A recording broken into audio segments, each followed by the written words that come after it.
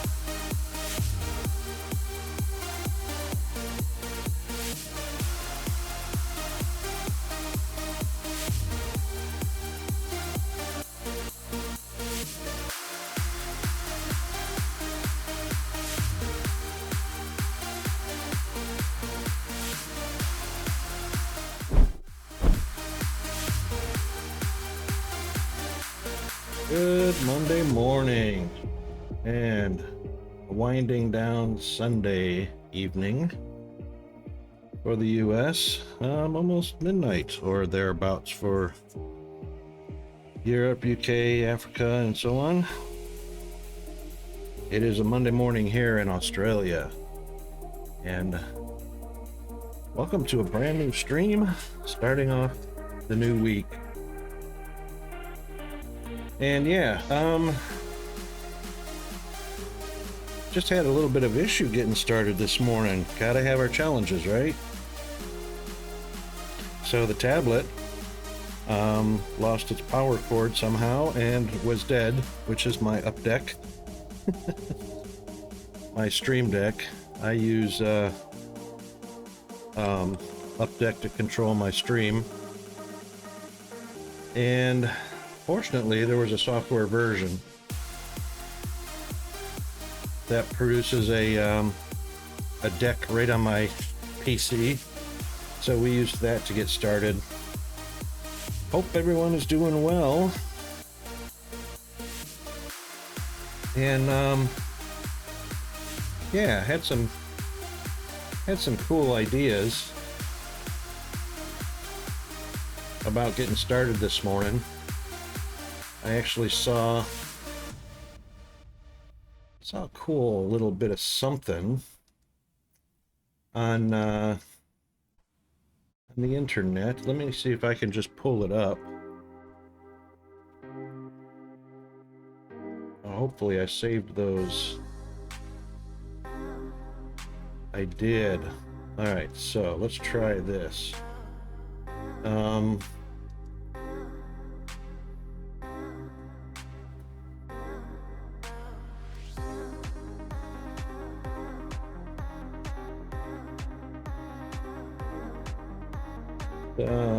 Copy a link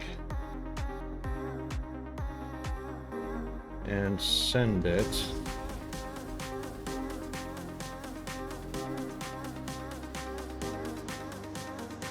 There we go.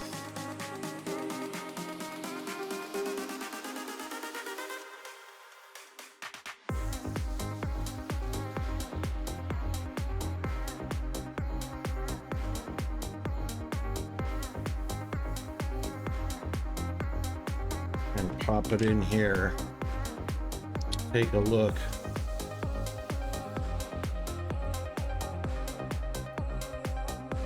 Yeah, there we go. Hopefully,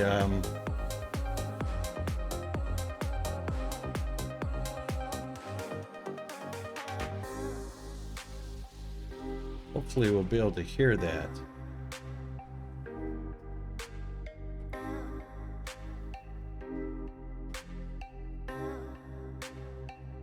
Okay, let's see what we can hear here. Here.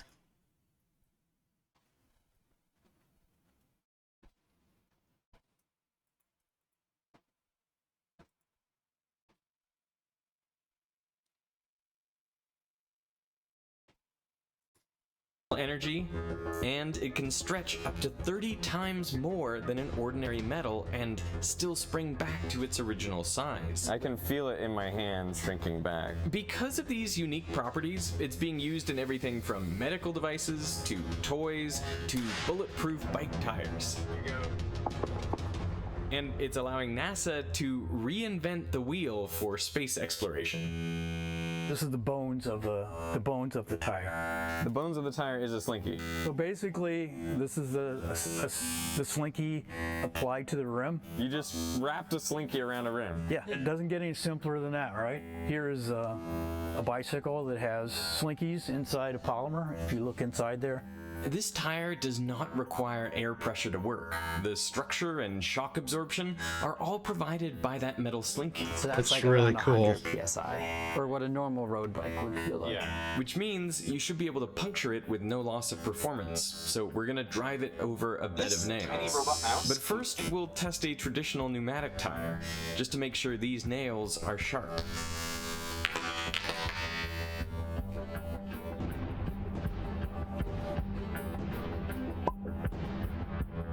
Another puncture, another flat tire.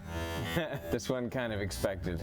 So now I'm going to put these airless tires to the test, driving over the same bed of nails. Here you go. That's very much puncturing the tire. I heard a lot of pops. I must have hit some nails. I don't feel anything different. Yeah, you can see that. Yeah. Still rides well. I'm gonna get up some speed. How cool is that? That's definitely a nail. Like the nail broke in it? Why is it? That's what it looks like. Yeah, the nail's in the tire. We're now gonna try to shoot a bullet into the tire and see what happens. 3, 2, 1.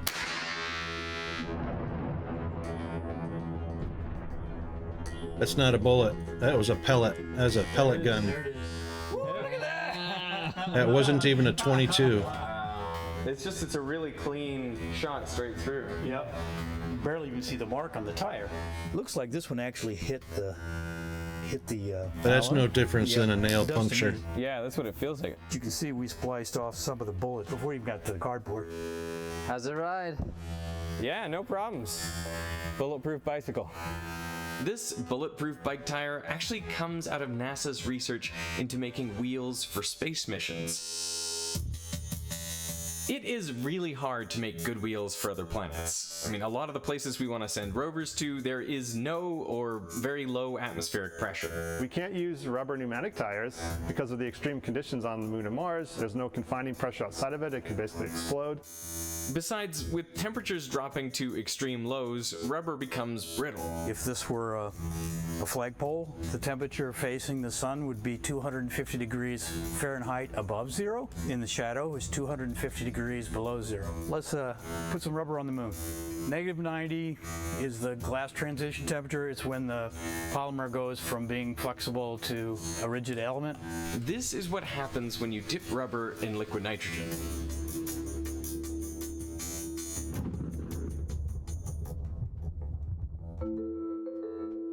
But you can't send rubber to the moon. This is why almost all the wheels used for exploring other planets have been made of hard metal. This is actually a spare for the Curiosity rover. They're made out of aluminum, a single billet that gets machined down so you don't have to worry about fasteners or welds or anything like that that could potentially be a failure point. But with it being so expensive to launch matter into space, the wheels have to be as lightweight as possible. It's light-ish, but it's still heavy. To meet those mass limitations, they made this skin 0.7 millimeters thick. Thinner than a credit card. Yep. These structural members here, which we also call grousers, they're there to give the wheel strength, but also help grab onto obstacles and help grab the soil. The problem is that because this rubber is so large and heavy and the terrain is just so aggressive and nasty, they're actually seeing much higher peak loads kind of focused on areas between these grousers than what was predicted. And this is We the call actual those condition treads. of the wheels on Mars right now. And as you can see, got big holes and cracks where that skin was. Now the wheel still operates, hasn't immobilized the rover, it's still going to complete its mission, but it does affect where it can go and how efficient it is. When you apply a force to a material, that is known as a stress. And what you're really doing is tugging on all the atoms inside the object. And as a result, their spacing changes a little bit, and so the material deforms. For example, if you pull on an object, it will get slightly longer. And the per unit change in length is called strain. Now, for most materials under low stresses, strain is directly proportional to the stress applied. And the more you stress it, the more it stretches. And the material is elastic. If you remove the stress, the object goes back to its original size. So no atoms have moved around and no bonds have been broken or formed. You've just made them flex when you apply that stress. But if the stress applied exceeds the yield strength of the material, well then the strain is so great that the atoms can't maintain their positions relative to each other. Defects called edge dislocations can move through the material. The atoms are actually rearranging themselves, and so the deformation is not reversible. It's plastic deformation. So the object won't go back to its original shape when the stress is removed. If enough stress is applied, the material can completely fracture. In the worst case scenario, this results in holes like in the Mars rover wheels, which reduce their performance and ultimately could jeopardize the mission. That's pretty Ordinary big. metals can withstand a strain of only around 0.3 to 0.8% elastically. Any more than that, and they undergo plastic deformation, so they won't return to their original shape. Ultimately, they could even fracture. Right? Yeah, and you kinked it too. Kinked it and stretched it.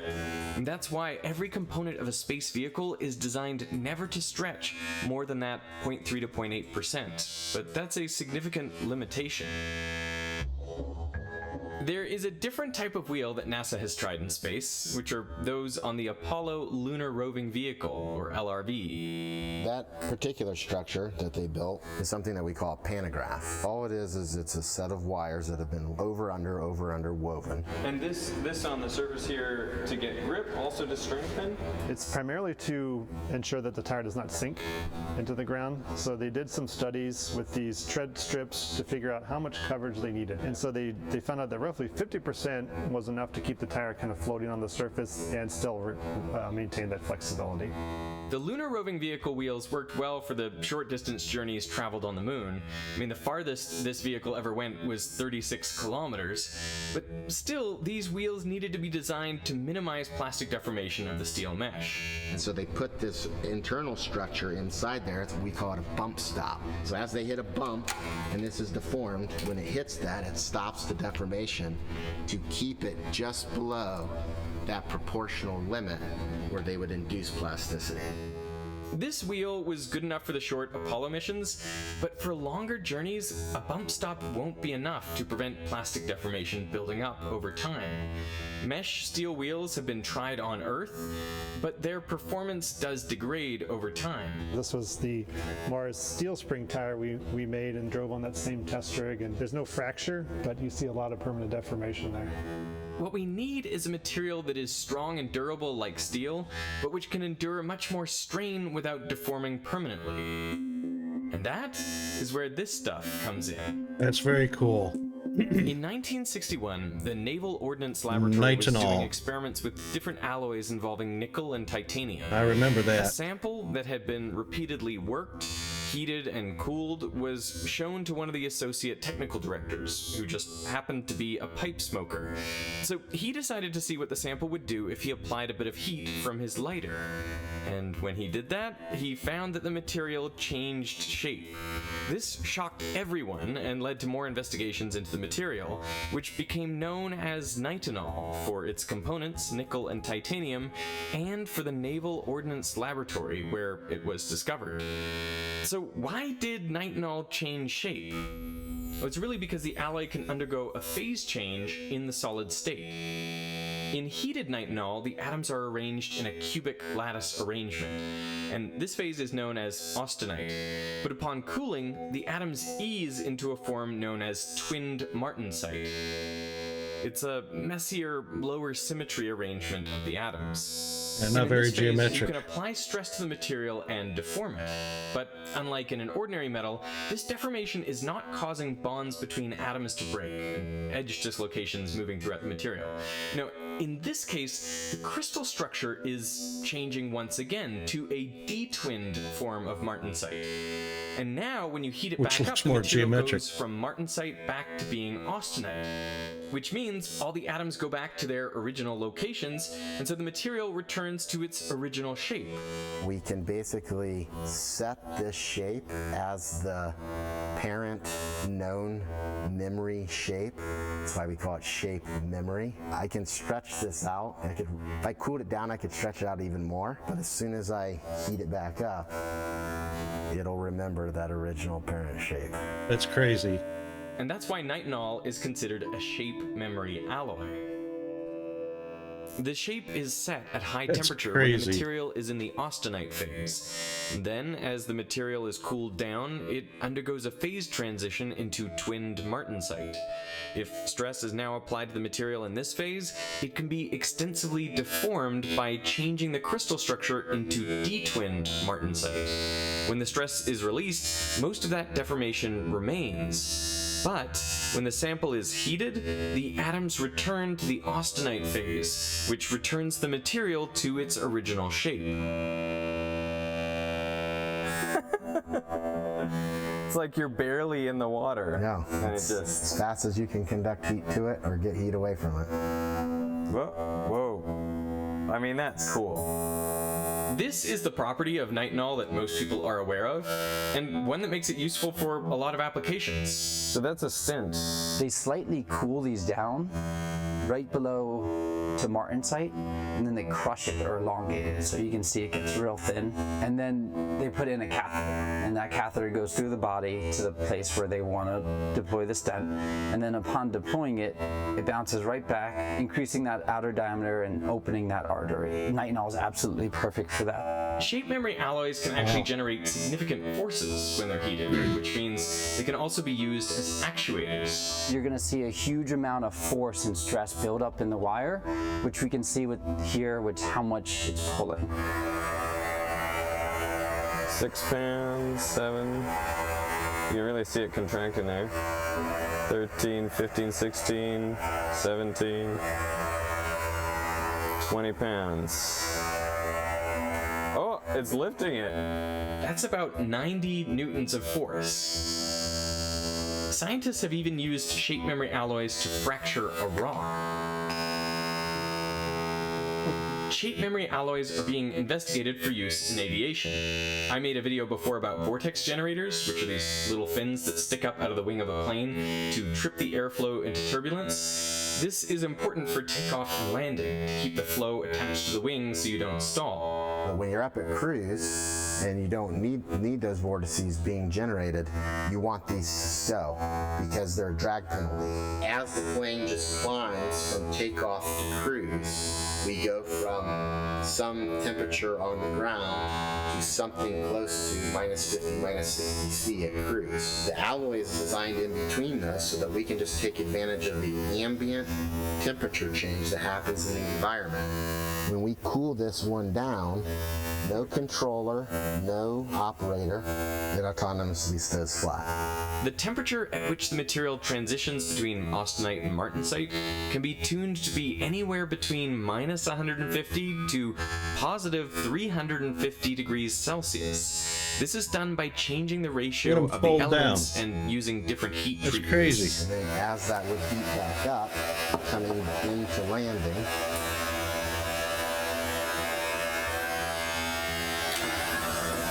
goes right back up. This principle has been extended to operate the main flaps on an aircraft. Now, the heating and cooling is not passive, but controlled by a heating element. So we've done demonstrations where you have a 737 aircraft and no hydraulic actuators on the wing box. All we have is a shuttle mechanism that's driven by 2 tubes of nitinol, and we've driven those ailerons and flap elements on the wing box of a 737 in flight, 60 degrees flap angle down, 30 degrees flap angle up, just by heating and cooling 2 tubes of nitinol. Replaces all the hydraulics. The shape memory effect is the main thing people know about materials like nitinol, but they have another unique property which makes them ideal for making durable wheels. And you're just going to take it and you're going to loop it a couple times around your hand like that. And you're... What is that sound?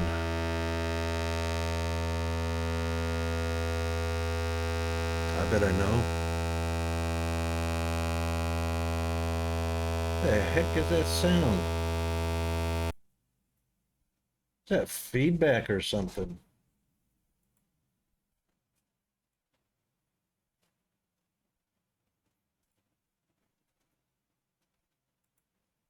That is, I thought that was actually part of the video. And maybe you guys can't hear it. I don't know. Let's see. You can't hear that at all. That's weird.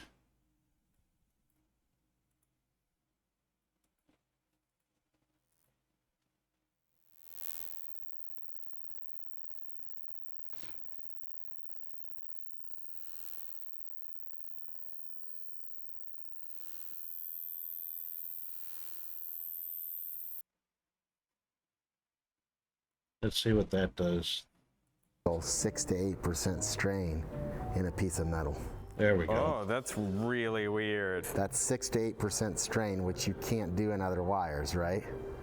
The thing I was going to mention was the fact that there was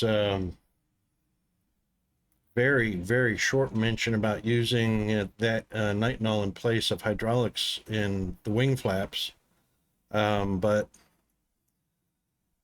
hydraulics is far more dependable and reliable. If you have to rely on an electrical system to heat a heating element, or to activate a heating element, which will in turn activate the nitinol, that's too many steps and too many points of failure.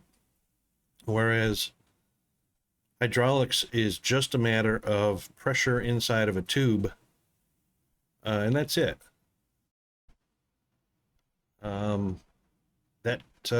Which is operated by a piston which draws back and forth. So although it's a great idea, because there's the possibility of hydraulic failure, but there's far more likelihood of an electrical failure. Or a heating element failure. But then that has to transfer over to another mechanism, which is the nitinol doing its thing. So if nitinol shrinks back, or the electrical system failures, the nitinol shrinks back and you change the flap configuration, which if you need flaps, you lose them. It goes right back to their normal state. So I think that's why they only touched on that briefly, because that's not a very practical situation. But what's weird about it is that it feels a little crunchy. It feel because you're feeling all of the reorientations. Oh, so weird. So cool though, right? Yes, very cool. Can you hear that? Yeah.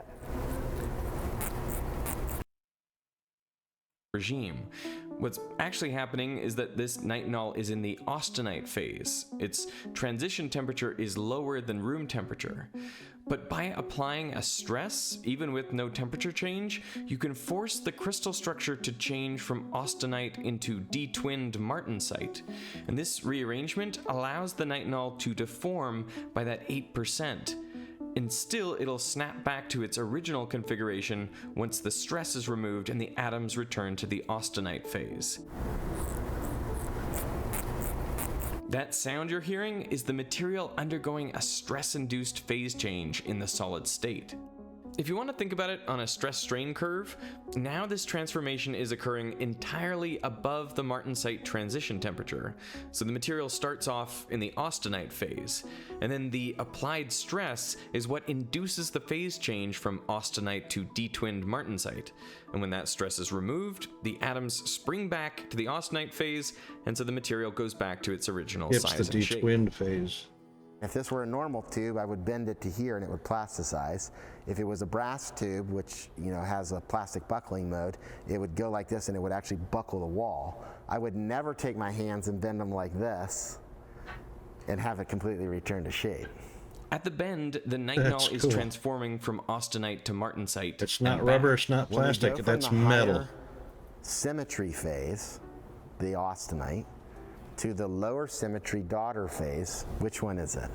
Exothermic or endothermic? I feel like that should be exothermic. Good job, science guy. If you were to put your hand around this tube, you'll actually feel the heat energy, the enthalpy of that transformation evolving as heat. Yep. You ready? Yep. Oh yeah, that's real hot. Oh, That actually is like burning. Like I can't keep my hand No, on keep it. your hand on it. It won't burn That's you. hot. When the stress is removed and the material goes back to being austenite, that phase change is endothermic. It absorbs heat. Right? It's like you could use that for a refrigerator. So it's exactly right. So another area where these materials are being applied is in a field called elastocalorics, where we use this transformation to do things Like heat equivalent to heat pumping. So it can generate heat We and got a FLIR with us. refrigerate How's that? just by moving back and forth. This dissipation potential can act a little bit like the dissipation in the shock absorber, right? So the tire itself could actually perform some of that dissipation potential on its own. It almost acts as a damper I wonder to how get rid of that energy loss. So then your tire actually has the potential of becoming. I wonder how much energy potential is lost with each flex. Like, does it not heat up to the same point every time? Because it's, it's energy transference, and then returns in an equal and opposite direction. So if it got up to 36 degrees warm, then it would drop down to minus 36 degrees, which that's freezing. I don't know. A complete suspension system, which obviously really simplifies building vehicles for space.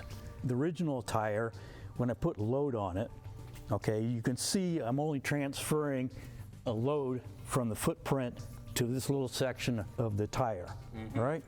By tying this bump stop element to here, when I go through a footprint, you can see now I'm transferring load 360 degrees around the tire, right? By doing that, I have now increased my load carrying capacity significantly without adding any more mass. So to make a tire out of shape memory alloy, they weave nitinol springs together into a mesh. It's a pretty tedious and time-consuming process. So you're going to take it like so. Yep. You're going to grab both ends. No. And now take it. No, you're not. Take it. Yeah. And screw it in. Oh my goodness. Are you kidding me? Is this what you do every day? 684 times 684 times per tire. But will these wheels work on rovers on the moon and Mars? Well, they test the wheels extensively on a rotating carousel of different terrain types, from sand to small rocks to bigger rocks. So the terrain endurance rig basically consists of a circular carousel that is independently driven. The wheel tire assembly is also independently driven, so we can create a forced slip condition, so we can drive with zero slip.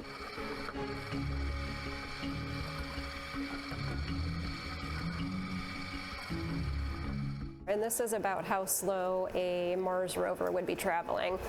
Average speed is about 6.7 centimeters per second. That's a nominal speed. They don't go too fast. Why would it need to crunch that much? Why can't it be more rigid? On simulated moon regolith. It looks like beach, and it feels like beach. This side is meant to simulate the surface of the moon, and this side is meant to be the surface of Mars. It is very sinky sand. The wheel is rolling along, hits a rock, and am I pushing into it, or do I want to get it on top? I'd say get on top and just put all your body weight onto it. That's basically my full weight on it. The shape memory alloy is strong enough to support the weight of a vehicle or vehicle and crew, but it's also incredibly flexible, so it can deform up to 8% without being permanently damaged. And that's what's needed for long space missions. That's more than 8%. You kidding? So that's a pretty good amount of deformation, right? That's a great amount of deformation. And still not beyond 8%. Oh, really? It's so gooey. It's just walking back to the car after the beach. Tricky for a rover, right? But these tires won't just be for space. They're also looking at terrestrial applications. Most aircraft, the tires on those aircraft, they have to be pressurized to really, really high pressurizations, 300, 400 PSI, not the conventional 30 to 60 psi you do in a car or truck tire, right? We have issues where at those huge 10 times more. pressurizations, they can explode. The other construct is maintenance, right? So if I'm a pneumatic tire and I'm relying on that pneumatics for the performance of the system, I have to always be checking the air pressure to make sure that I'm at the right inflation pressure so that I'm not burning too much fuel or I'm not at a place where I could potentially pop a tire because of the loads. By going to a structural system that doesn't rely on air and is designed specifically for the application, all of those things go away. They've tested one on a Jeep. Since it doesn't rely on pressurized air for support, you just can't get a flat tire. Plus, it can never be underinflated, which significantly improves fuel economy. With a metal that works like magic, you can make airless tires that will take us off-road, on-road, into the air, and across other worlds. Yeah, but how quickly do they wear out?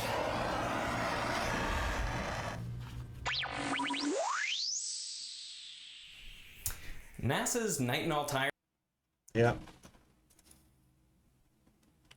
Let's try it. Let's take a look at something else here. This tiny robot mouse can finish this maze in just 6 seconds.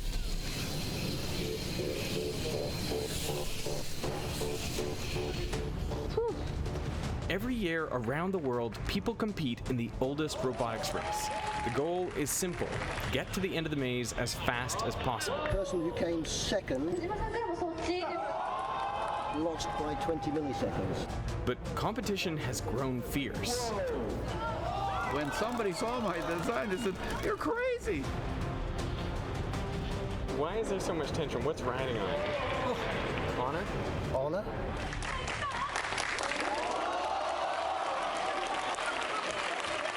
This video was sponsored by Onshape. In 1952, mathematician Claude Shannon constructed an electronic mouse named Theseus that could solve a maze. The trick to making the mouse intelligent was hidden in a computer built into the maze itself, made of telephone relay switches. The mouse was just a magnet on wheels, essentially, following an electromagnet controlled by the position of the relay switches. He is now exploring the maze using a rather involved strategy of trial and error. As he finds the correct path, he registers the information in his memory. Later, I can put him down in any part of the maze that he's already explored, and he'll be able to go directly to the goal without making a single false turn. Theseus is often referred to as one of the first examples of machine learning. A director at Google recently said that it inspired the whole field of AI. Crazy. 25 years later, editors at the Institute of Electrical and Electronics Engineers, or IEEE, caught wind of a contest for electronic mice, or Le Mouse Electronique, as they had heard. They were ecstatic. Were these the successors to Theseus? But something had been lost in translation. These mice were just batteries in cases, not robots capable of intelligent behavior. But the misunderstanding stuck with them, and they wondered, why couldn't we hold that competition ourselves? In 1977, the announcement for IEEE's Amazing Micro Mouse Maze contest attracted over 6,000 entrants, but the number of successful competitors dwindled rapidly.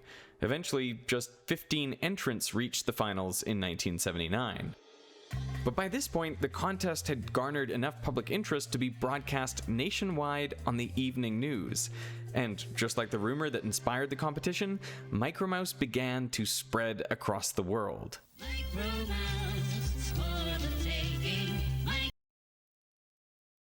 Better not play that music in case you get a DMCA hit.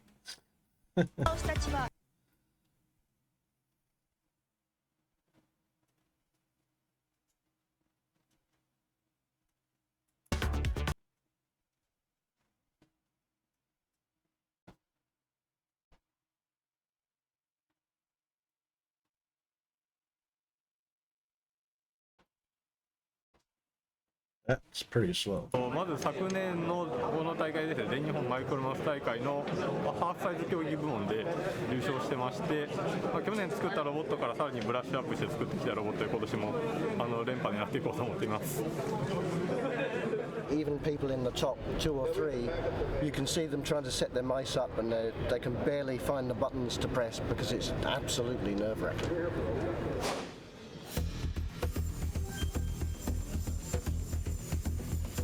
It doesn't matter what it was. It could be horse racing, it could be motor racing, it could be mouse racing. If you have a shred of competitiveness in you, you want to win, right?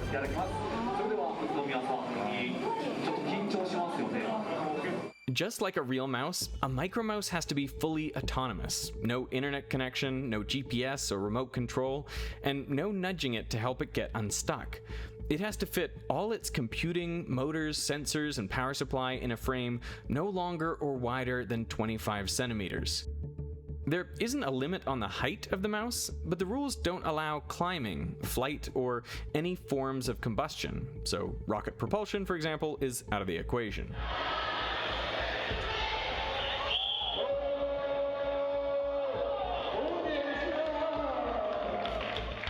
The maze itself is a...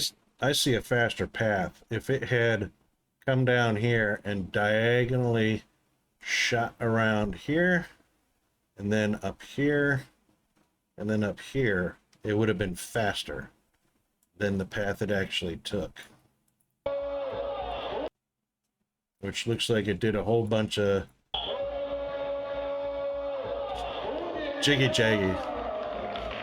A lot of turns take itself time. Is a square about 3 meters on each side, subdivided by walls into corridors only 18 centimeters across. And in 2009, the half-size micromouse category was introduced, with mice smaller than 12.5 centimeters per side and paths just 9 centimeters across. The final layout of the maze is only revealed at the start of each competition, after which competitors are not allowed to change the code in their mice. 小峰さんがおっしゃっていた宇宙人枠とはこのことか。 That's a crazy fast mouse. 7.5 seconds. The big 3 competitions, All Japan, Taiwan, and USA's APEC, usually limit the time mice get in the maze to 7 or 10 minutes, and mice are only allowed 5 runs from the start to the goal. So if you spend a lot of time searching, that's a penalty. Makes sense. So the strategy for most micromice is to spend their first run carefully learning the maze and looking for the best path to the goal, while not wasting too much time. Then they use their remaining tries to sprint down that path for the fastest runtime possible.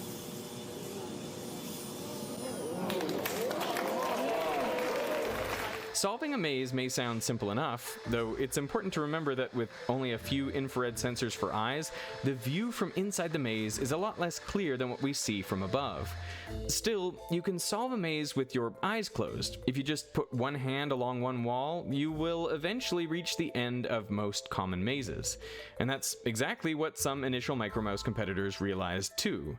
And after a simple wall-following mouse took home gold in the first finals, the goal of the maze was moved away from the edges and freestanding walls were added, which would leave a simple wall-following mouse searching forever. Your next instinct might be to run through the maze taking note of every fork in the road. Whenever you reach a dead end or a loop, you can go back to the last intersection and try a different path. If your last left turn got you nowhere, you'd come back to that intersection and go right instead. You can think of this strategy as the one a headstrong mouse might use, running as deep into the maze as it can and turning back only when it can't go any further. This search strategy, known as depth-first search, will eventually get the mouse to the goal. The problem is, it might not be the shortest route, because the mouse only turns back when it needs to, so it may have missed a shortcut that it never tried.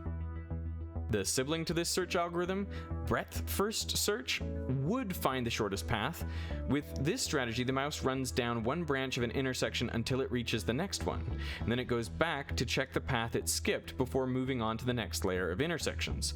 So the mouse checks every option it reaches, but all that backtracking means that it's rerunning paths dozens of times. At this point, even searching the whole maze often takes less time. So why not just do that? A meticulous mouse could search all 256 cells of the maze, testing every turn and corner to ensure it has definitely found the shortest path. But searching so thoroughly isn't necessary either. Instead, the most popular micromouse strategy is different from all of these techniques. It's a search algorithm known as flood fill. This mouse's plan is to make optimistic journeys through the maze. So optimistic, in fact, that on their first journey, their map of the maze doesn't have any walls at all. They simply draw the shortest path to the goal and go. When their optimistic plan inevitably hits a wall that wasn't on their map, they simply mark it down and update their new shortest path to the goal. Running, updating, always beelining for the goal. Under the hood of the algorithm, what the micromouse is marking on their map is the distance from every square in the maze to the goal. To travel optimistically, the mouse follows the trail of decreasing numbers down to 0. Whenever they hit a wall, they update the numbers on their map to reflect the new shortest distance to the goal. This strategy of following the numerical path of least resistance gives the flood fill algorithm its name. The process resembles flooding the maze with water and updating values based on the flow. Once the mouse reaches the goal, it can smooth out the path it took and get a solution to the maze. However, it may look back and imagine an even shorter, uncharted path it could have taken. The mouse might not be satisfied that it's found the shortest path just yet.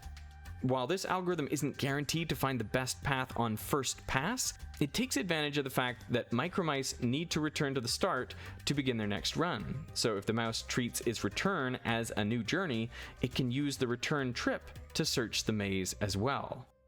Between these two attempts, both optimized to find the shortest path from start to finish, it's extremely likely that the mouse will discover it, and the mouse will have done it efficiently, often leaving irrelevant areas of the maze entirely untouched. Flood fill offers both an intelligent and practical way for micromice to find the shortest path through the maze.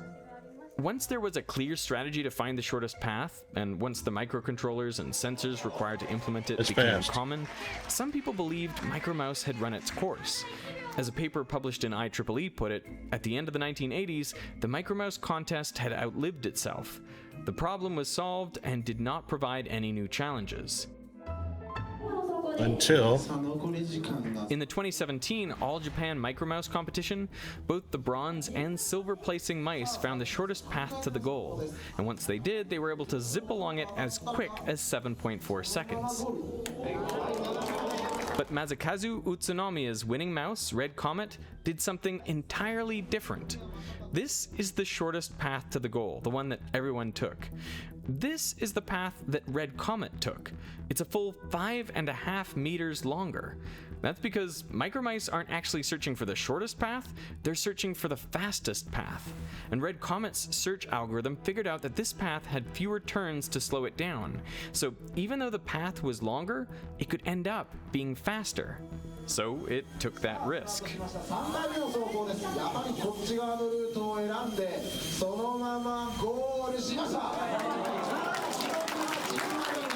It won by 131 milliseconds. Eighth of a Differing routes second. at competition are now more common than not, and even just getting to the goal remains difficult, whether due to a mysterious algorithm or a quirk of the physical maze. The corner, it's a little bit like a whoa. さあ、小さなコーナーが待っている。どうだ？このスロームでゴールインはどうでしょう。 Micromice don't always behave as you'd expect. なんですが、実はこのマウスなぜか走行中に止まってフラッシュ書き込むときにフリーズするっていうバグを抱えていまして今4分ぐらい走ってたのでそれ起きたら僕はもう倒れてました。 Micromouse is far from solved, because it's not just a software problem or a hardware problem, it's both. It's a robotics problem. Red Comet didn't win because it had a better search algorithm or because it had faster motors. Its cleverness came from how the brains and body of the mouse interacted together. So it turns out solving the maze is not the problem, right? It never was the problem, right? But it's actually about navigation, and it's about going fast. Every year, the robots get smaller, faster, lighter. There is still plenty of innovation left, and there's a small group of devotees in Japan busy building quarter-sized micromouse, which would sit on a quarter. Wow. Nearly 50 years on, Micromouse is bigger than ever. That's real time.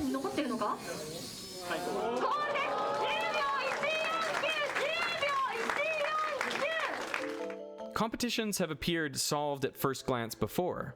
The high jump was an Olympic sport since 1896, with competitors refining their jumps using variations like the scissor, the western roll, and the straddle over the decades, with diminishing returns. Ouch. But once foam padding became standard in competition, Dick Fosbury rewrote the sport in 1968 by becoming the first Olympian to jump over the pole backwards. Now, almost every high jumper does what's known as the Fosbury flop. If Micromouse had indeed stopped in the 1980s, the competition would have missed its own Fosbury flops, two innovations that completely changed how Micromice ran. After all, a lot can change in a sport where competitors can solder on any upgrade they can imagine.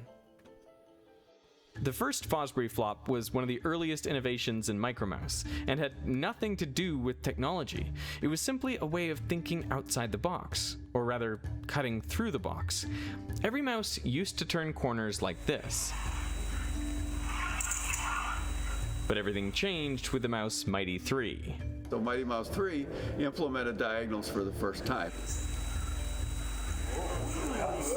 Oh, you sneaky devil, you! And that turned out to be a much better idea than we really thought. And because it's cool, you know, maze designers often put diagonals into the maze now. So, you know, you could end up with a maze where it never comes up, but most of the time it's actually a benefit.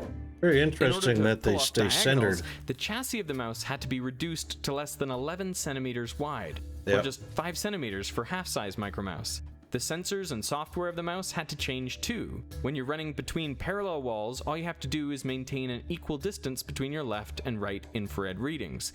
But a diagonal requires an entirely new algorithm, one that essentially guides the mouse as if it had blinders on. Normally, if you're going along the side of a wall or something like that, you know, most of the time you can see the wall all the time. And so that helps you to guide yourself, and you know when you're getting off. But in the diagonal, you know, that would, not simple, but this seemingly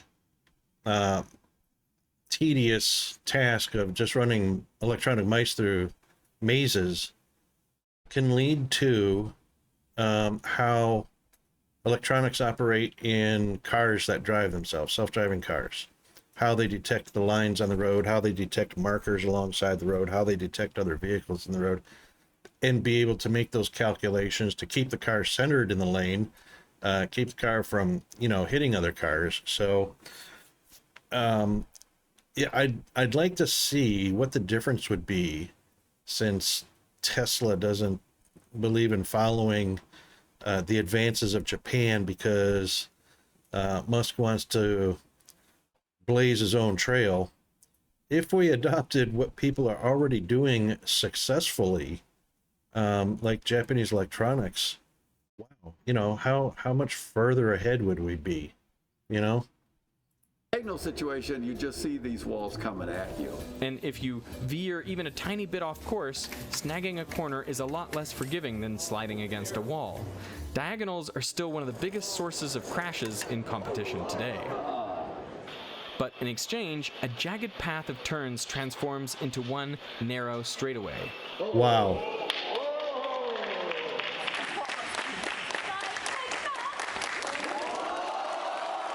These days, nearly every competitive Micromouse is designed to take this risk. Cutting diagonals opened up room for even more ideas. Around the same time, mice were applying similar strategies to turning. Instead of stopping and pivoting through two right turns, a mouse could sweep around in a single U-turn motion. And once the possibility of diagonals were added, the total number of possible turns opened up exponentially. The maze was no longer just a grid of square hallways. With so many more options to weigh, figuring out the best path became more complex than ever. But the payoff was dramatic. What was once a series of stops and starts could now be a single fluid snaking motion. How Micromice imagined and moved through the maze had changed completely. Available technology was getting upgrades over the years as well. Tall and unwieldy arms that were used to find walls were replaced by a smaller array of infrared sensors on board the mouse. Precise stepper motors were traded in for continuous DC motors and encoders. The DC motors give you more power for less size and weight, and so we were interested in doing that. So then you have to have a servo. You have to actually have feedback on the motor to make it do the right thing. Gyroscopes added an extra sense of orientation. It's like a compass. Yeah, absolutely. You had this thing with you. They came about because of mobile phones, really, so the technology provides people with things which weren't there before. All of the turning is done based off the gyro rather than counting pulses off the wheels, because it's much more reliable. But even with all the mechanical upgrades, the biggest physical issue for Micromice went unaddressed for decades. One thing you'll see almost every competitor holding is a roll of tape. Once you know to look for it, you'll see it everywhere. This tape isn't for repairs or reattaching fallen parts, it's to gather specks of dust off the wheels in between rounds. At the speed and precision these robots are operating, that tiny change in friction is enough to ruin a run. If you want to turn while driving fast, you need centripetal force to accelerate you into the turn. And the faster you're moving, the more force you need to keep you on the track. The only centripetal force for a car turning on flat ground is friction, which is determined by two things: the road pushing up the weight of the car, or the normal force, multiplied by the static coefficient of friction, which is the friction of the interface between the tire and road surface. This is why racetracks have banked turns. The steep angles help cars turn with less friction, because part of the normal force itself now points in to contribute to the centripetal force required. If the banked turn is steep enough, cars can actually make the turn without any friction at all. The inward component of the normal force alone is enough to provide the centripetal force required to stay on track. Micromice are no different, and they don't have banked turns to help. As they got faster and faster, by the early 2000s, their limiting factor was no longer speed, but control of that speed. They had to set their center of gravity low and slow down during turns to avoid slipping into a wall or flipping over.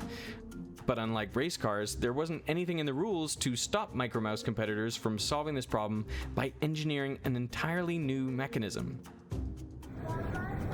Micromouse's second Fosbury flop was almost considered a gimmick when the mouse Mokomo 08 first...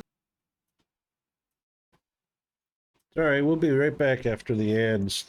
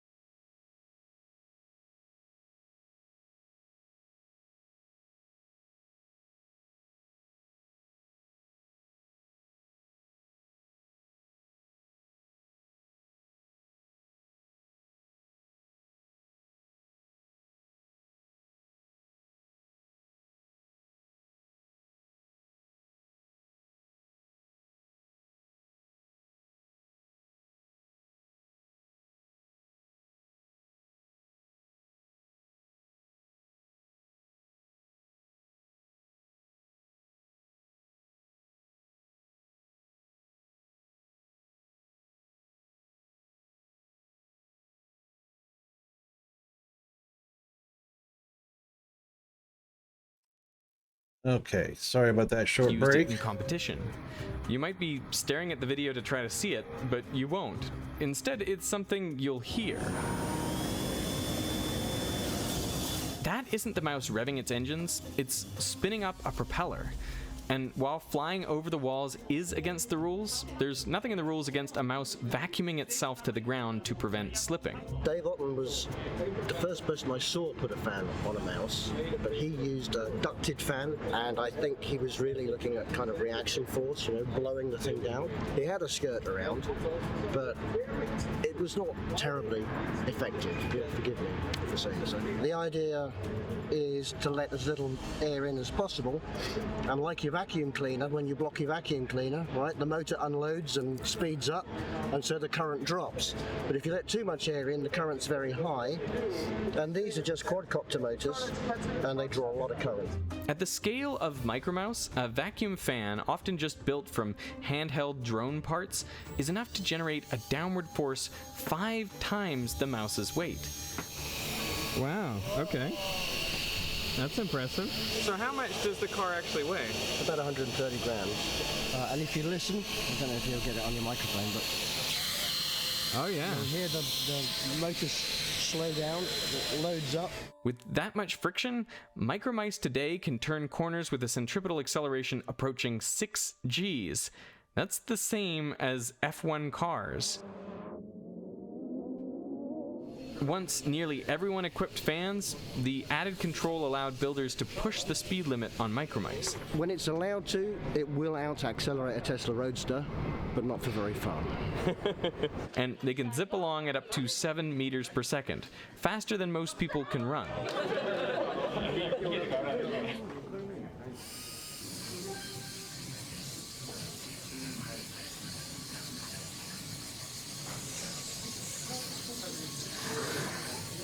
That's still quick. 9.5 seconds. Every one of the features now standard on the modern Micromouse was once an experiment, and the next Fosbury flop might not be far off. The first 4-wheeled Micromouse to win the All Japan competition did so in 1988, but it would take another 22 years of the winning mouse growing and losing appendages before 4-wheeled mice became the norm. With Micromice still experimenting in 6- and 8-wheeled designs, omnidirectional movement, and even computer vision, who knows what the next paradigm shift will be. Your time on the maze actually begins only when you leave the start square. So he's not penalized for any of this time. But if you want to get started with Micromouse, you don't need to worry about wheel count or vacuum fans or even diagonals. It is, to my mind, the perfect combination of all the major disciplines that you need for robotics and engineering and programming, embedded systems, all wrapped up in one accessible bundle that you can do in your living room, and you don't need a laboratory to run it. No doubt. And things we could learn from that. You come along because you're curious, and then you think, I could do that. That doesn't look so hard. And then you're doomed. The different applications, you know, from this kind of technology is crazy. Really? If it sucks you in, it turns into quite a journey. 10秒。いや、時間は問題じゃないんだ。スタートコンマ。頼む、行ってくれ。すごいです。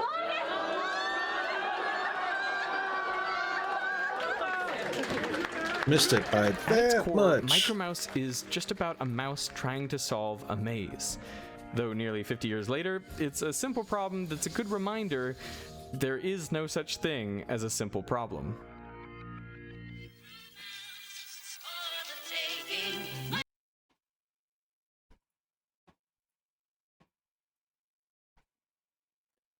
Yeah, that's crazy stuff. How about that? Well, alrighty then. Oops, hang on. Let's turn that off. There we go. And let's get on to what we normally do. It's streaming a game. How fun would that be? So let's Let's see. Let's fire up Factorio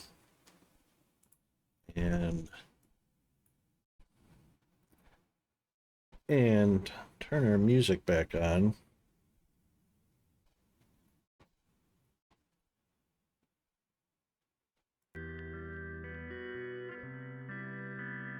So we got something to listen to while we're jamming Factorio. That's pretty crazy, though.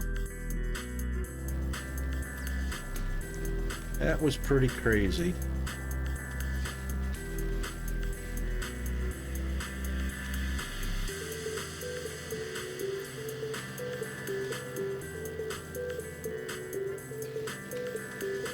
Oh, I hate it when it does that.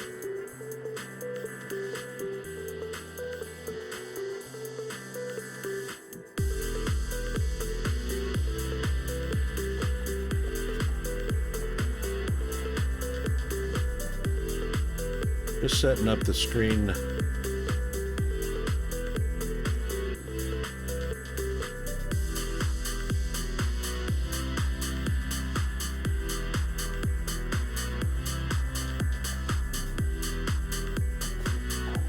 There we go.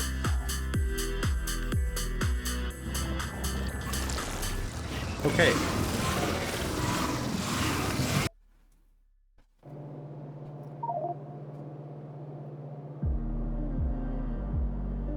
Okay, so we were making a mess, basically. Yeah, all right, so we just started out a save.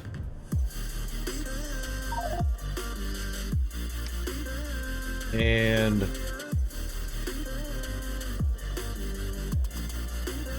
there we go.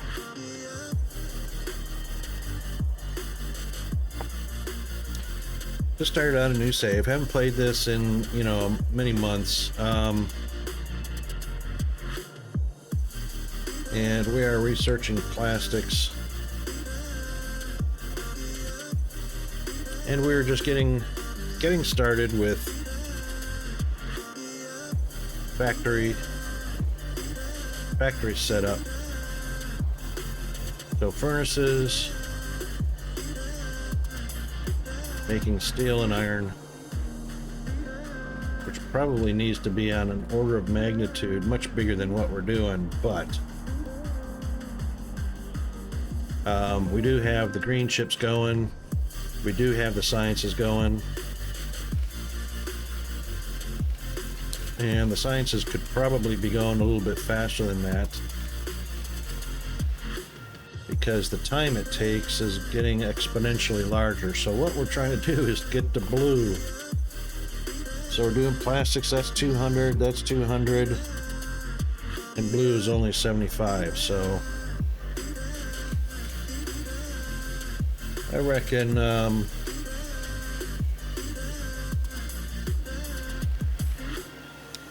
while we're doing that, we need to actually start thinking about our basics. So basic is iron, copper, and I suppose we need to actually start thinking about sulfur pretty soon, and boxing up oil. So empty barrels. Empty barrels come from steel.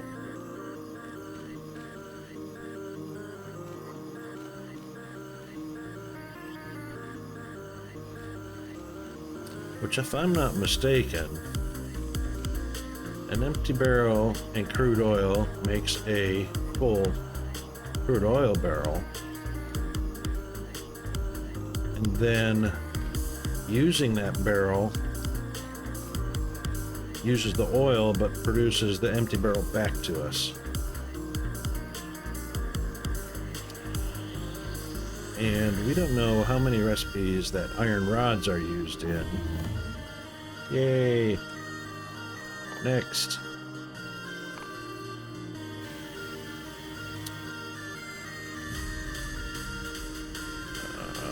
Or how many recipes gears are used in. We know the copper was only a matter of producing green chips.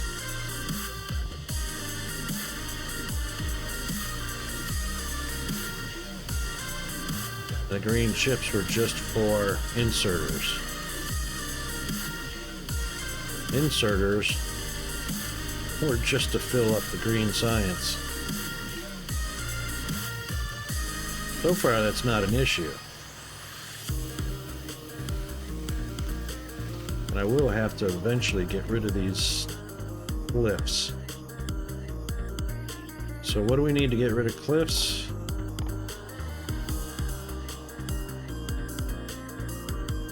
Alright, we need coal and petroleum to make plastic. But plastic is not an ingredient for anything yet.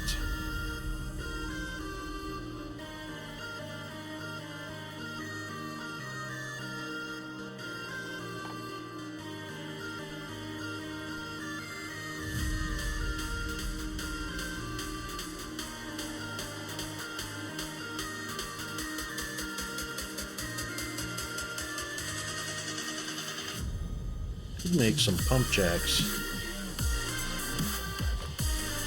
We are going to need those.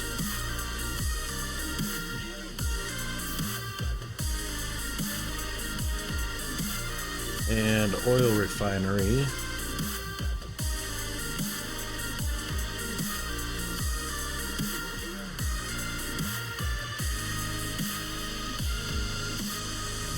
Chemical plants we're going to need for sulfur and petroleum and all that good stuff.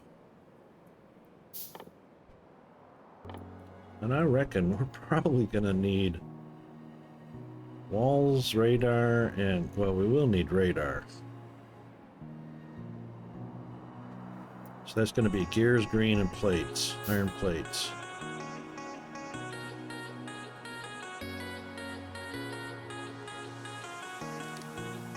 Yeah.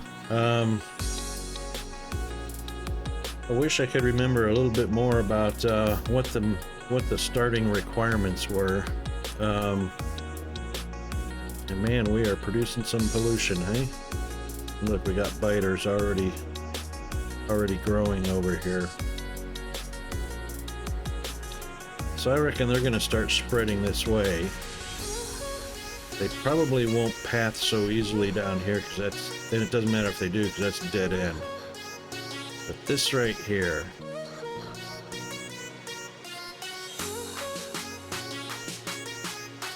I could easily block this off right here, and then block that right there. Or actually, I would probably go right here, and then they'd have to come around this way.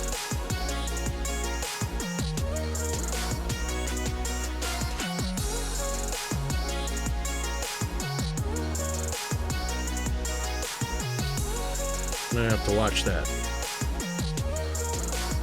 So, power plant obviously is the center of our pollution.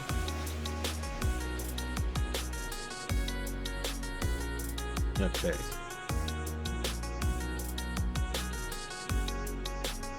So as far as the logical growth of each product is not really defined well, other than the fact that I will need lots and lots of factories. And I will need that product either sent to a bus or sent somewhere. Obviously, trains are going to be our transportation at some point.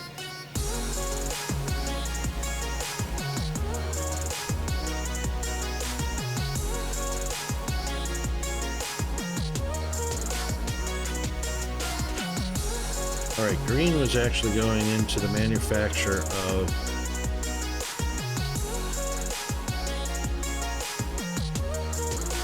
radar.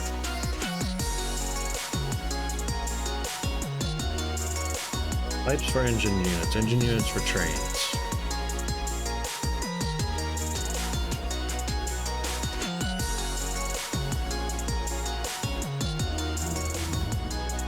Yay.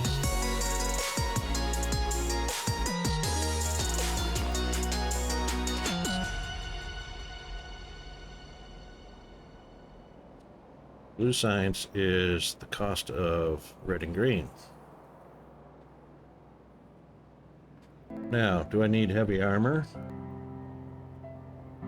Probably.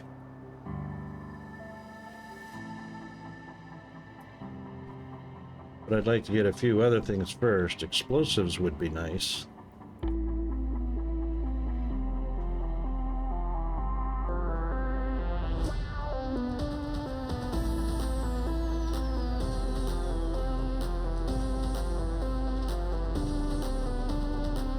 I suppose flammables are nice. I know I'm going to need batteries at some point.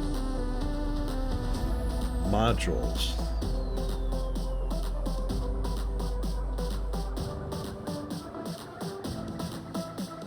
And upgrade modules, right. And bigger inventory.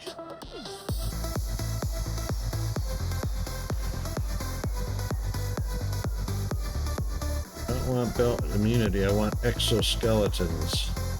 Night vision would be nice.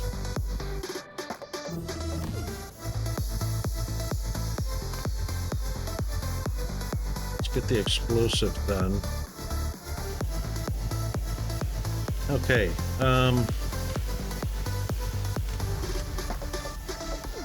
because I really seriously want to get rid of these cliffs, I'm probably going to use this area.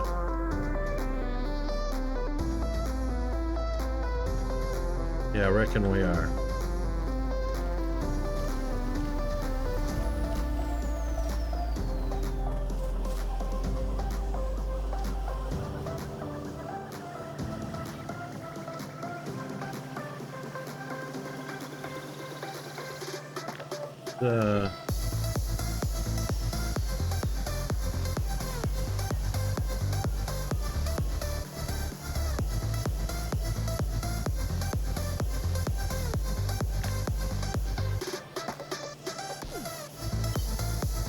Just copy that much.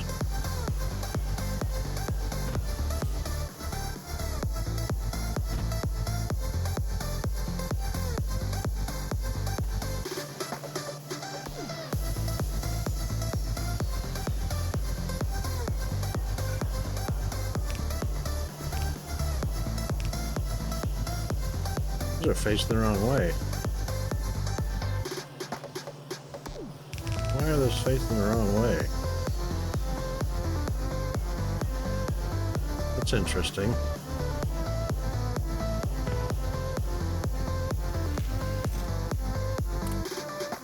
Oh, I've got some. What happened?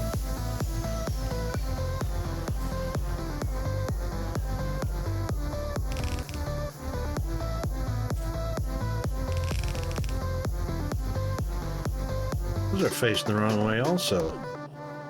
It's so weird, even though I copied it from up here. Oh, I see.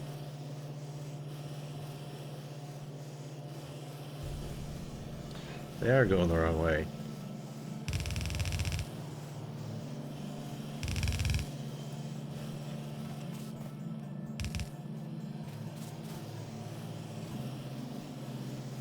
There we go.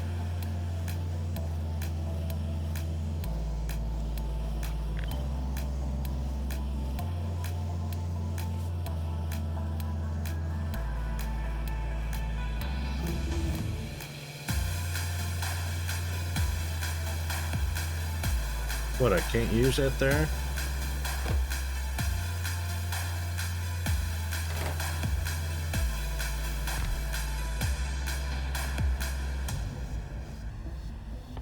Might help to make a few more.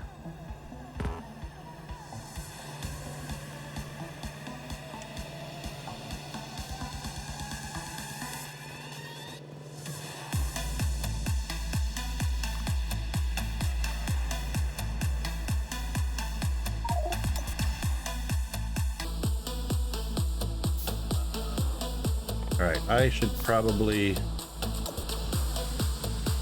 should make some dynamite.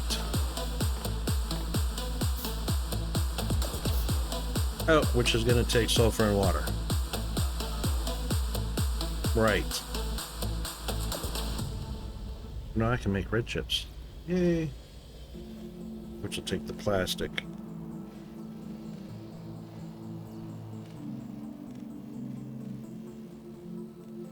So sulfur red and engines will make blue. Oh my gosh. I guess we need to get our pipe factory going.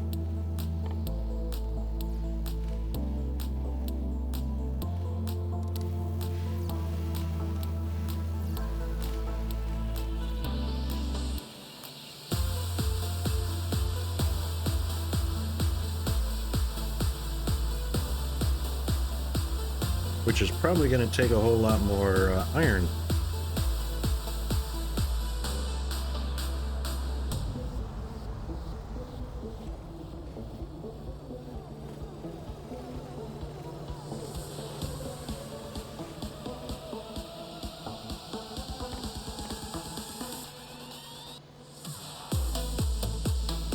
That takes a bit of stone. We were headed toward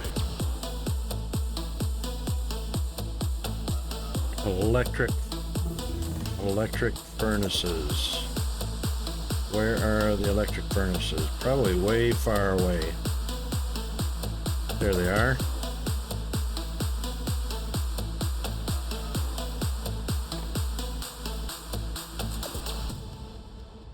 That's going to take 30 blue, which we're not doing yet. All right, let's get some of our basics.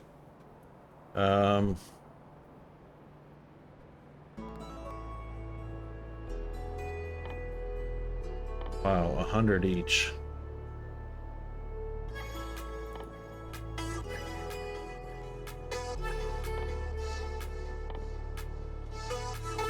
Circuits we don't need.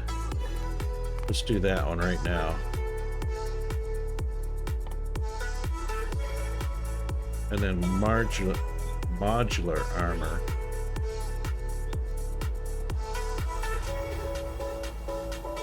Electric poles.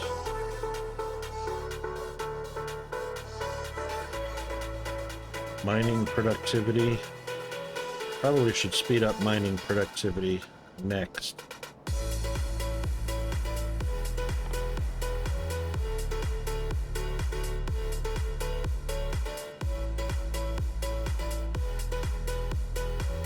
Okay.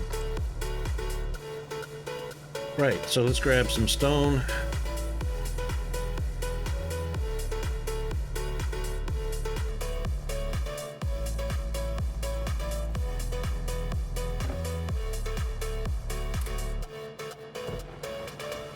Make us a few more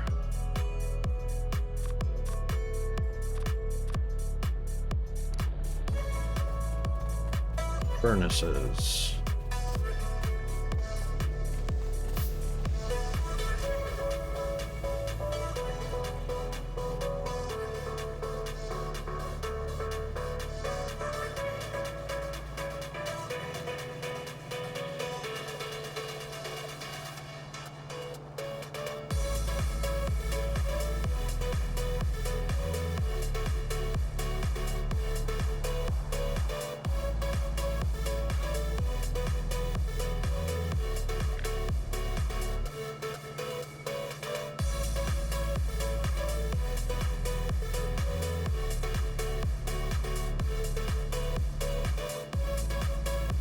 Do them 10 at a time just for starters.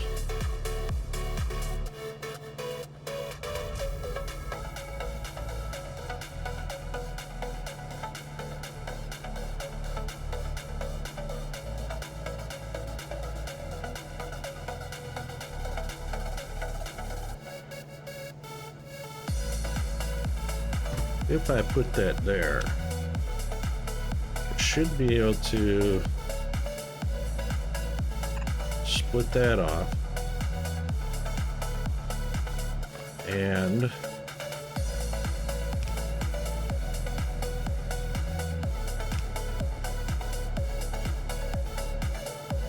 that should be able to bring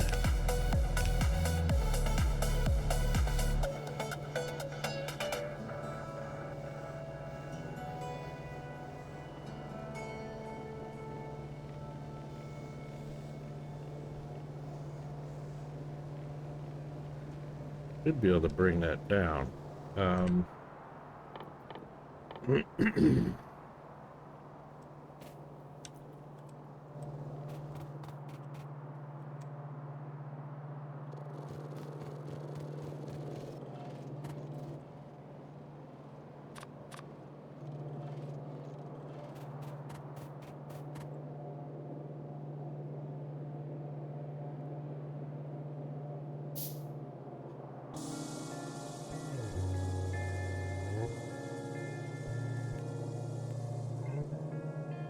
Should be able to bring that back down. That's not going to split properly.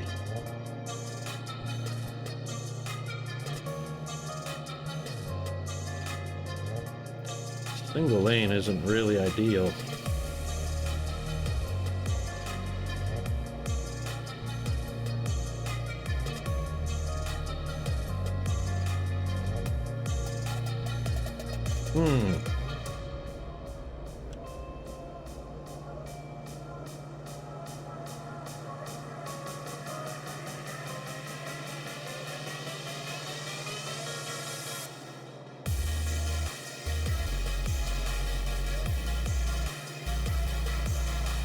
Hate that night and dark.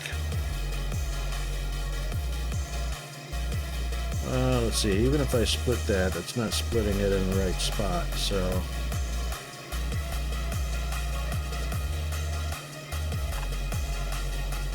What we could do.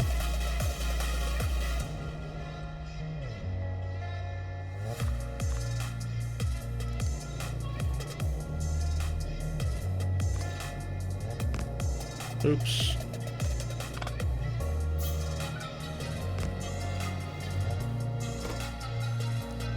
We could filter that priority left and an input priority left and call it pole. That should... No, that's still 2 lanes.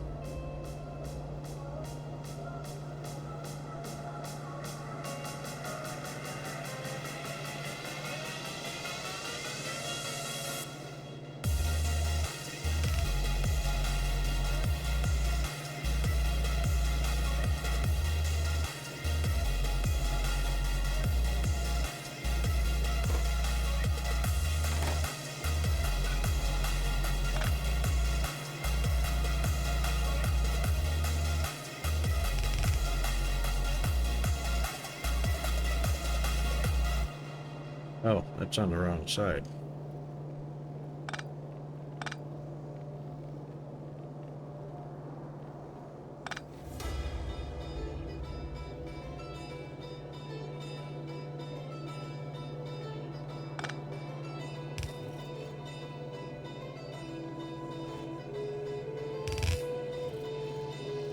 Yep, that's what we want.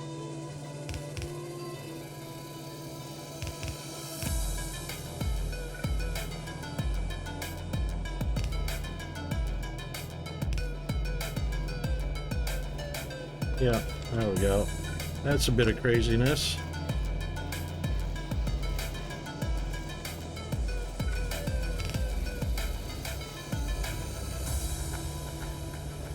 Yeah, there we go.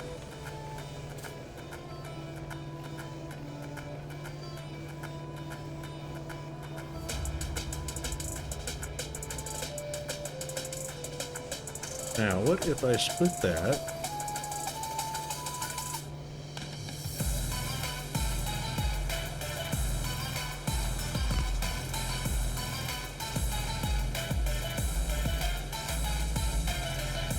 Does. Okay.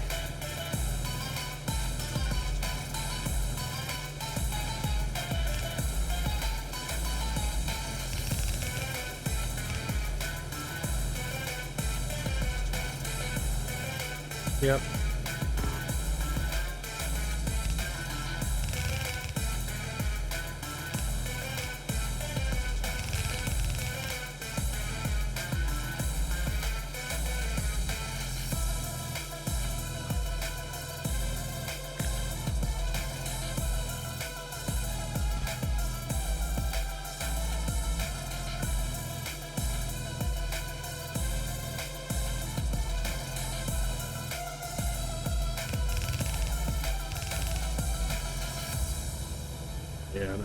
That'll work.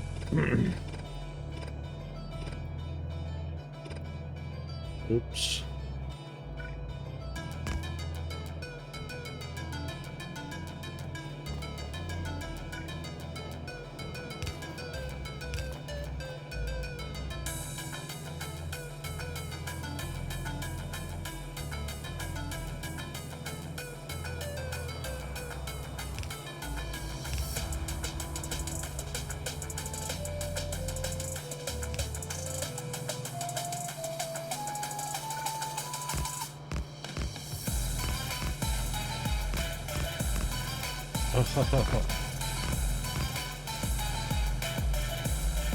Hate when that happens.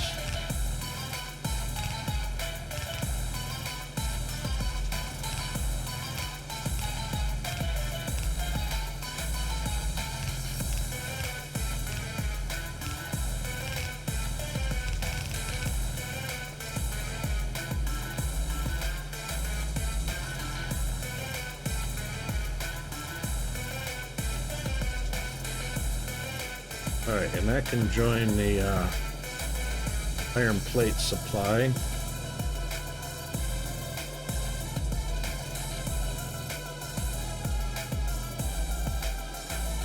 Which is growing.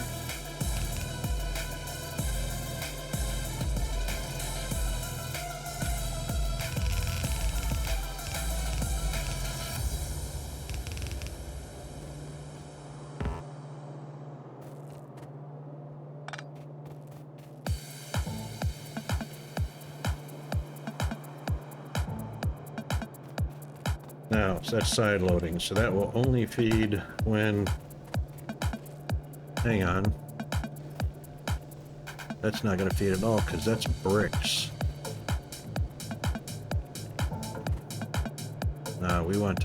We want to side load down to here.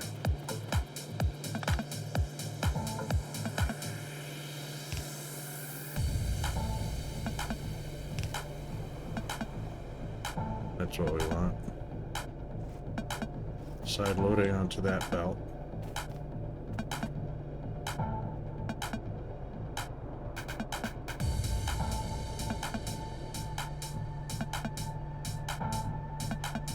Which in actuality that probably won't be a good idea, so what we need to do is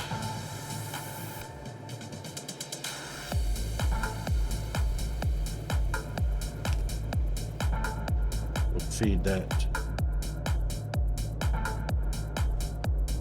to there. There we go. Then instead of side loading, it's full belt both ways. Okay, so back to our research. That's complete. Come back to that.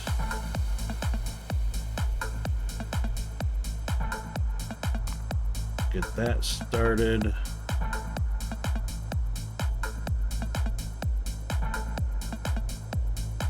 And then we'll do mining productivity. Well, mining productivity is 250.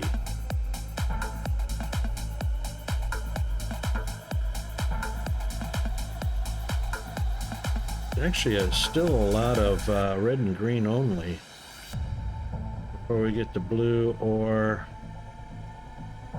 blue's up next, but blue or black, which is a flamethrower.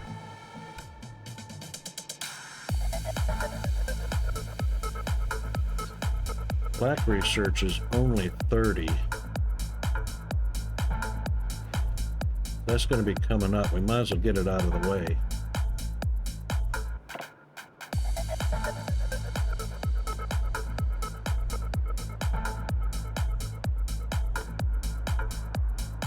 Can't? We can't. It's only 30.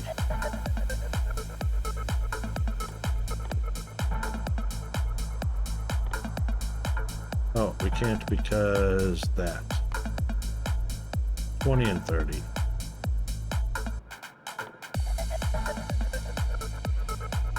And then we'll come back to our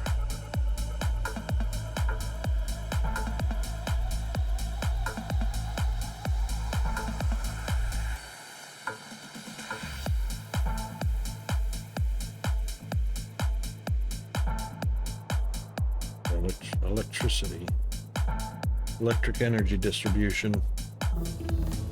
Yay.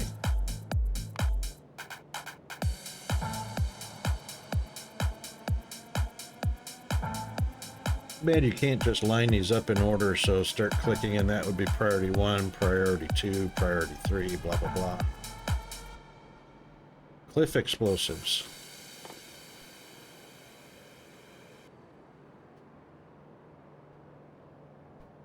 Yeah.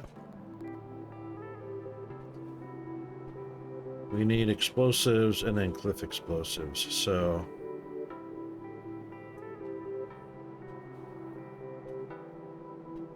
that sucks.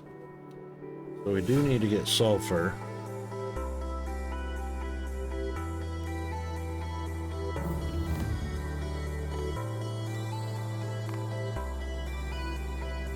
Alright, to get sulfur,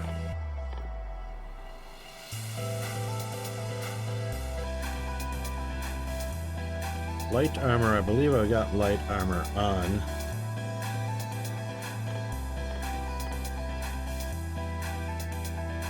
I do have light armor on.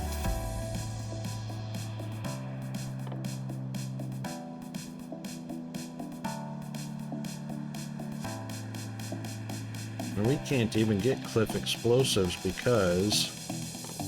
Oh, this sucks because I need water and petroleum.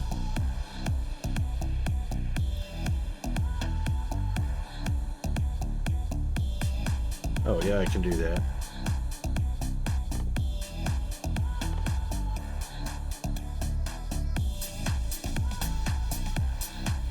Oil, refinery, petroleum. Alright, we need to get pipe making.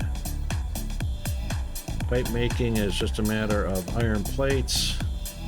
We need to get that happen.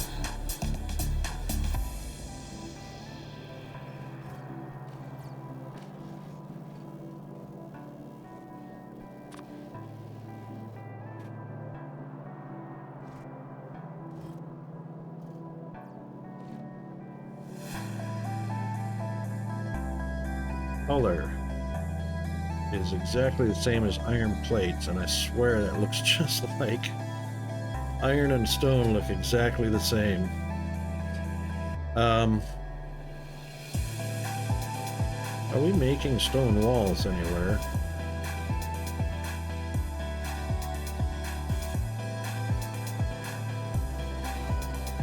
That's what we need to be doing, is making stone wall. What happened here?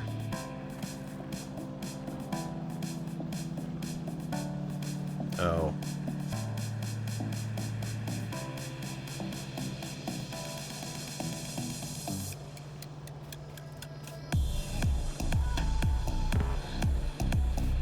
How much is in here? There's hardly any in there. So let's just use them up and manufacture.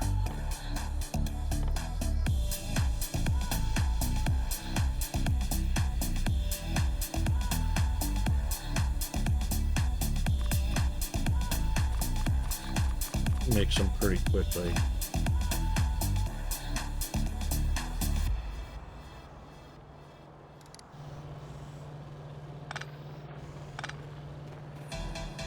Alright, since that's stone brick,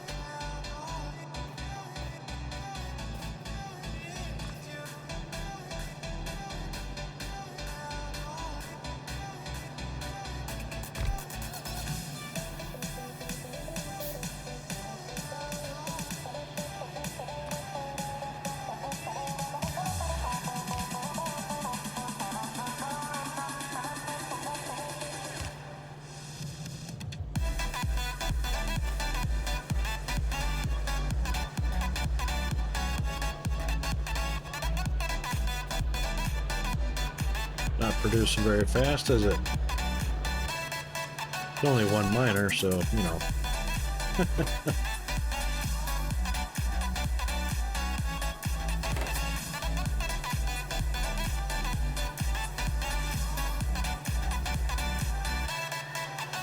Alright, and what is that used in? Are walls used in anything? No, that is probably an end product.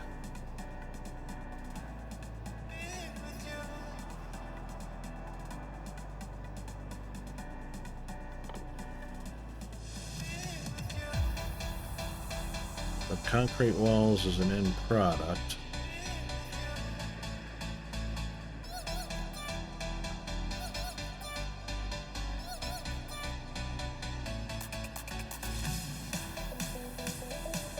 Nope, it's used in black. Military science pack.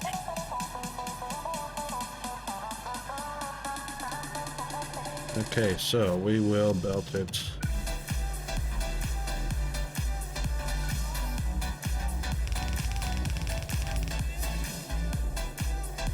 Get ready for a military science pack.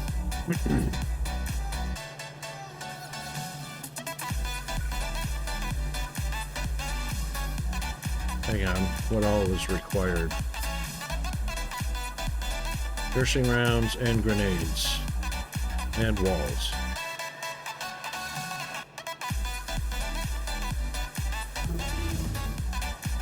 Okay. Continue that. Get that out of the way. Alright, for now I suppose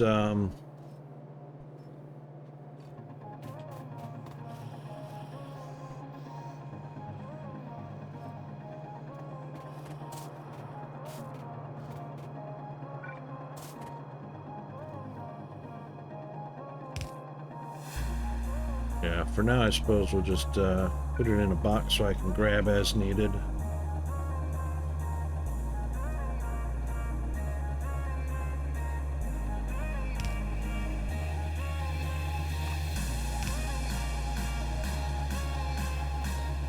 Probably going to handcraft a lot of that anyway until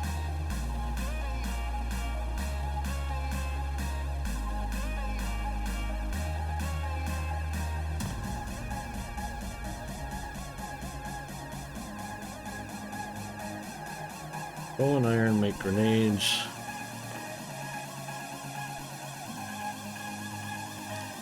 Oops. Copper, steel, and steel, or copper and iron, copper, steel, firearms. So I guess we need to be doing iron plates into firearms as well, firearm magazines.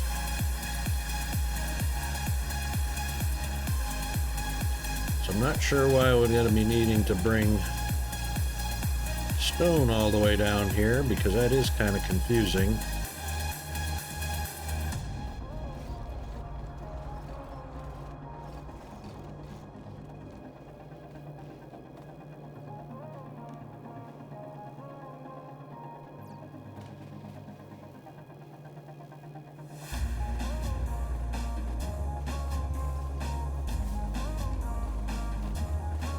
Guess we can't have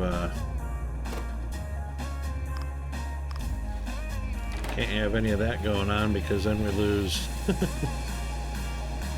the rest of that.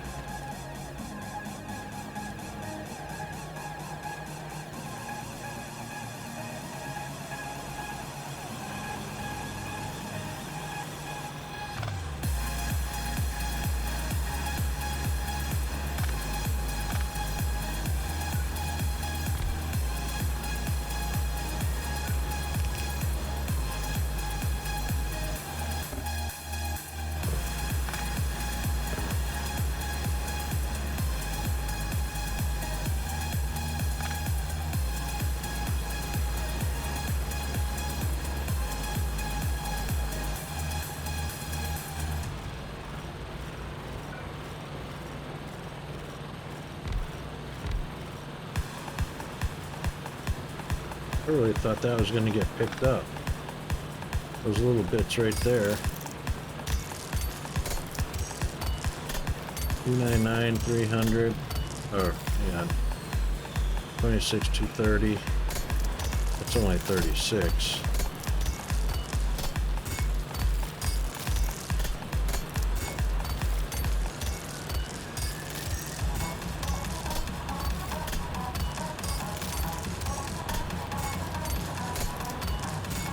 I reckon what we could do is just take that.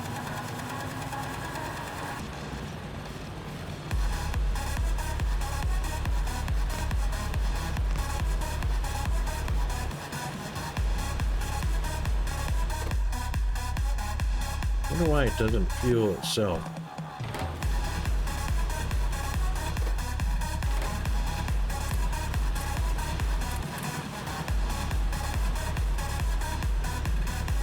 I wonder why it doesn't fuel itself. Oh well. We'll leave it there as it is. Oh wow, that was quick.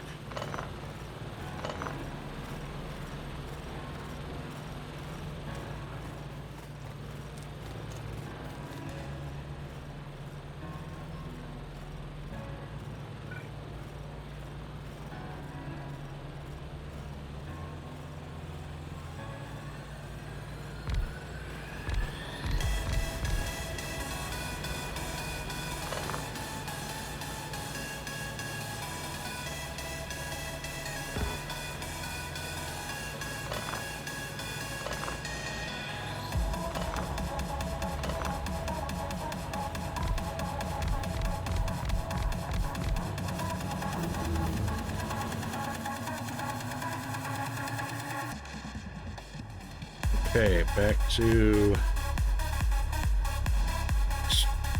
stronger explosives. Don't need stronger explosives.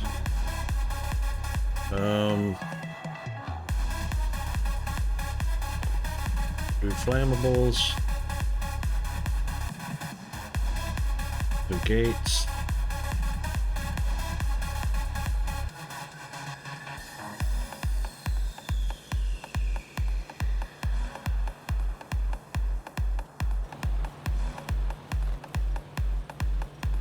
Look at that crap. That's alright, it overlaps.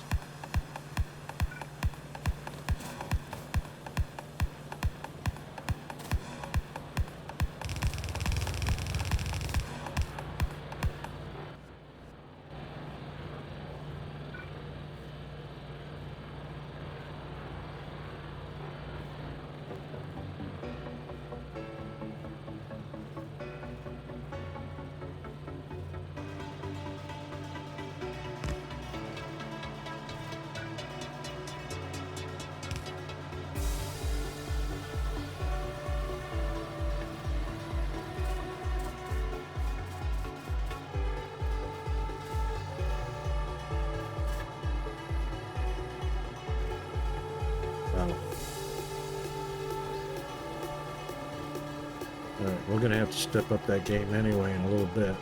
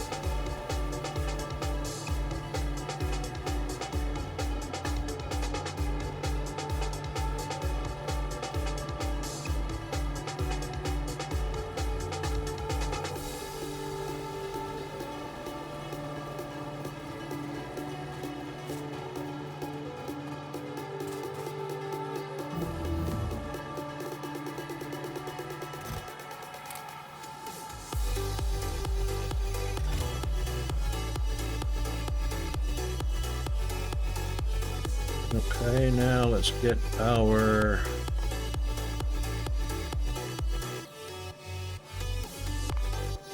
get that out of the way.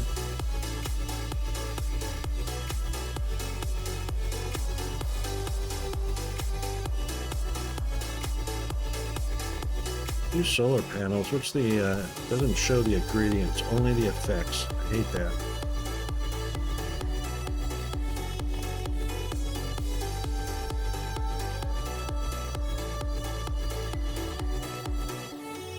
Explosives, empty barrels, and grenades. Okay. Yeah.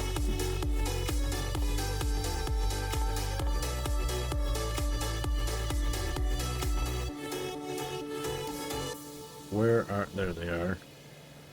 The explosives should be a combat thing. Coal, sulfur, and water. Sulfur takes water and petroleum.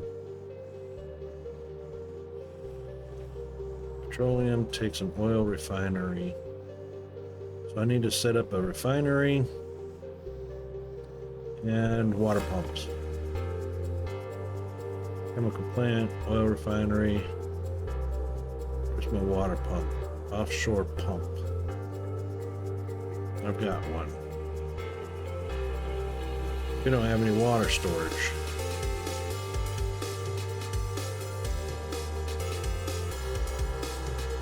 Yeah, we do. Got 8. Alright, let's get that happening.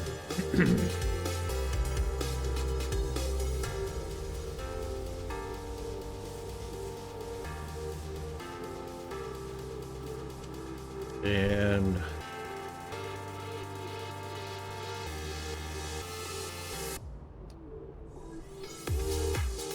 can actually do it here.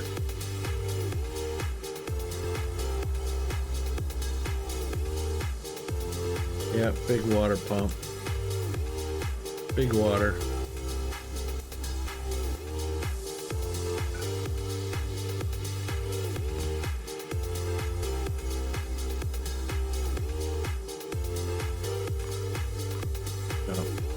Pump, pump, pump.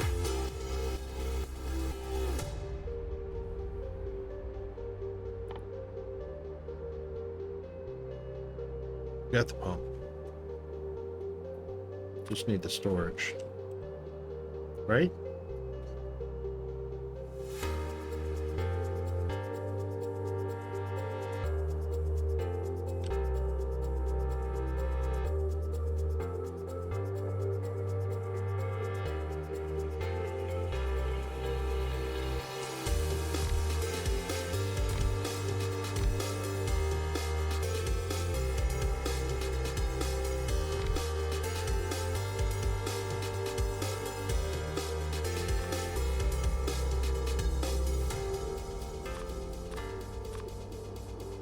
Man, I really need to get on.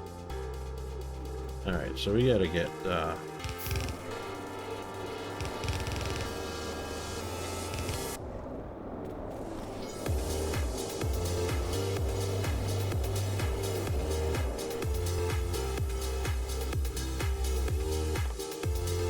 Alright, so full sulfur and water. Water we got coming. Water and petroleum. Petroleum we gotta get going.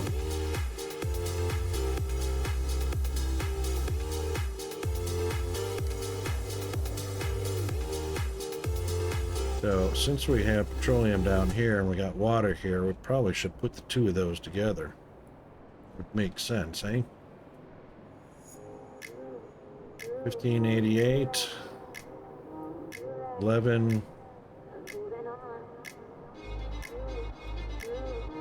Come on, dang it. Show me the number.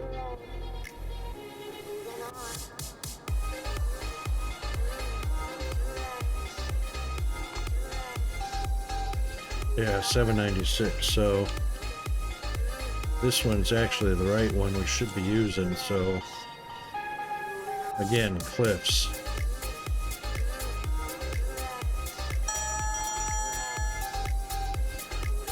Well, that was a little soon. We're 5 minutes away, or less, 4 minutes away.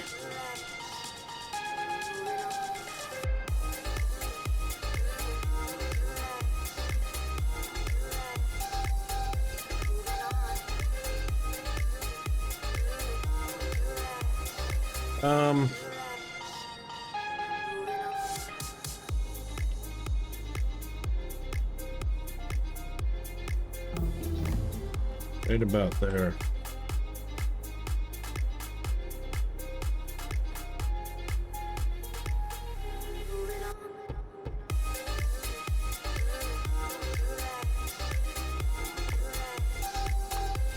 Get that going.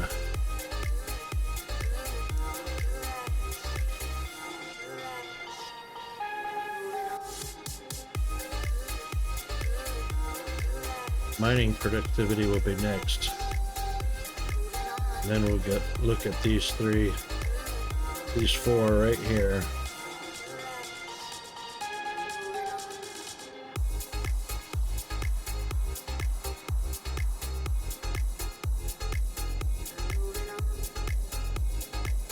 Defenders. Right, I need a few of those, hey? Starting to get into the black. All right. So in actuality, this pump needs to be not here. Of course, we could use water, but you know. Oh, all right, we'll be back for the ads.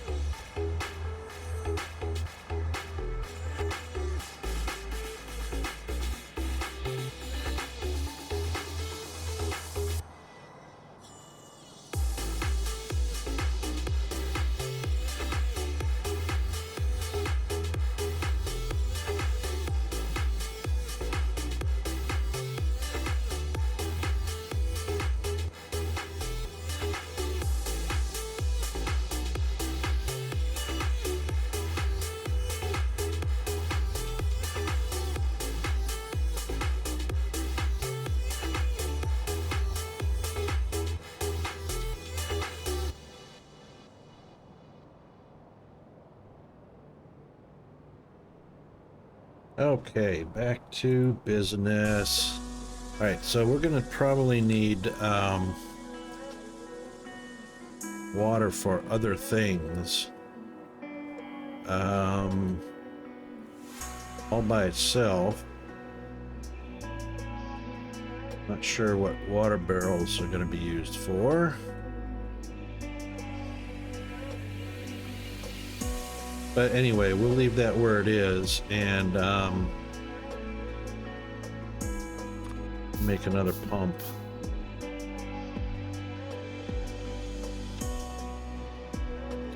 And we'll leave those there for now. Fortunately, that didn't take any electricity. I like that.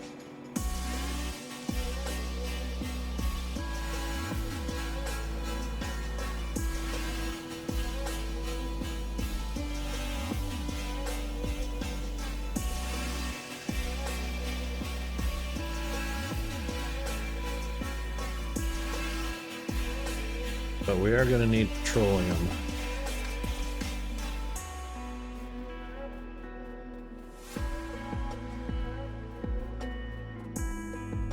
Going to try and do it out of the way of these cliffs as much as possible. There's some right there. Some right there.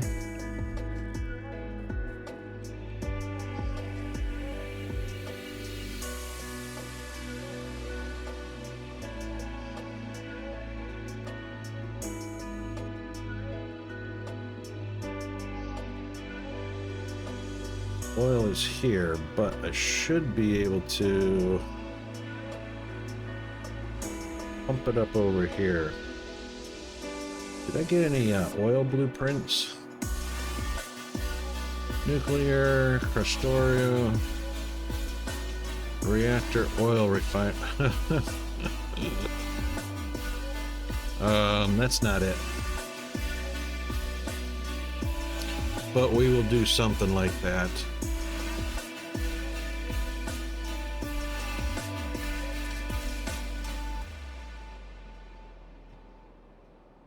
So oil needs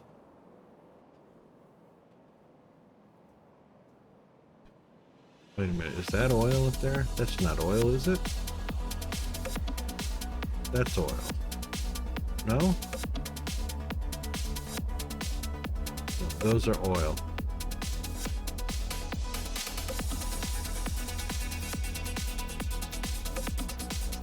These are the outputs.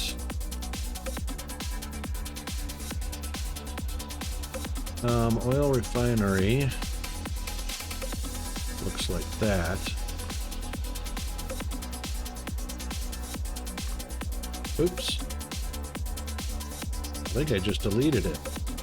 I did. We're not saving it. Hopefully that didn't change. No, it didn't. Okay.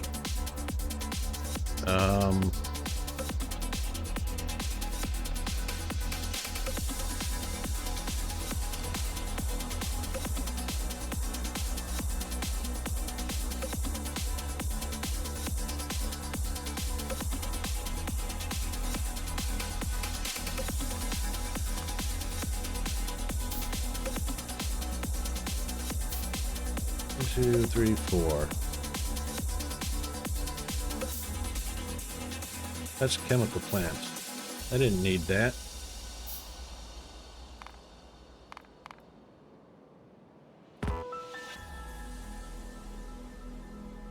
Right, need stone brick, pipes.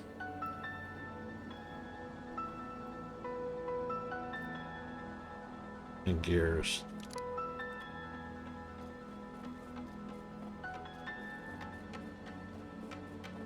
Wait. Pipes. Get the pipes getting made.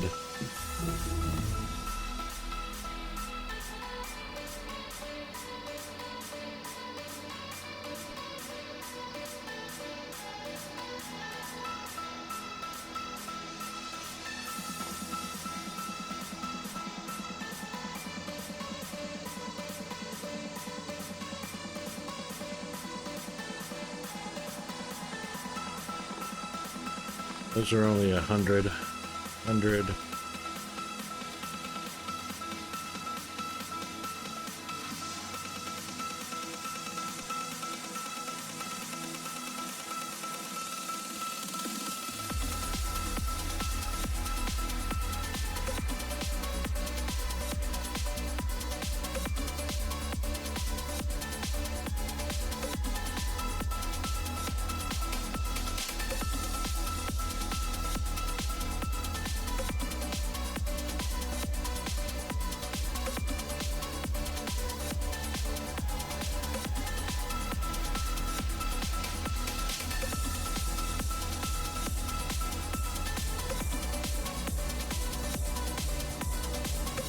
Okay, we're gonna stop this business here.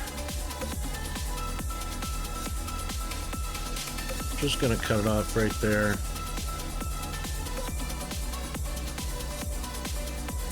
Just so that we don't get confused.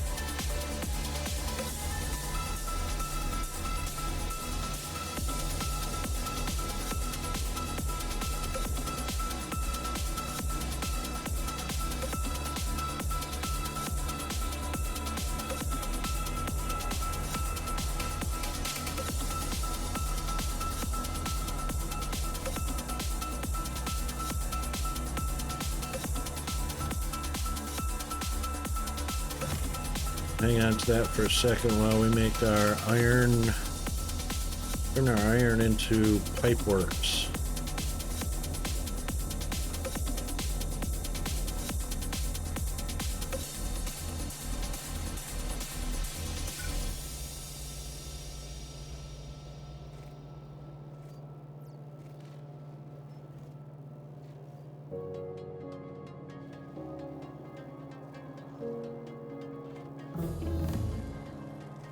Put it far enough so that we got 1, 2, 3, 4. 1, 2, 1, 2, 3, 4. Yep. That's good enough.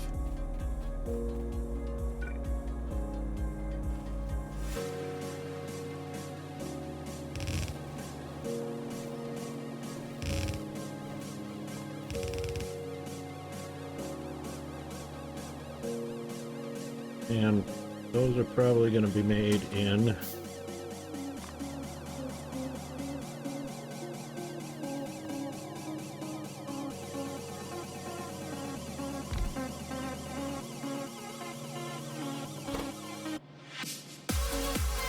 pipes.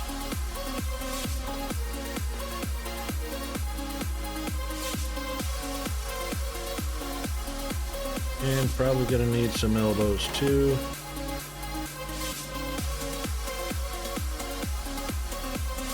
Which are pipes and iron. Alright, so we'll do a few of these.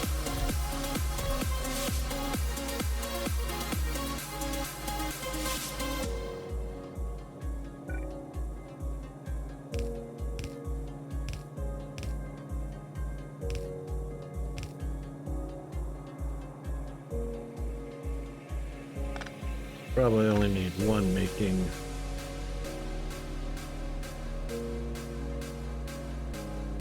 Oh,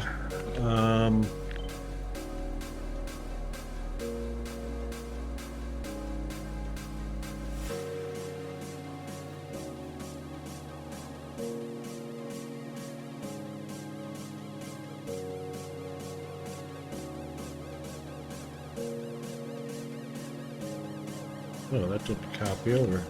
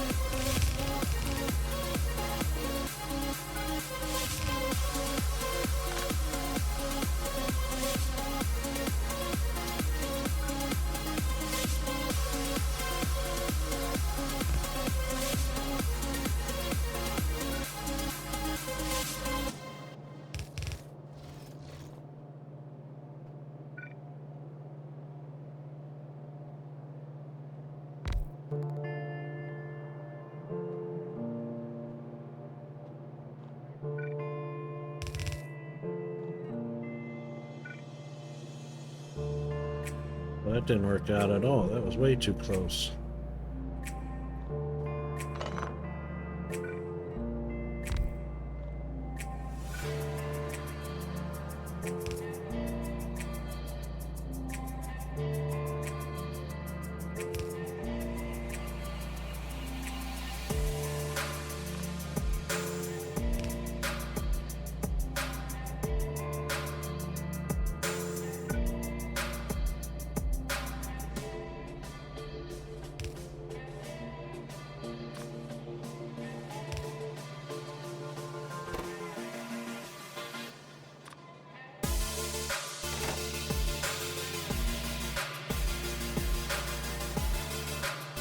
Yep, that'll work. Didn't need too many of those.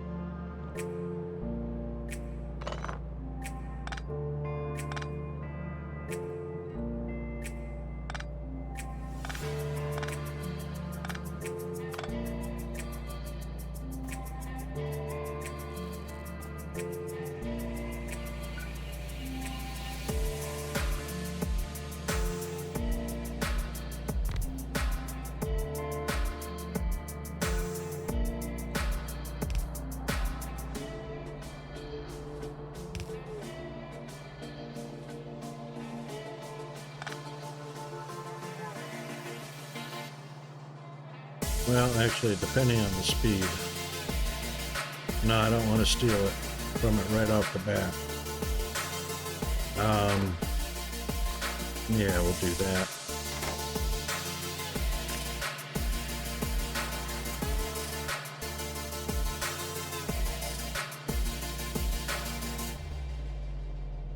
No, that won't be wise either because I can't shuffle from one to the other.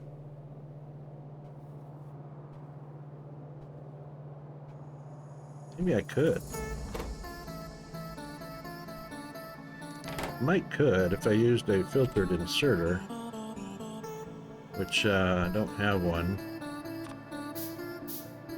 I wonder if that'll do it though. Let's try something.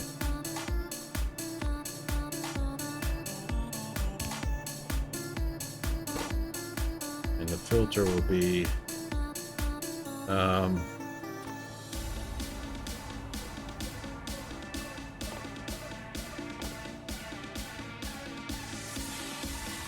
pipe.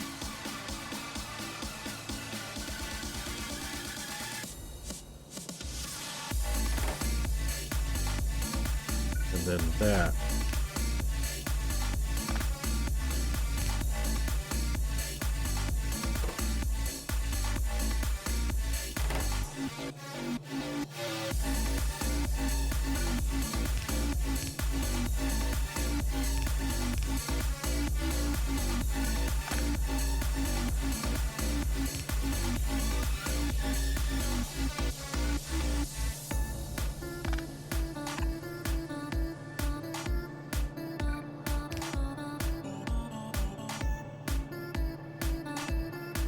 Yeah, I reckon we'll do that.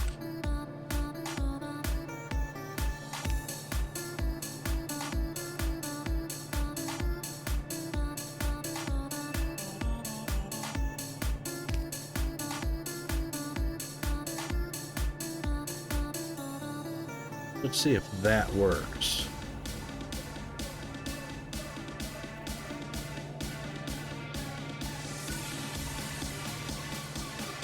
Be interesting to know.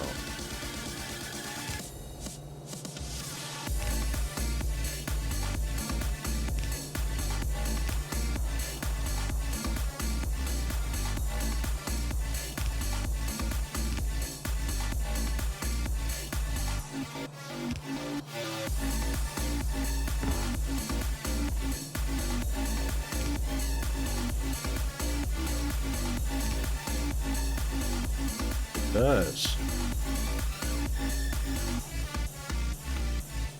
Oh no, that one is, but that one is not.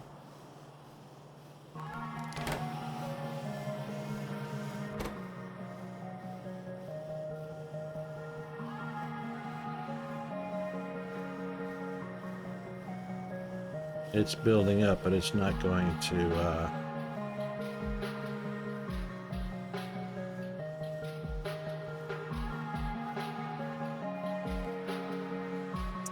yeah, dang it.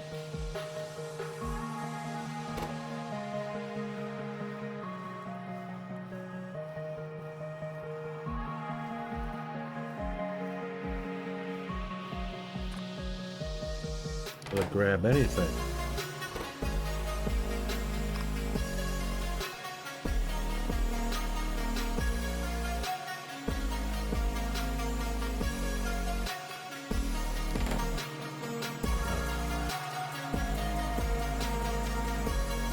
No, that's not going to work. Okay.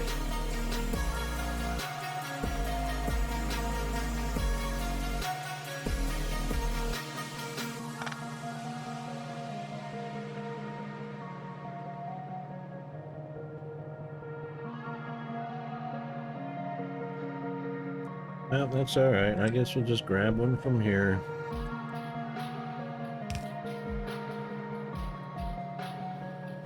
I mean, I could do the same thing from there, but, you know.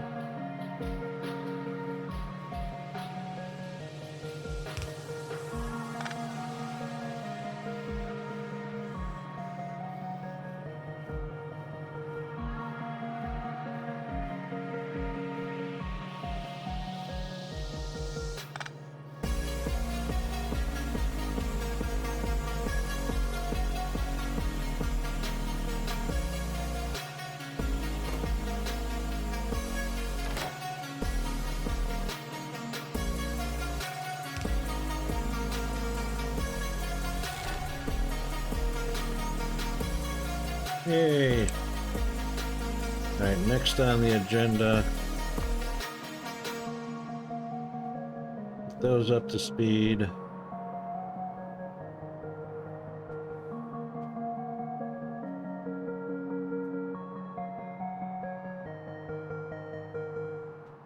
Those are just effects.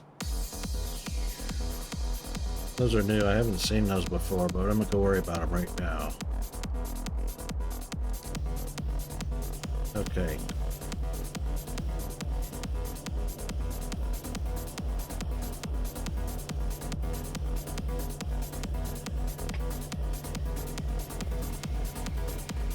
Let's get a little bit of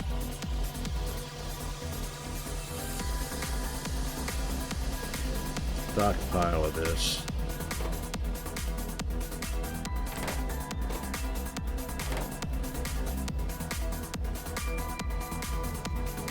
It should at least get it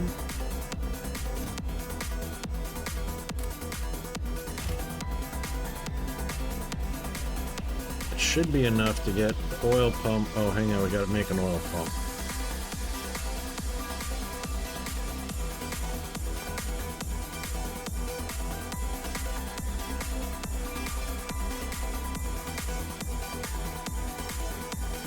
Probably should start thinking about that.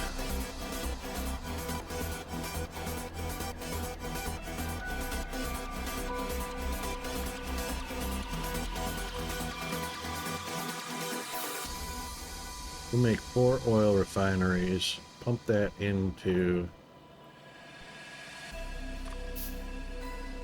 storage tanks, which then we can send on over to our chemical plants, which I only made 1 of. We'll make 2 of them just because we need oil and water, which don't mix but make petroleum.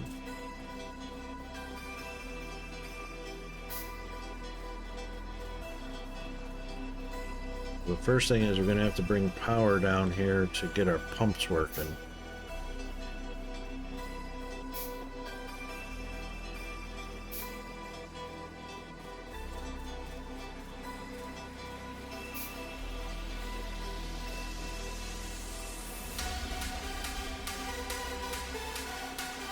What do you want to bet our biters and spitters and all those ugly, nasty things are already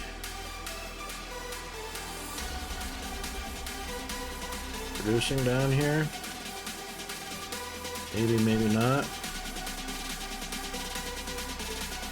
Well, they will as soon as we start producing pollution, I'm sure.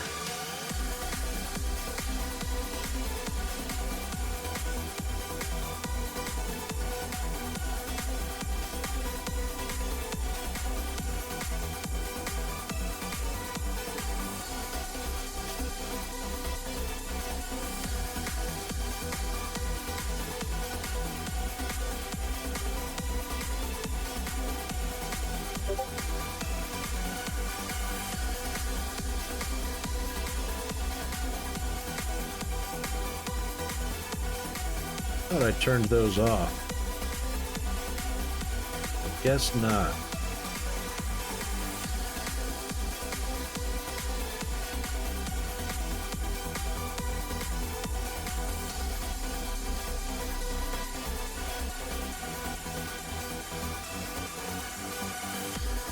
$77, $131, $222.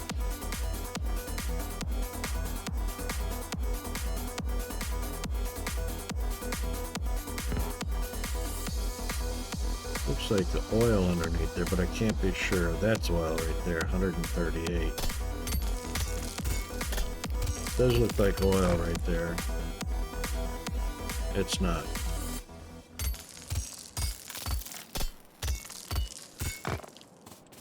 That's oil. 76, 131, 95. Yikes. 113.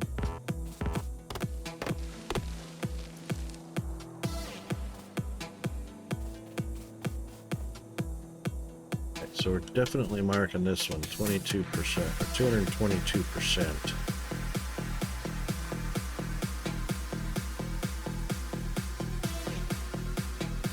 Hang on. Oil refinery? Do I want an oil refinery or an oil pump? I want an oil pump jack.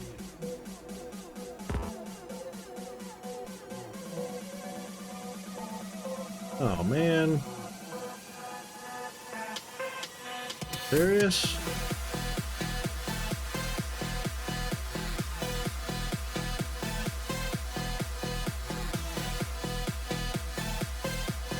Wow. Alright, this is a lot of running back and forth that I hate without any kind of speed boost.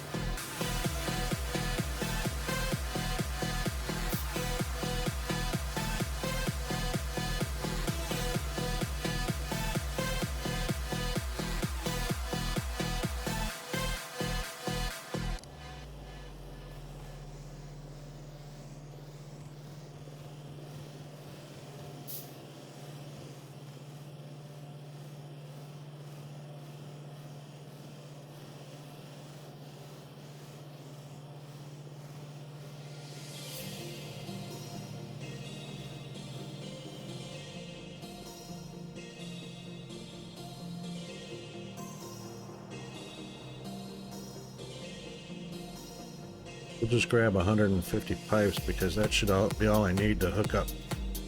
Oh, I got 12 of those. I thought I only did 4.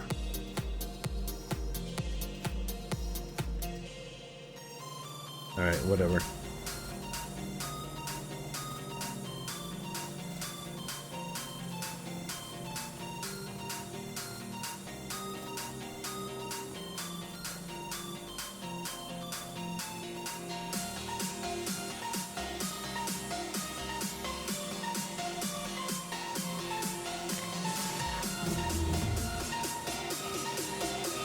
There is,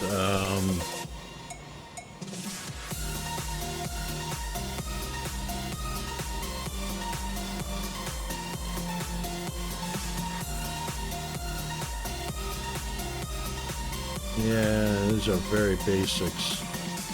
There are no, it says tips and tricks, but this is just basic operation. There are no tips and tricks, so there's nothing about oil, processing plants, chemical plants, anything like that.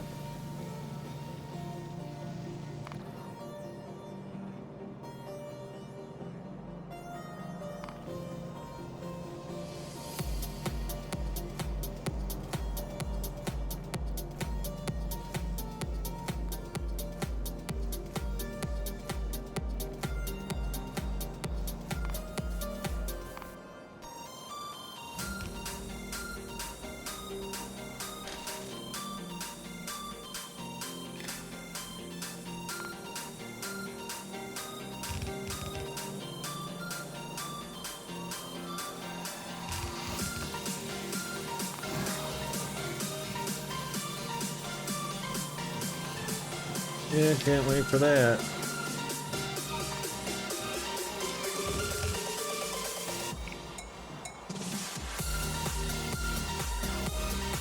Alright, nothing that's going to help us there. Next. Backer inserter.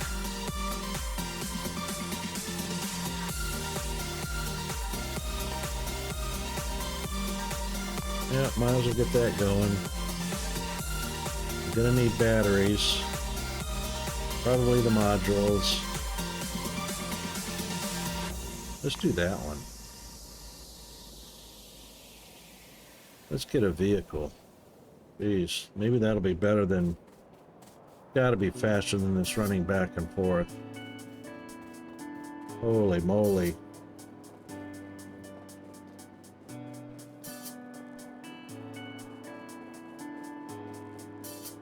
I lost you, Rocket. Where are you?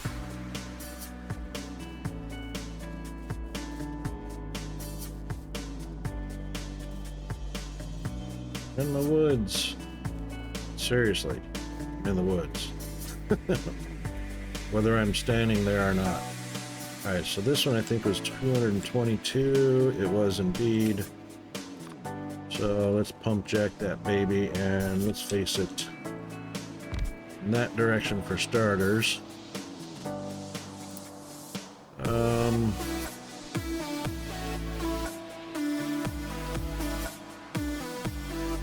151 is pretty decent.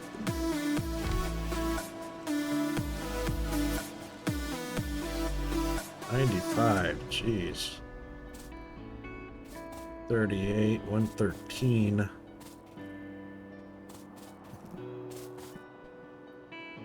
Ooh, that one is hiding a little bit. We can go with 174, that's for sure. I'm gonna get these all eventually, but I don't want to tap these teeny tiny ones right off the bat. Here's a 199.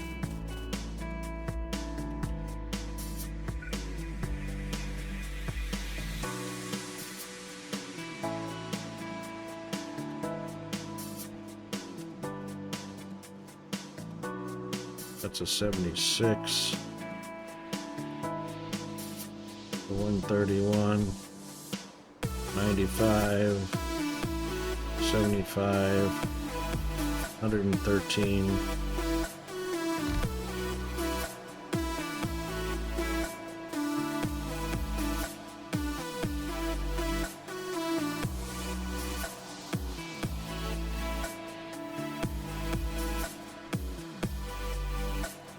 I reckon those 4 will do for now, anyway.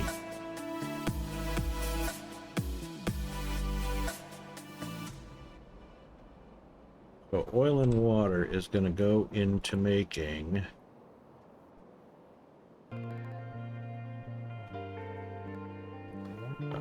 where was our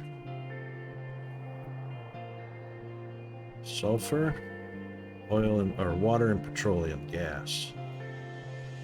Petroleum takes crude oil. So water and petroleum to make our sulfur.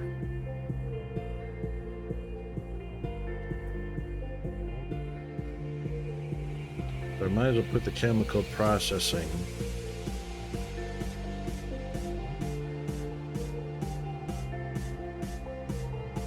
coal and petroleum.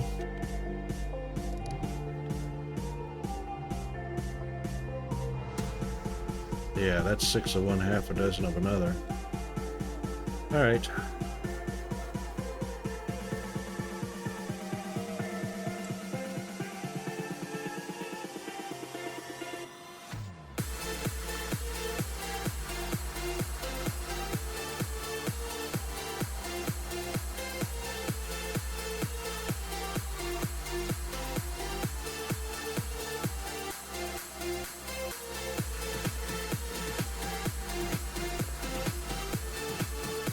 Suppose we could pipe that right from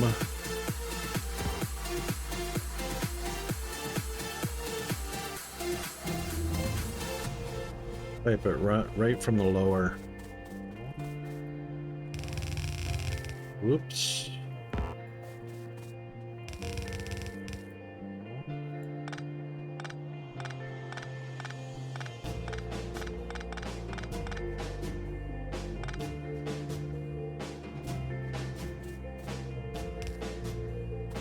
Actually,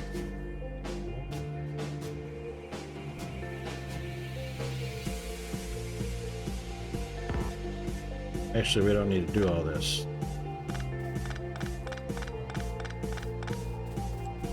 Because it would be just easier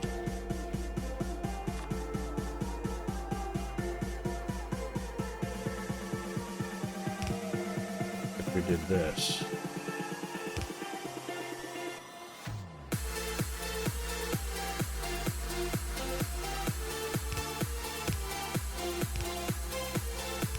Yep.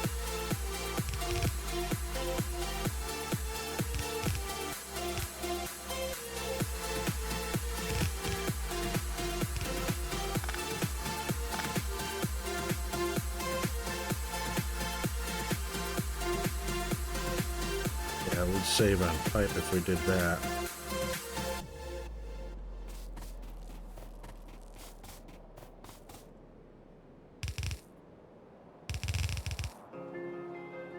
Yep.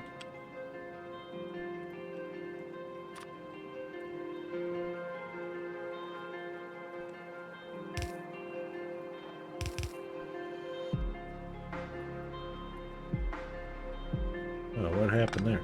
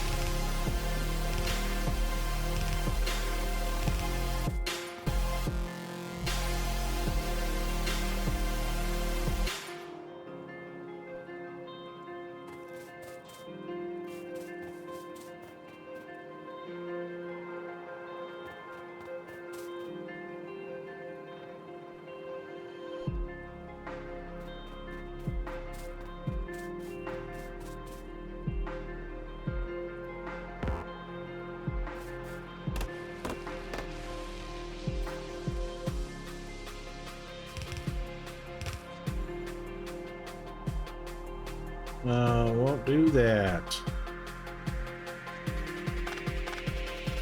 I was hoping it would.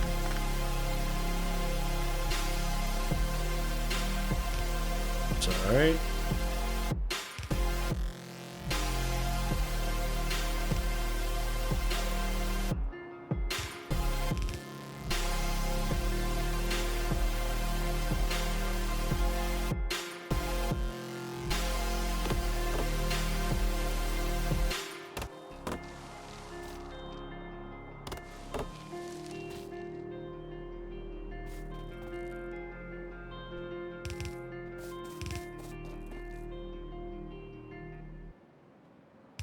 What about there?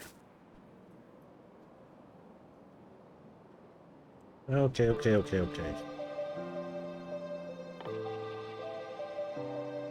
Oh, what are we doing here? That's way above our pay grade. Back to resuming that one.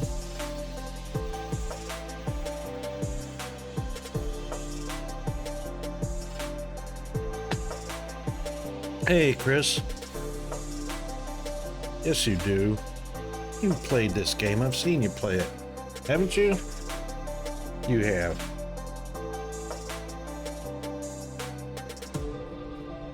I'm certain you have.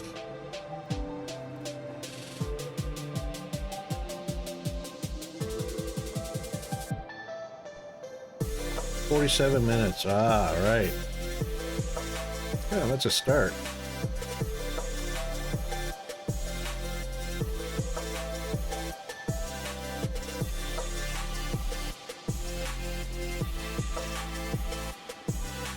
Better start clearing. Yeah, it's a little tricky. I mean, there's a lot left to the imagination, which shouldn't be. So the menuing system is not very intuitive.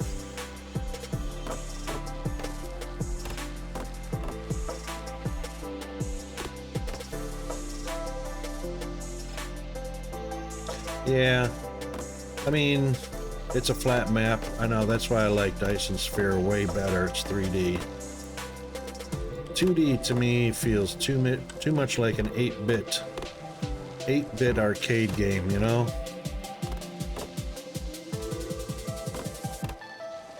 I agree. It's a flat world, flat map. This is a flat earthers game. But yeah, see, this is not intuitive enough. So it tells you what the ingredients are, but it tells you nothing about what it's used in. So if you come to I mean, everything is used in something, right? This tells you it needs gears and belts. The belts don't tell you what they're used in. They don't tell you they're used in the red belts. And the red belts don't tell you they're used in the green belts, which aren't done yet, and so on and so forth.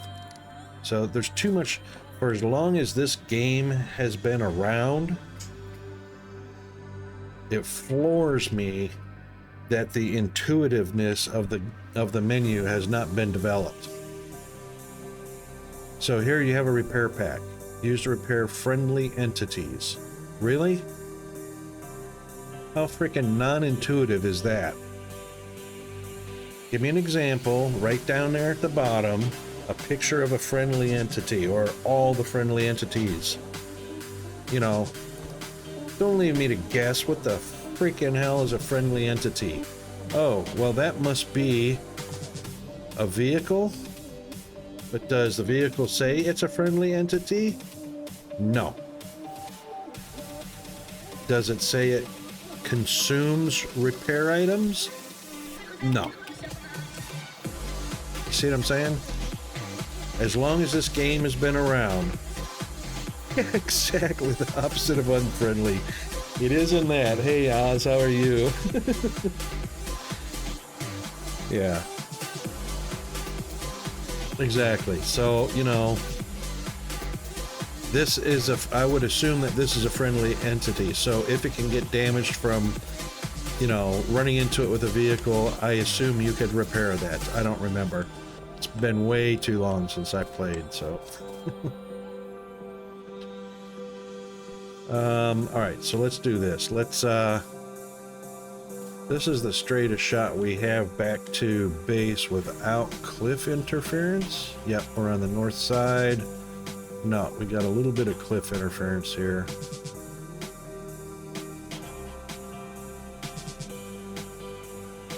But that wouldn't be a bad place to set up an oil field.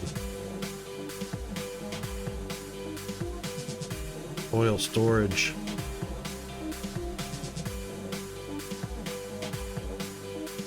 Oil and water. That would be a good spot right there. Oh yeah, let's do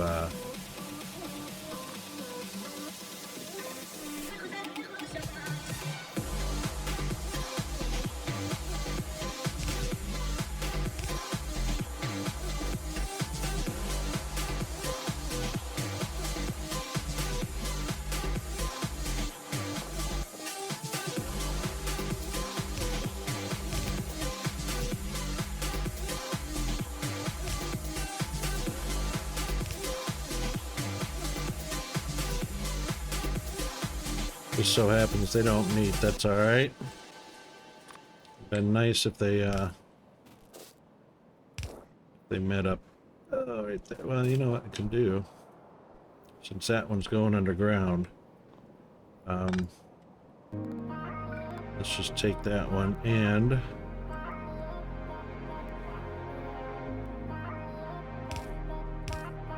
there we go.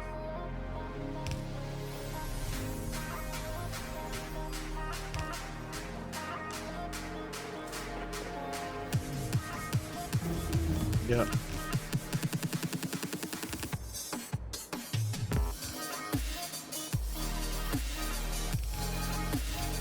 Oh, wait, what happened? What?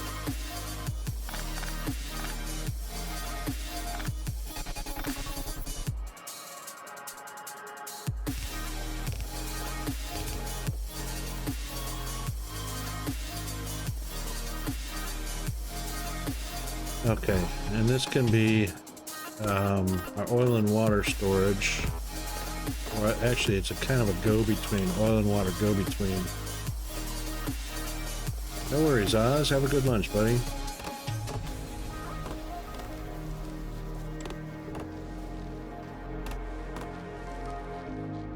I'm sure it would be a whole lot easier to clear this forest by letting the pollution do it.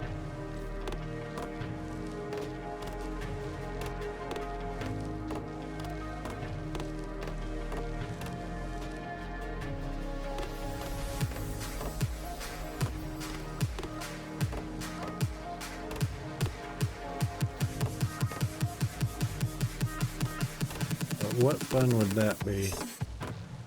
And I can sit here and chop wood manually.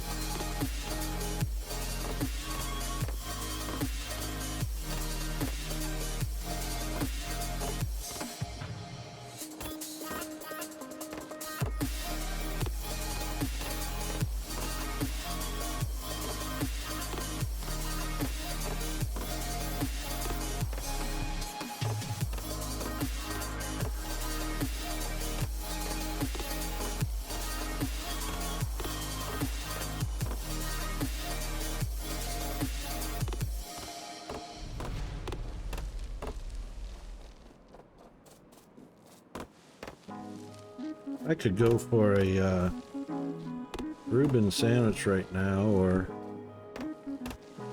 even a pastrami on rye. I haven't had a good sandwich made by anybody in a long time, and it's been a while since I was able to get good meat from the supermarket to do it myself.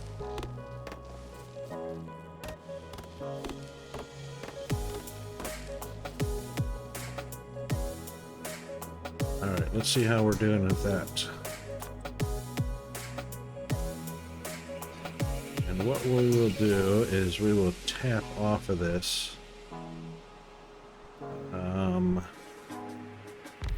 One there. Oh, I bet I know what that's going to do. If I remember correctly, the game's not going to let me do that. If I remember correctly. So generally speaking, this would be an elbow in, that would be an elbow in, and look at that. Yeah, we can't have that. That kind of sucks. What we want is from this pipe to there. I don't like the fact that it's an automatic T right there.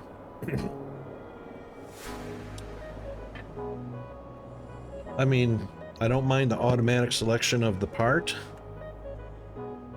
but I want the option to change it. So I want a hotkey that says do not use the automatic T. I want an elbow. I want a bottom to right elbow. Again, a simple game mechanic. Yes, love the automatic tool selection. Give the player the option to decline. And then I can have a side by side, two elbows side by side. That's what I want. One going left, one going right.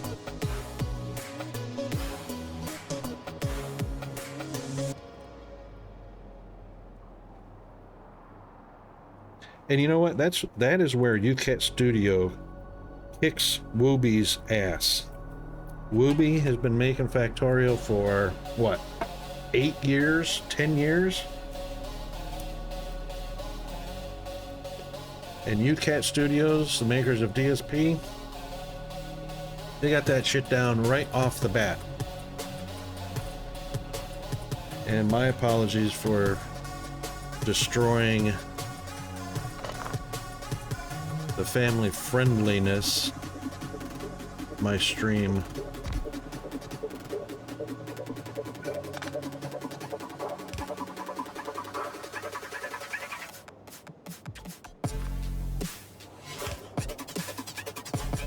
No, that is not water. Uh-oh, what happened?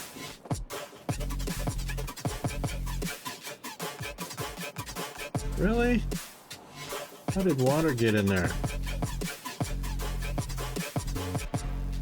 Water can't be in there. It's not connected.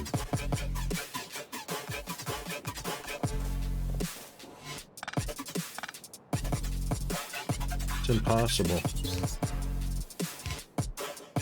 What? The icon popped it. See, this is another thing. The icon popped over here. There's nothing in it. Better not be anything in it.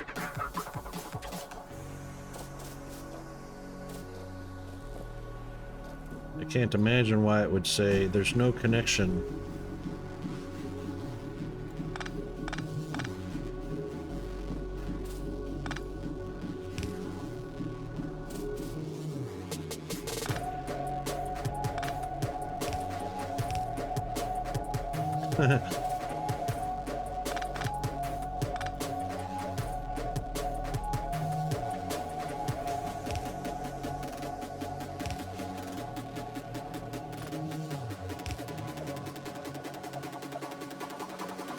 There is not any water.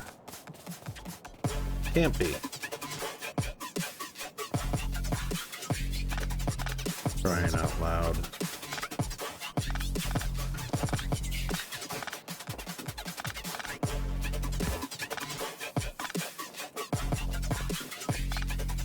Remove all these pipes because... Why?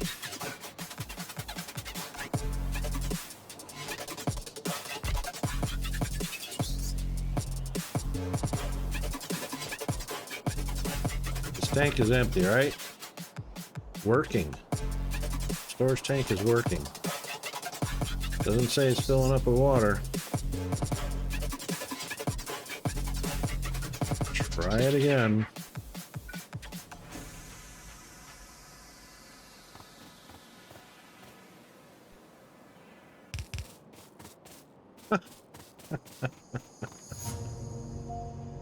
What the freaking hell? Water.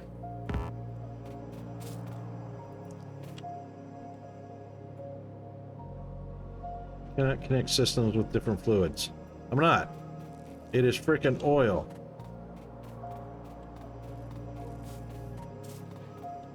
Holy freaking hell.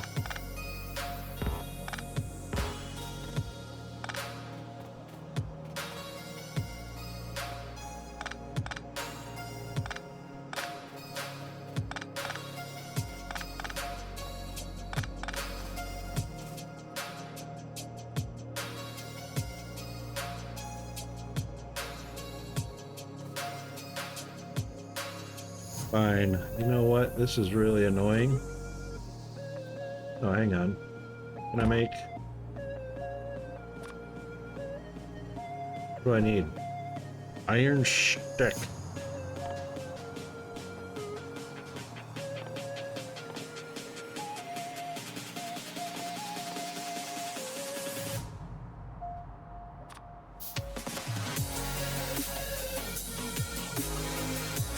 Let's make some long distance poles. This is crazy. I would also like a vehicle, please.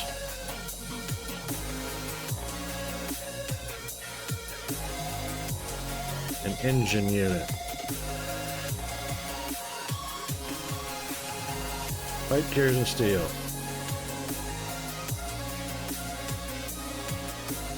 Alright, gears are the thing. Let's get some more research going.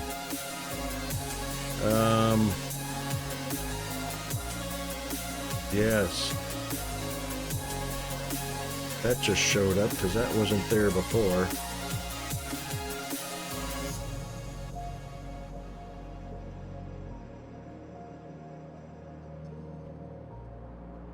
Look at a little Pokeball.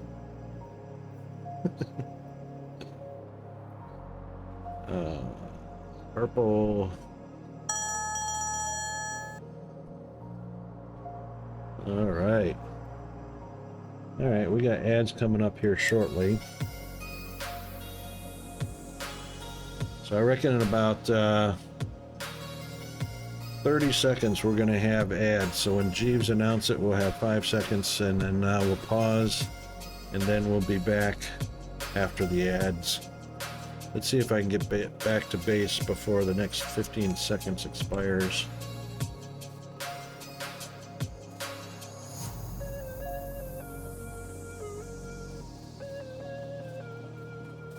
Not gonna happen. All right, we'll be back shortly.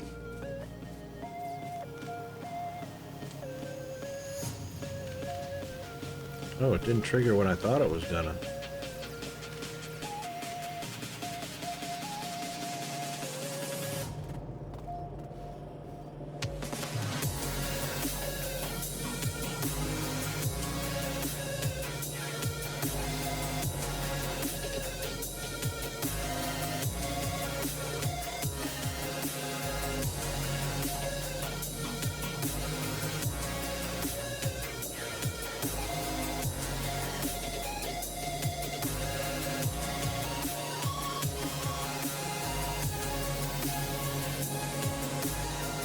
Okay, let's see if it comes up in the next 12 seconds then.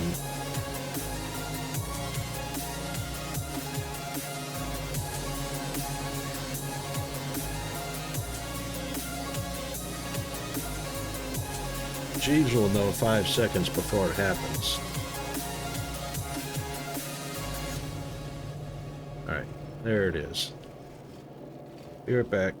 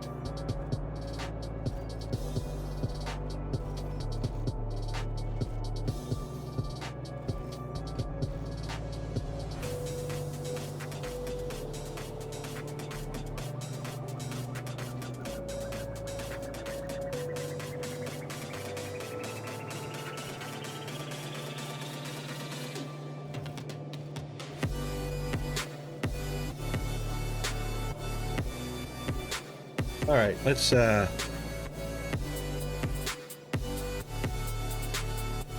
could put it to a vote. Could put it to a vote. Stay in the game or switch games.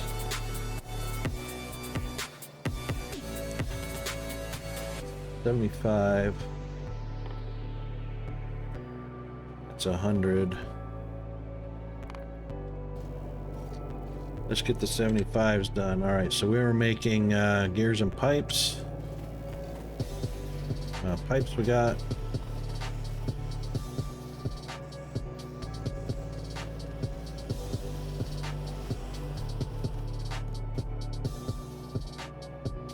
And for right now, let's take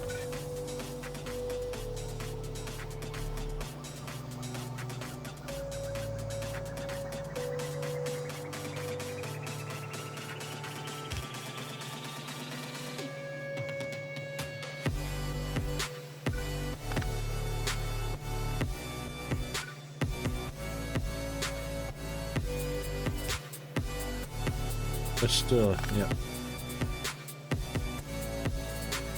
All right, Rocket, no matter what you're gonna do, you have to put up a new a new pole. So we'll just do that, and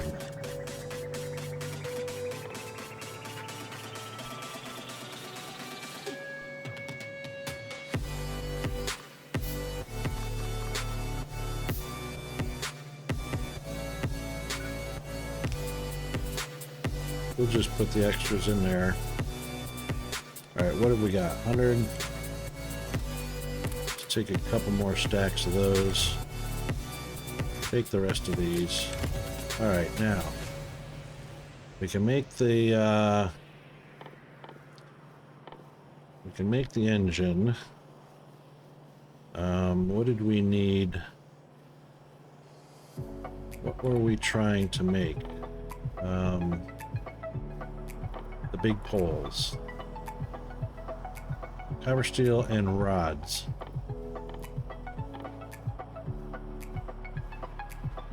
Right, rods require iron plates.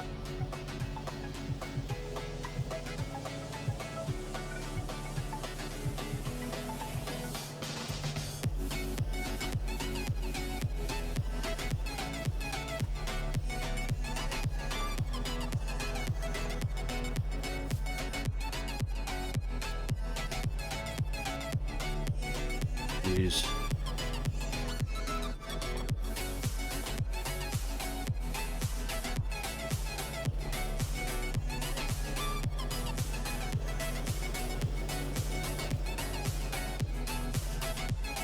Turn plates for everything.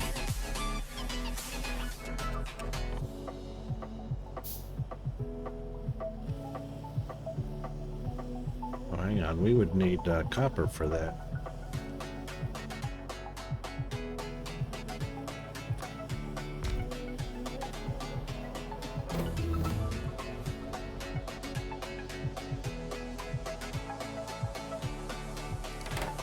Oh, we're just making rods.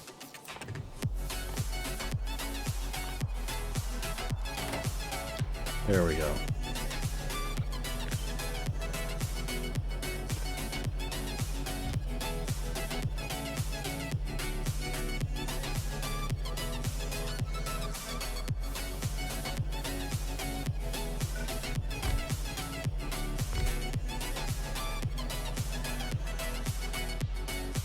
Okay, that's done.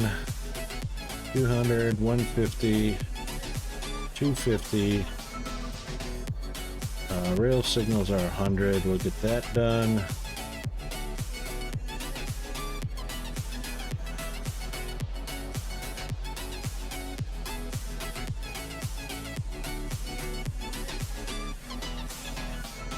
Suppose we could do these. I mean,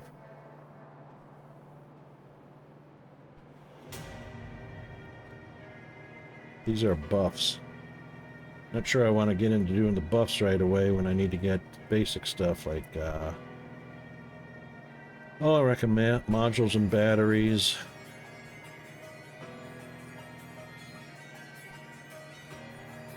That's a bonus or buff. That's a basic, that's a basic.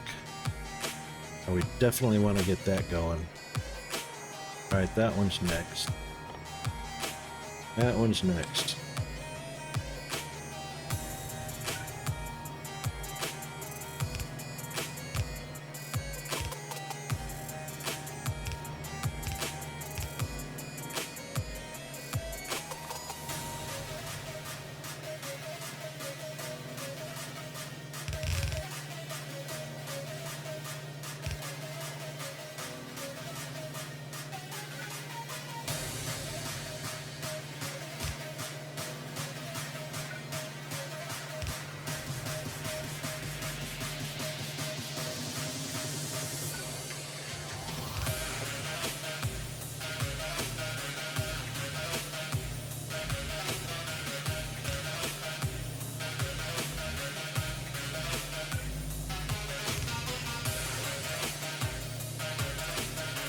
Okay.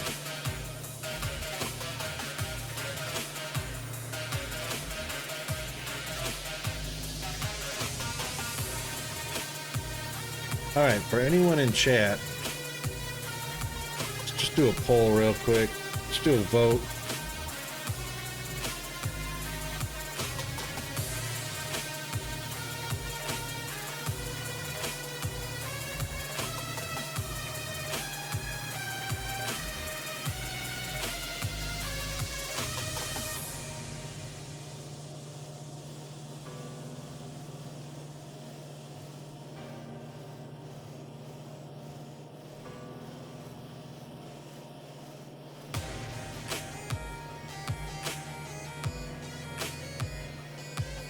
And it helps if you knew how to spell rocket.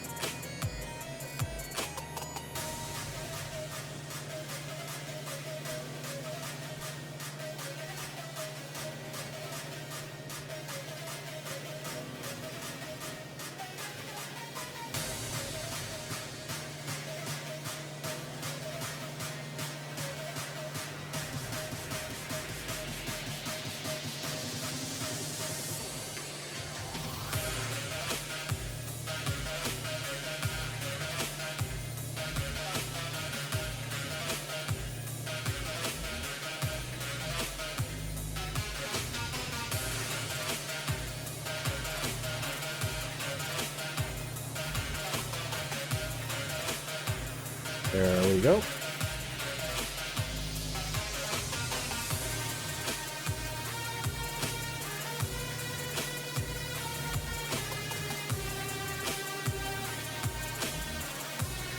All right, people can vote on what we do next. Switch games, or we stay. Mining productivity.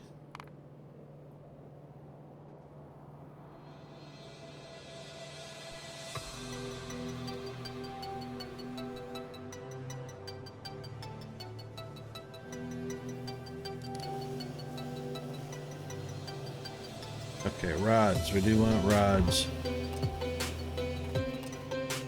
Because we want poles.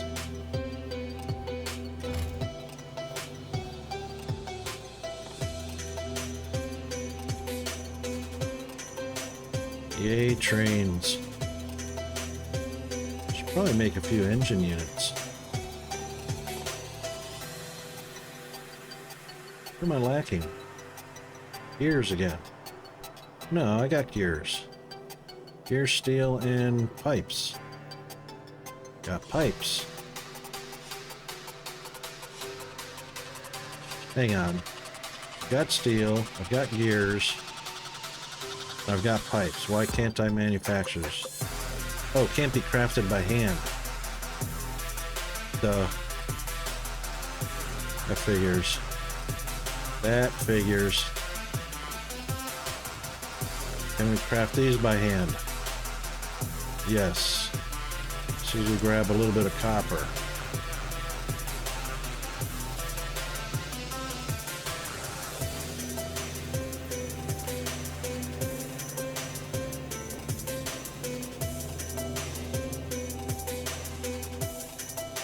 Now we can make some.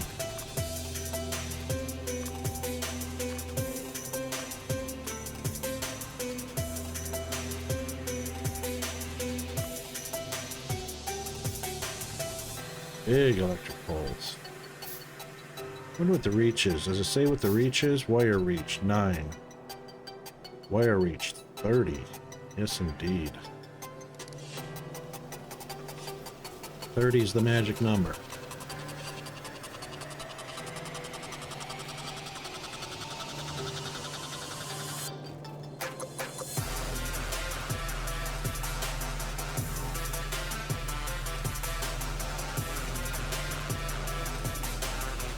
Looks like we need to do a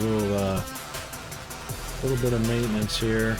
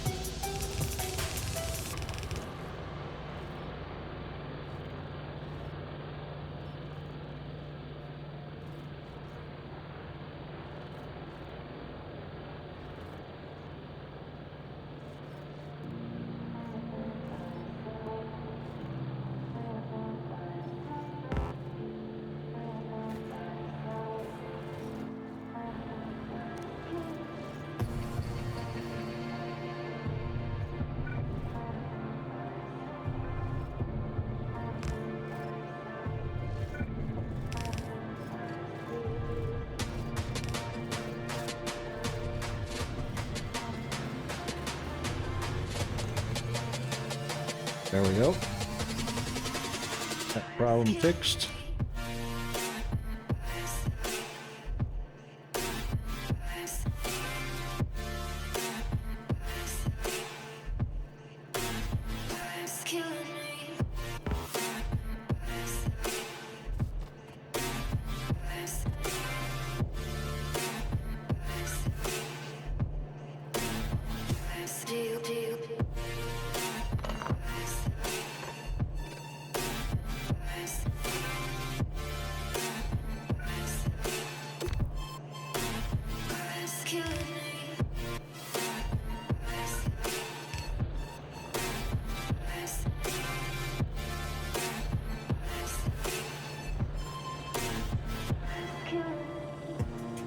I have a feeling that's going to be an issue later. See, this one, oh, you know, this is what I like. I like the fact that it ran into a cliff and automatically went underground. Why doesn't the pipe do that? Belts will do that, but pipes won't do that.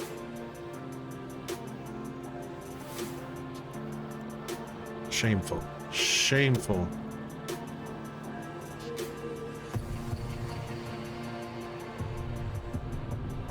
I just tried it and it wouldn't do it.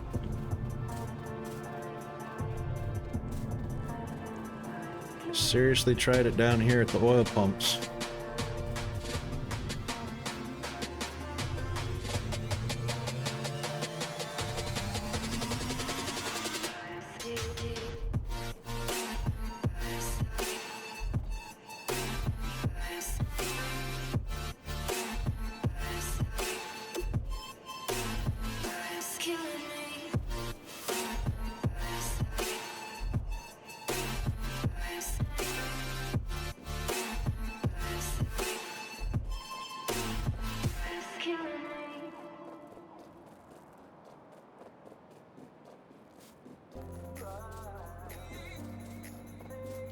That was the reason why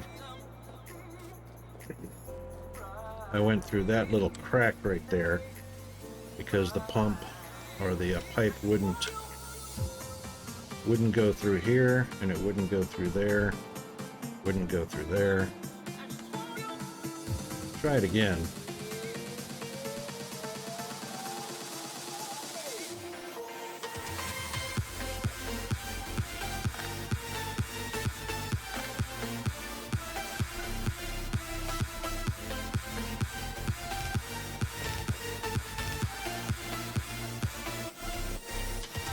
Don't do it. Oh. It did do it.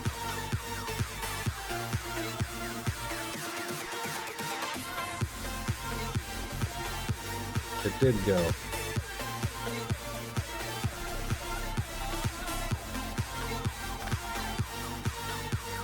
Alright, that one to here, that one to there, and that one to there. And change that to that.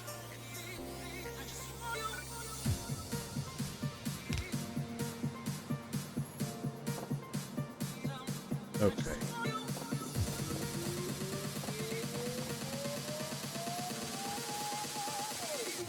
All right, that should be oil coming straight on over.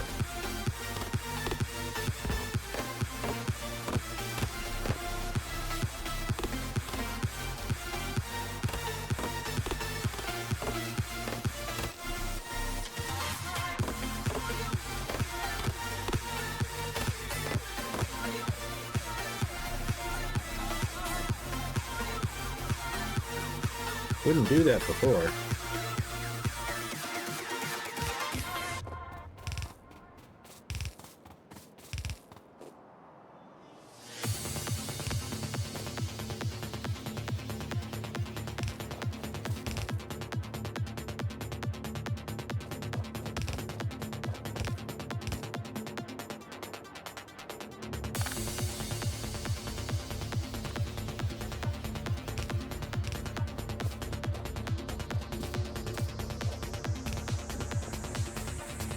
There we go.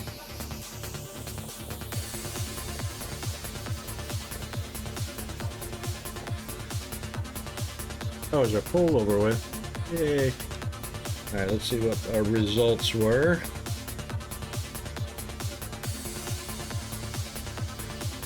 And the results were either.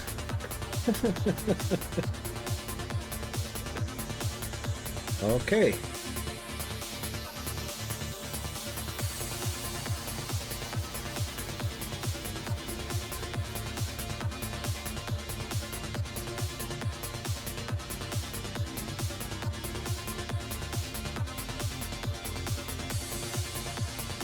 Wow, cannot delete a poll that's over with. Is it not over with?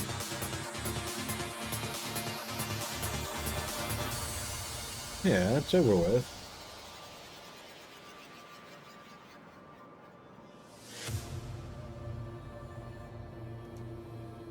All right, delete the poll. No. Could not delete poll.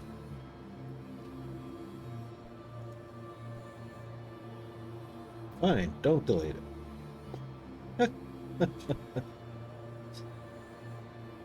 Okay.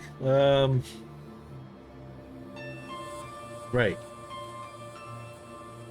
Polls, please.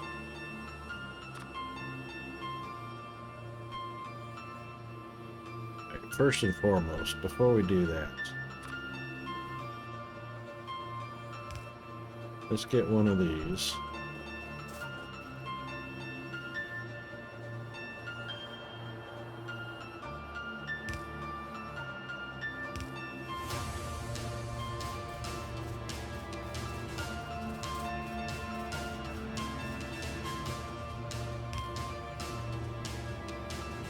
Okay.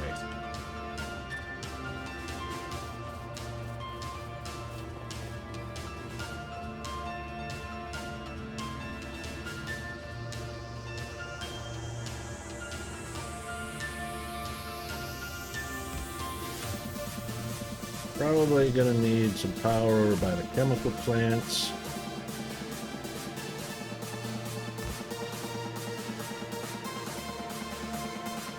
be up in this area somewhere.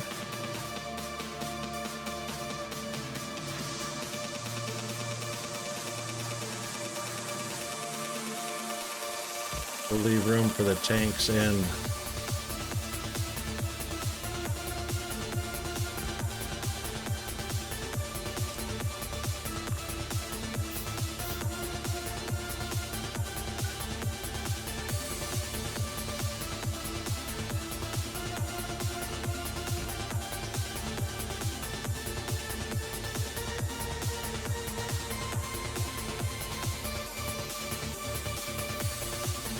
what was I?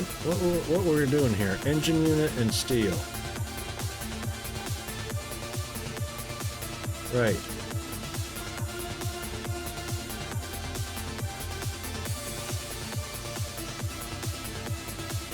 This is why I want a car. This is a long trek. I don't have exosuit. Long way off.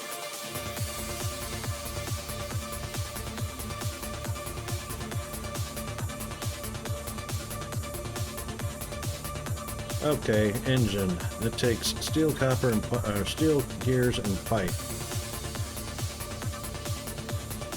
So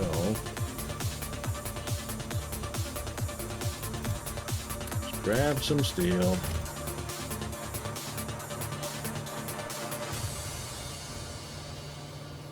Grab some gears.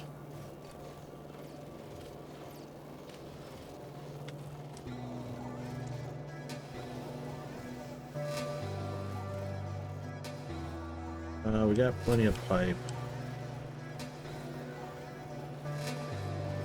Temporarily throw a machine down here.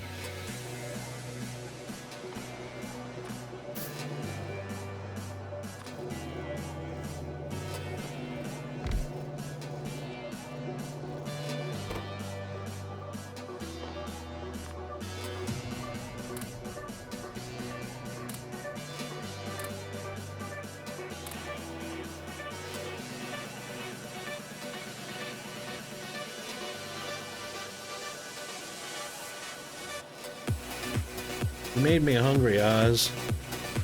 It is definitely after lunch.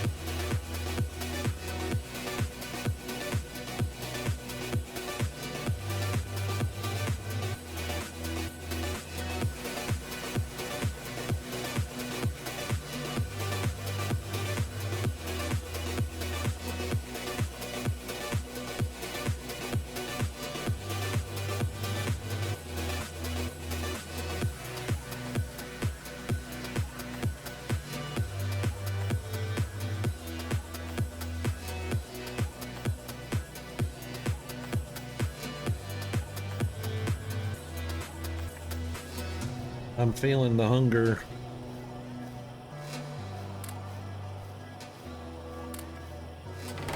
Alright, let's get a vehicle made, hey? Oh, 8 engine units. 8 engine units. Yeesh. I bet you the vehicle takes probably coal to power it, eh? Of course, it doesn't tell us anything like that. Weapons, burnable fuel. Burnable fuel. Alright, well, we got wood and we got coal. Meanwhile, let's go put the rocks back in the rock bag.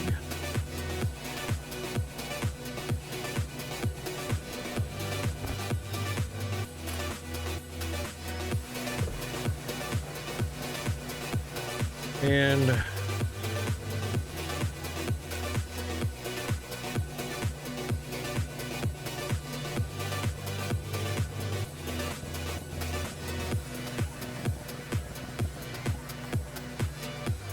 what else?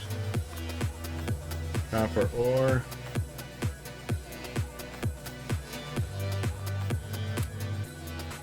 Done. What else? Alright, we'll keep coal and wood in the backpack. And we might grab a few more iron.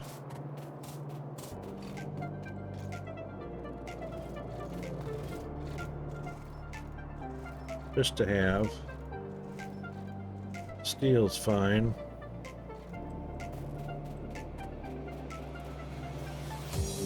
Mining productivity is almost done.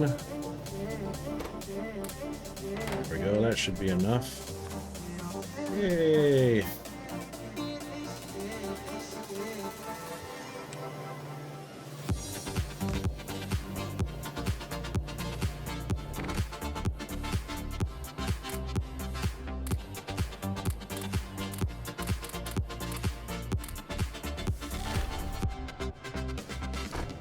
There we go.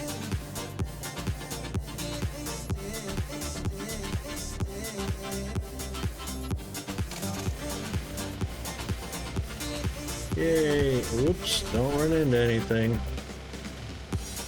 Yeah, see, this would be nice if, why'd you stop? Oh, because down is reverse.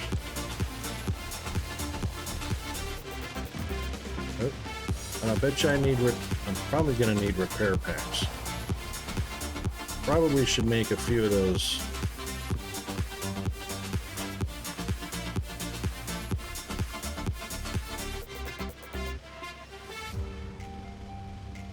Achievements, next to nothing.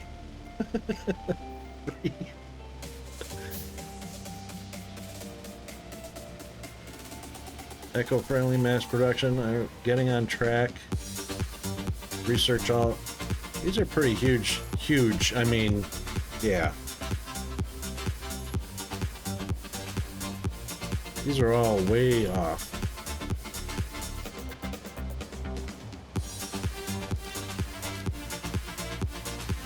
Oh, let's not do that.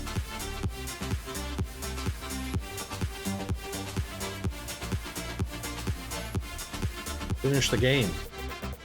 So you've got 1, 2, 3, 4, 5, 6 achievements before you hit, or 5 achievements before you hit the very next one, which is finish the game. What a stupid progression. Trigger an alien attack by pollution.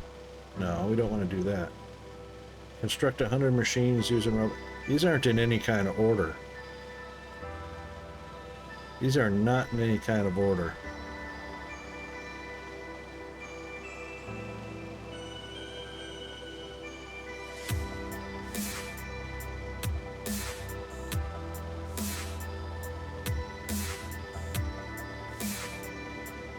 I don't even tell you.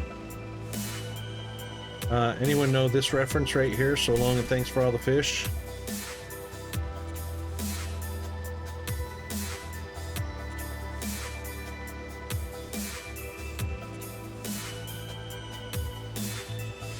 I know what it is. I want to see if anybody else knows what it is.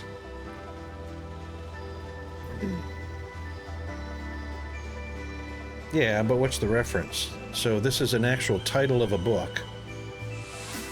Can you tell me the author?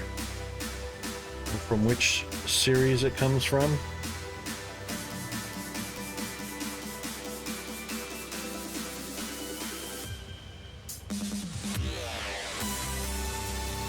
Yes, indeed, you got it. Douglas Adams. Yeah. Of course, there's Restaurant at the End of the Universe. The actual HHGTTG. Several others. I think there's 4 or 5 books in the series, and I think Douglas Adams even wrote the Dirk Gently Holistic Detective Agency.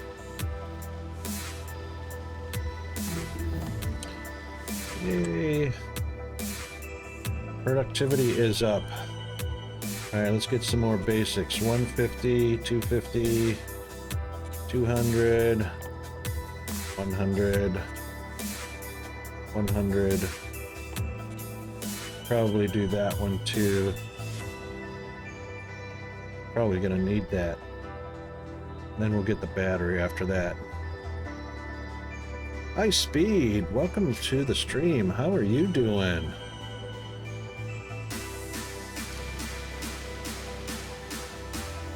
Whoa.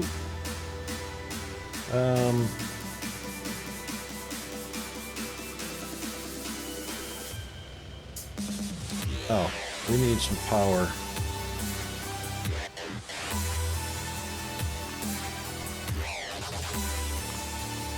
Not do that. Let's go over here and get, oh. Let's go over here and get the rods out of the box. And then make power poles.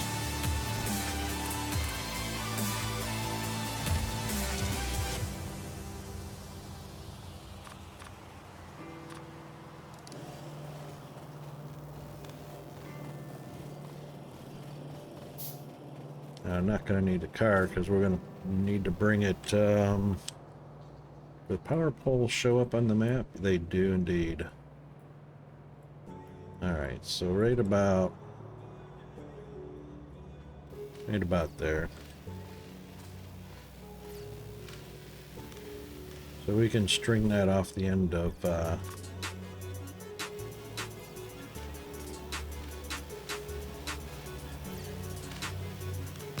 night vision would be nice.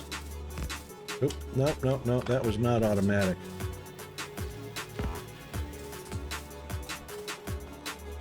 There we go.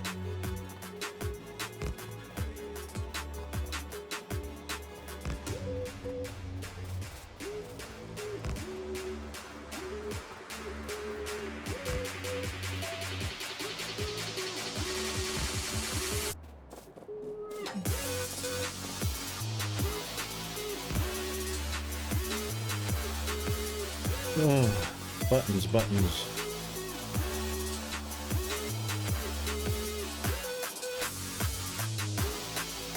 Ah, the movie. Yeah, the movie was kind of, that was kind of hokey, wasn't it? High speed wrapping up for the night, so you must be, let me see. 11 p.m. in the U.S. Actually, it's 11, 10, 9, and 8 p.m. in the U.S. So that makes it about 3 a.m. in the UK, 4 a.m., something like that. Oh, hold on. Yes, okay, so we now have oil. Not a whole ton of it, but now it's doing what we want.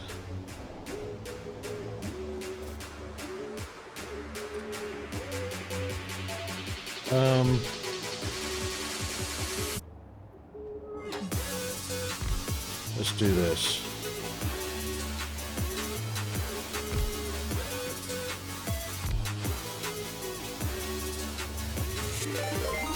Raiders detected. Welcome and enjoy your stay. Awesome. Thank you very much for that. Welcome in, Raiders.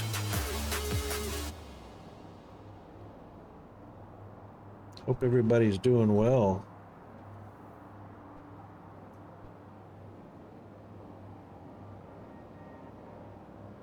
Howdy, and welcome all to my brainless activity.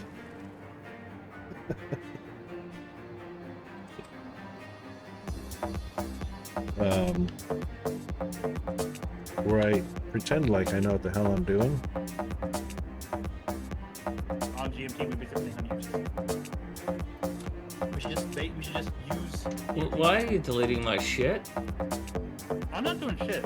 I'm sitting here. Dude. I don't hear any audio on that.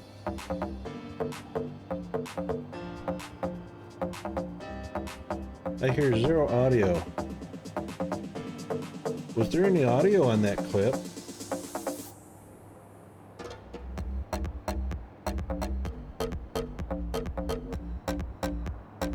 You did get audio. Okay. I did an update again, so that means I have to go through and do stuff like changing, just flipping it, going from monitor off to monitor and output, just flipping stuff.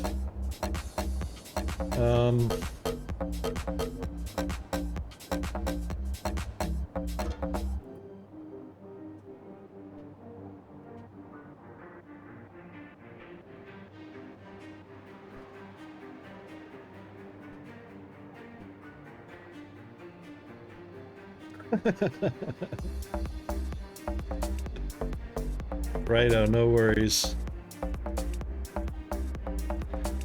Yeah, just because Peanut and his friends watch the stream from time to time, and you know, it's not just local here. There's kids that are older than 13 but younger than 18 and stuff. I don't need to contribute to their poisoning of the mind. I'll let other people do that.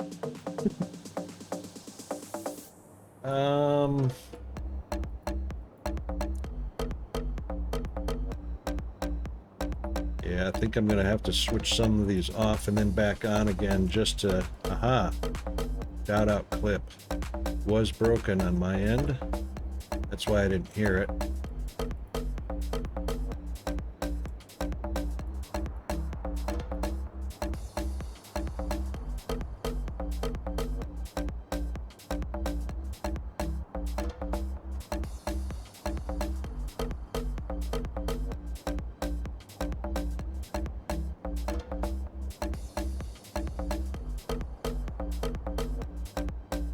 Oh, how about that? It's a good thing I checked, because even though nobody came into the Discord, that was switched back to default.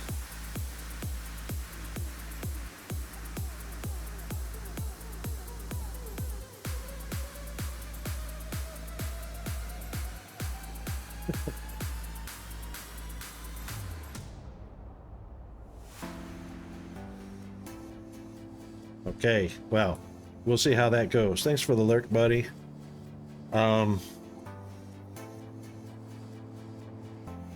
Yeah, so hope you had a good stream. I know it can be tiring at times. Next up, what were we doing? Oh, these are only 50, so let's get them knocked out of the way. Alright, we got our oil pumps pumping.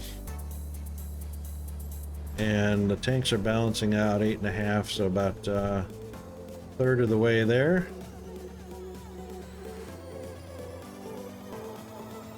Water's filling up quickly. Did I not do another? There we go. And what we were looking for is sulfur. So we need to set up a chemical plant for petroleum. No, we need an oil refinery for petroleum.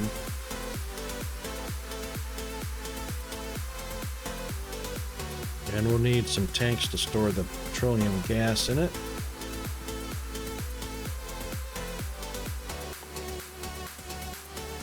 The refinery is what's going to give us the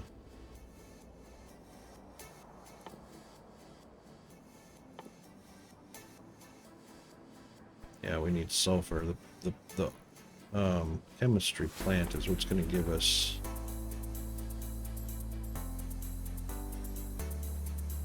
sulfur. That's going to need to be near the petroleum gas after the oil refineries. All right, so planning in the dark.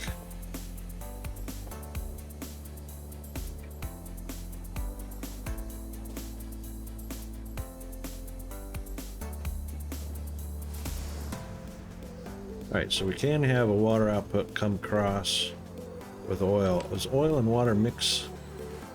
Oil and water. I don't think oil and water mixes with anything. It's water and petroleum that mixes. Yeah, oil and water won't mix.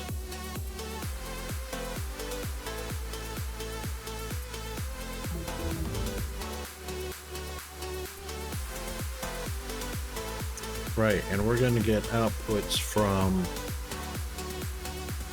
the oil refinery. Again, not intuitive. The oil refinery is probably going to give us heavy oil and light oil, if I'm not mistaken. That was a while back. Man, that was a while back. All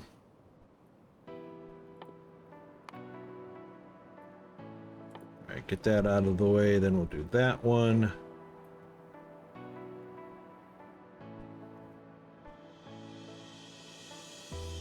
Didn't we research that one already? More flexible ways. pretty sure we did that already because they're right there.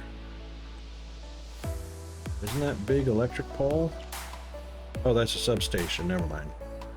Is that new? No, that's not new. That can't be new. Wire reach is 8. No, it's not. Okay, yeah.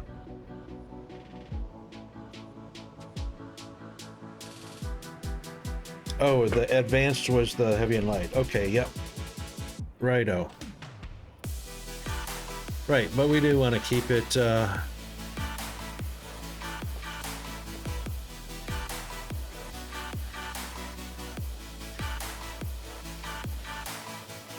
keep it somewhat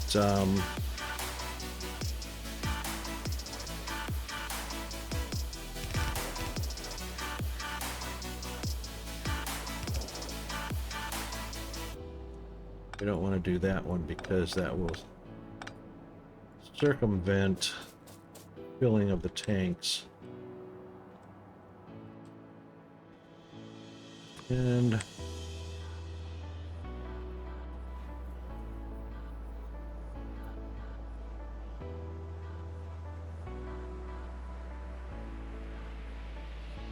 still working our way toward the cliff removal bombs, but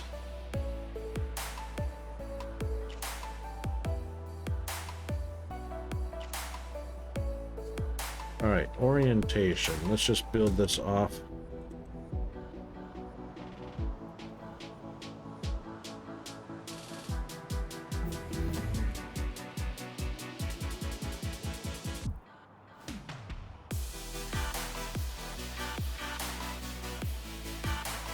Done.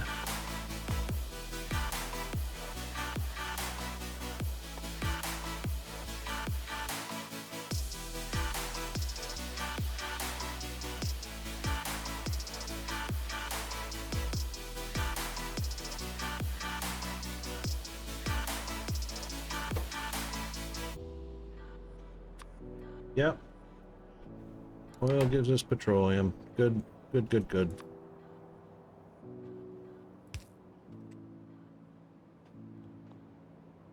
All right, so we will want a few tanks, or at least one.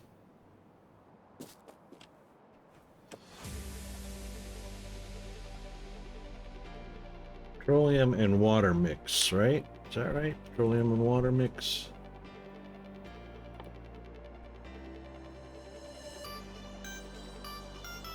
Yep, petroleum and water for sulfur.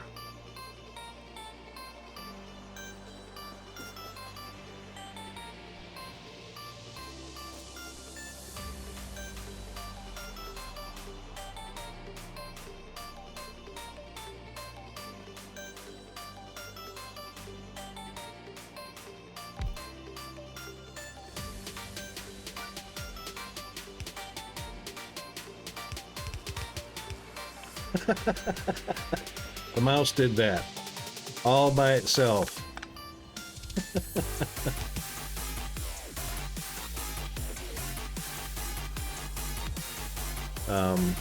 And what we're making sulfur for, sulfur to get right.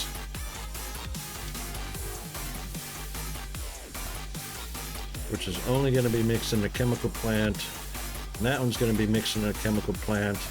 All of that just to get one of these, which can be handcrafted.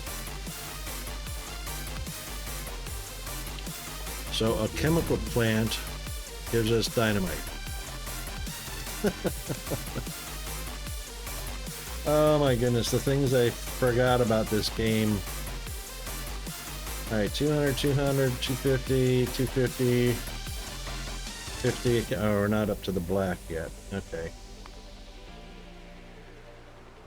We'll do the battery, then we'll come back to the gate, which is a none needed, and then we'll do the fluid wagons for the trains. Nope. No, what we're going to do is we're going to do solar energy. So I actually have some solar energy.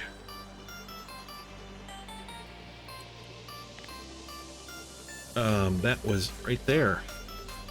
And that's really big, but we're probably gonna, I wish I could zoom in on that. Can I zoom in on that?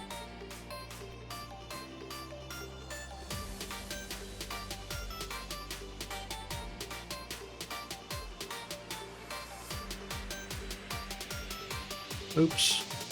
Hang on.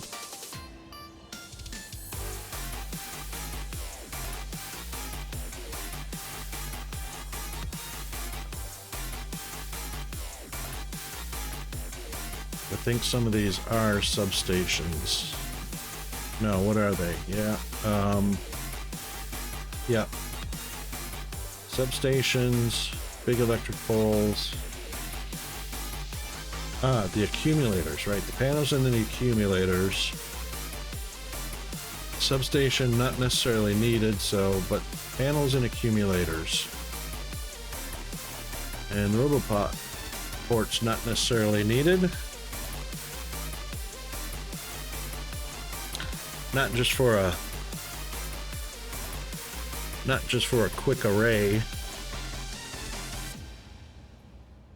So we can make the array and start reducing some of the pollution fairly shortly. Okay, so back to yeah, we'll take that and that because we're fueling our little car with it. Chemical plant.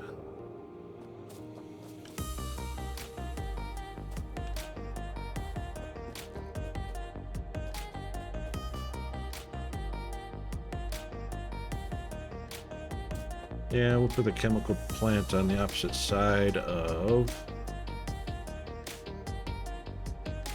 Actually, we don't have to. Chemical plant can go right next because petroleum can go that way. Petroleum, chemical plant's down this way for sulfur. So...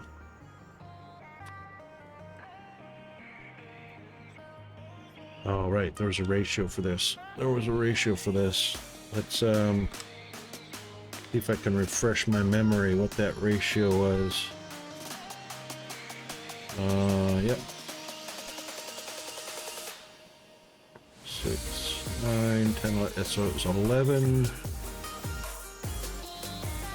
2, 4, 6, 8, 10, 12, 14, 11 oil, 14 plastic. 1, 2, 3, 4, 5, 6, 7, 8, 9, 10, 11, 12, 13, 14, 15, 16, 17. Is that right? 11 to 17, was that the ratio? No. 22 to 17. No, it was these 11 to 7. There's 11 to 17 for that one and 11 to 14. 11 to 14 for plastic.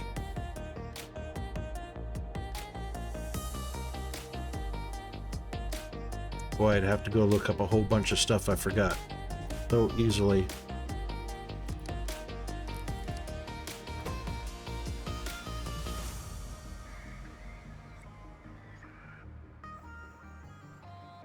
Alright, so 5 seconds crafting time.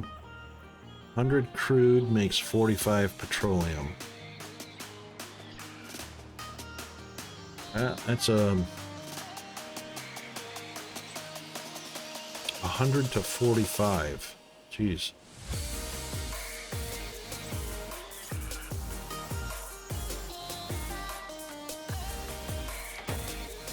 And if I did the chemical plant is going to require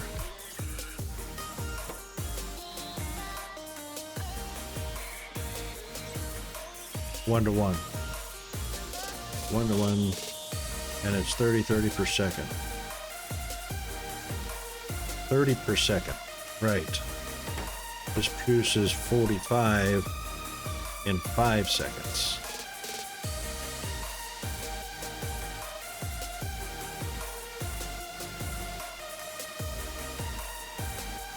$90 in 10 seconds. So I'd have to get my calculator out or use my little spreadsheet to do the math, but that's advanced oil is usually 25 to 17. Okay, I had something close to that. I had 17 of the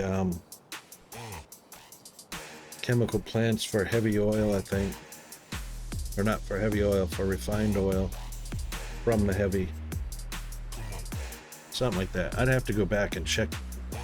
I've forgotten more about this game then I remember.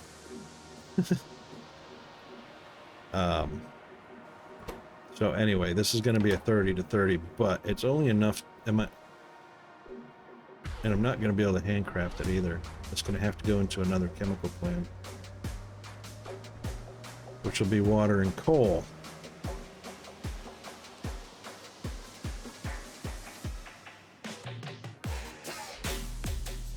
Way up there, or way up there.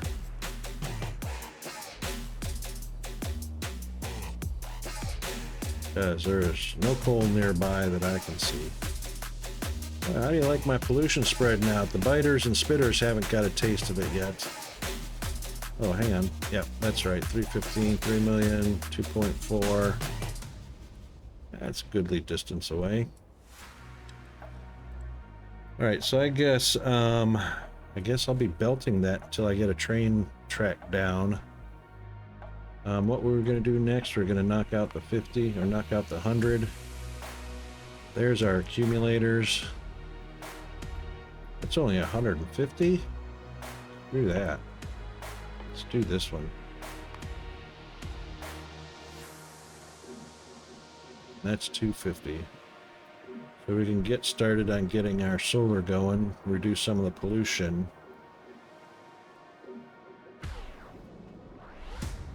Not braking force. Where's the engine itself?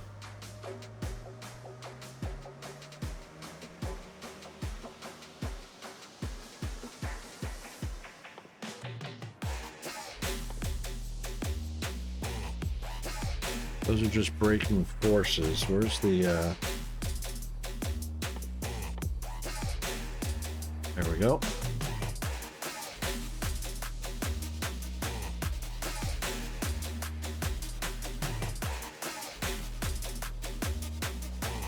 Right, and those are going to take burnable fuel as well. So that'll be a train station that will pop coal into, because we got no other burnable fuels right now. Okay. Oh my god, where's the night vision goggles?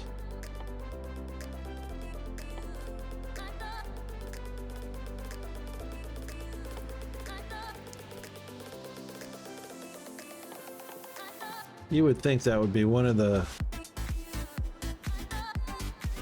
first up things. Night vision goggles, where are you at?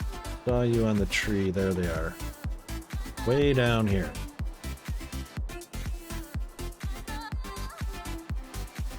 Portable solar panel, yeah, I would love to put that in if I had an exosuit.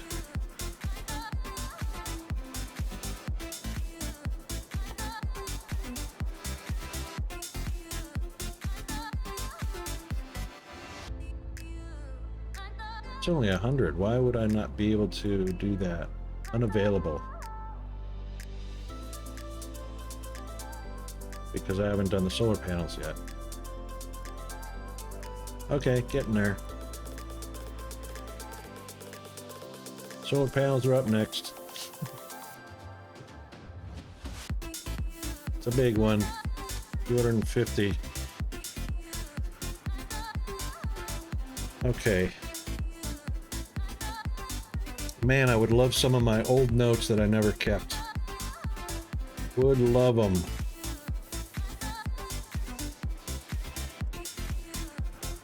However, this is going to be sulfur, and it is going to be 30 to 1, so... I mean, 1 to 1. So we'll just bring... tap off of one of these. Not going to happen, because if I do that... Yes, it will. Yay!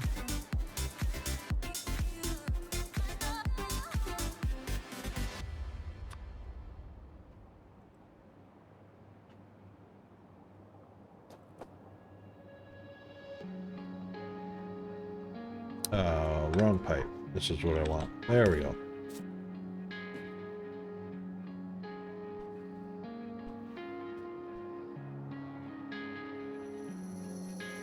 Whoops. Yeah, be careful there, buddy. Be careful which one you line up with.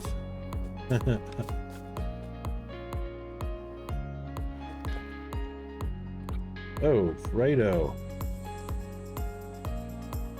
All right, in about 50 seconds, we're going to have an ad. So, sorry about that.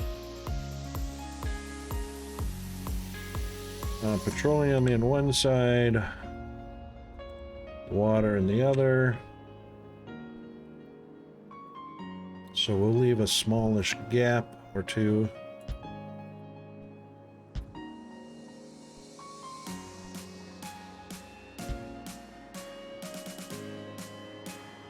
All right, we are 10 seconds away from our ad break. For anybody that didn't read the scrolling marquee at the top, we'll do a bio break. And for non-subscribers, we will step away during that time and we'll be back.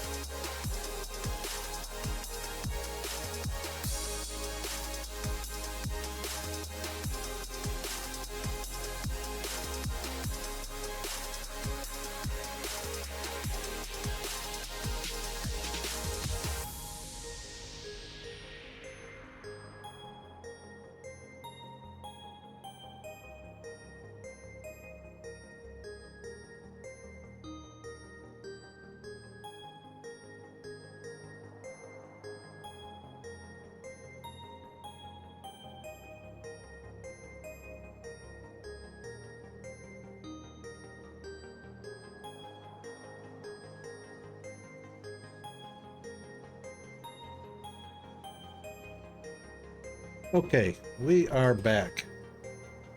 That was a little longer than I anticipated. But we are back and hope everybody's hydrated and bio-braked and caffeinated and whatever they needed.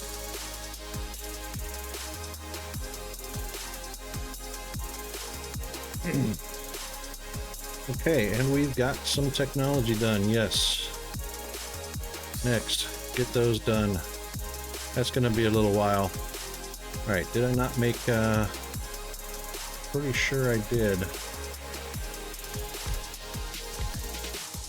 Made 2 of them anyway. And yeah, we need to go grab up a little more steel for that. Before we put those down, let's pipe everything.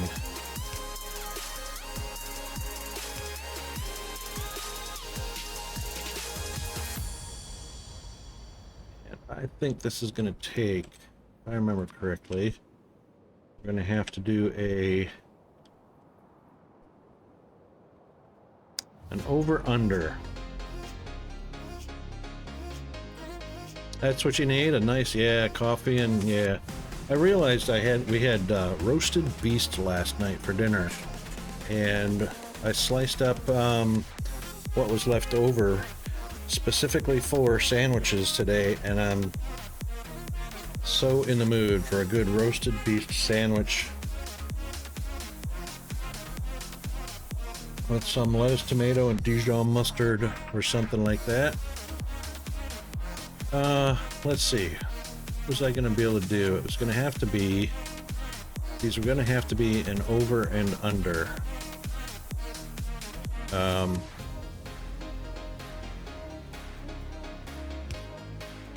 I believe that was going to be a turn. This was not going to be able to do, yes it will. That's what we were doing.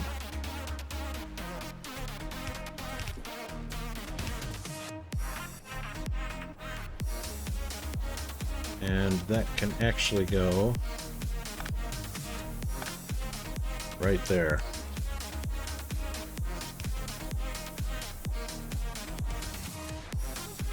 Yep.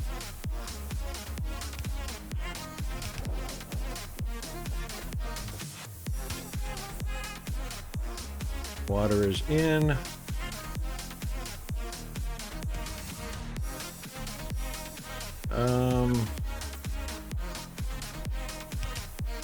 Petrol is in. Oil is in. Yeah, okay, now we're...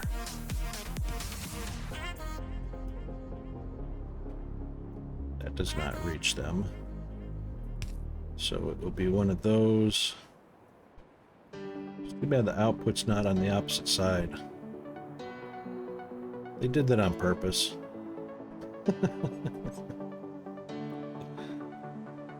They did that on purpose.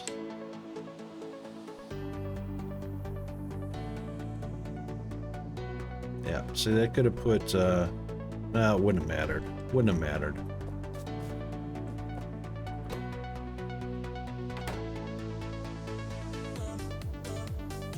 But the thing is,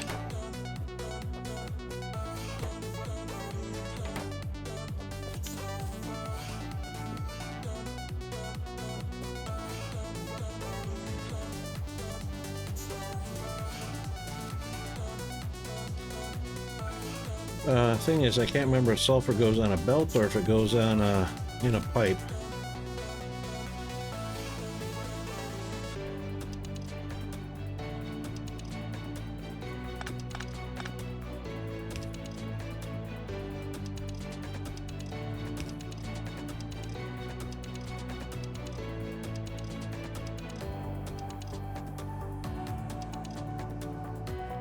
And which one of these takes oil?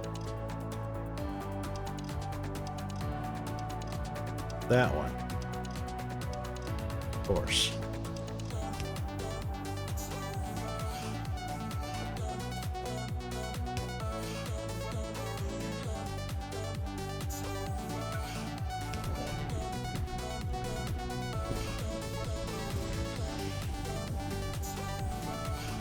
There we go. Grilled on sourdough. Oh my goodness. Miss sourdough bread. Holy smokes. I think I'd have to hunt for it up here where I'm at. Or make my own. My grandfather taught me how to make sourdough bread. I'd have to pop in the stores and see if it's even on the shelves.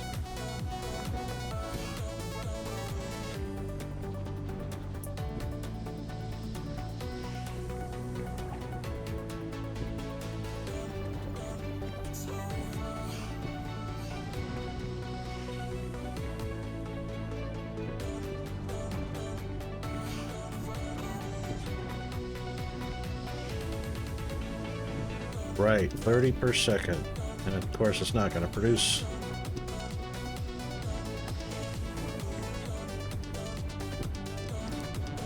That's just for one machine, so that would take a number of oil refineries in order to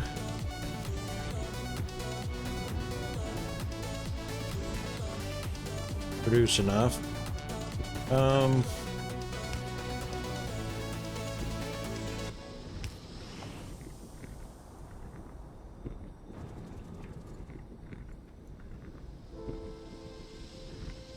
Where is the output? I don't see output arrow. What? Where? What? Is the output at the smokestack? Is it a belt? It's going to be an inserter? What are we doing here?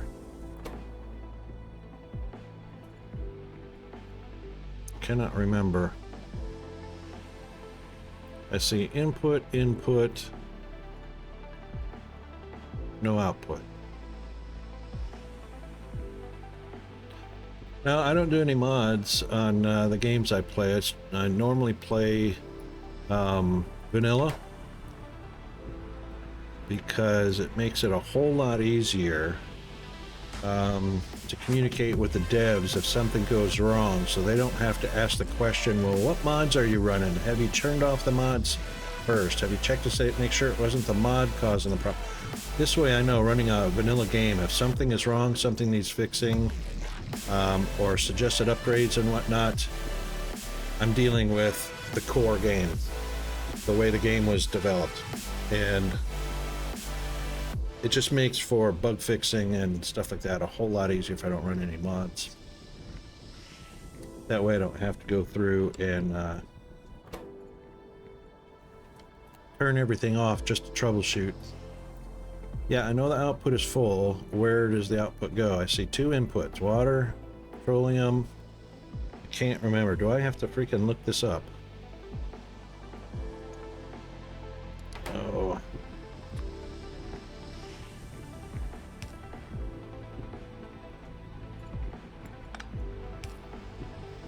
There it is. It's an actual insorter. Oops. Which we can then put on a belt.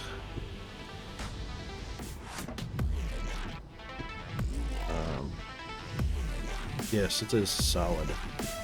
However, they've got pipe connections, so, you know.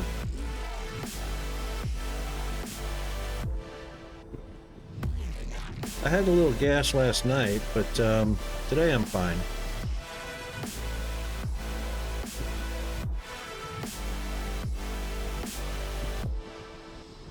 Let me think. Which way do I want to go with this? Because we're just grabbing enough sulfur. Well, you know, the thing is, this is what I'm looking at. Is I'm looking at, you know, pipe connections. So you see pipe connections here, you see a pipe connection here, you see a pipe here. In other games, that would be a dry material belt rather than a pipe.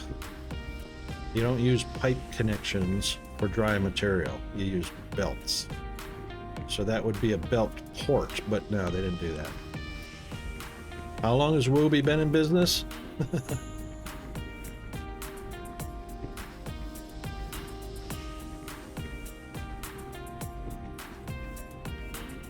Yeah, so anyway, right, we were going to make, so we're going to have to belt this over to another chemical plant, bring coal down,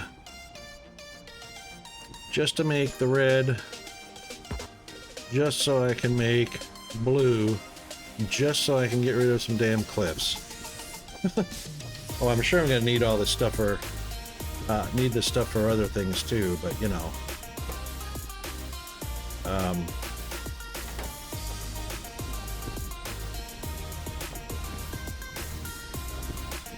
Yeah, there is a fluid ingredient shortage. Indeed. So, it would need to be one of those.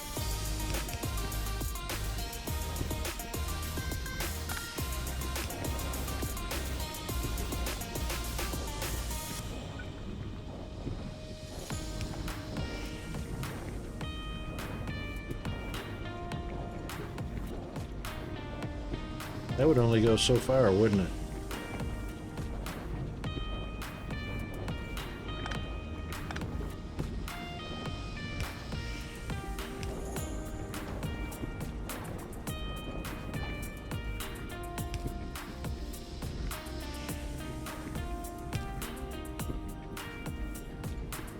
Yeah.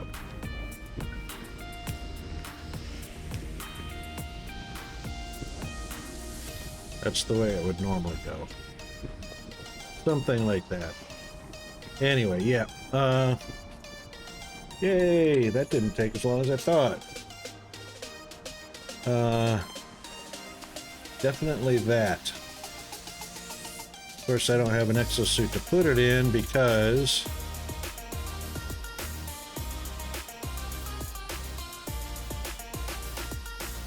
where's freaking exosuit at? I could swear there was another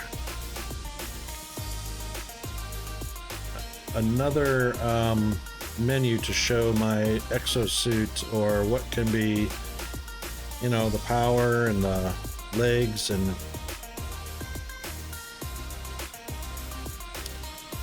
yeah, I want the exoskeleton, the one that shows all the things you can attach to your exoskeleton to give you legs and all that good stuff. Right click my armor, bottom left. Well, that picked it up. Right clicking just picks it up.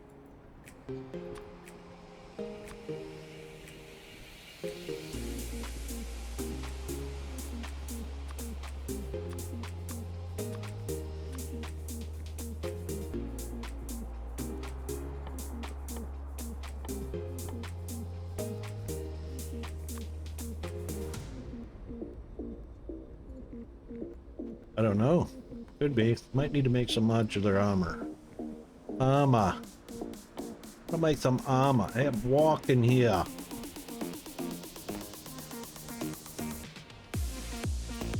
Heavy armor. Modular armor. There we go. Equipment grid. That's what I want. Alright, what do we need? Iron and red chips. Plastic. I haven't made plastic yet. Chemical plant. So many steps.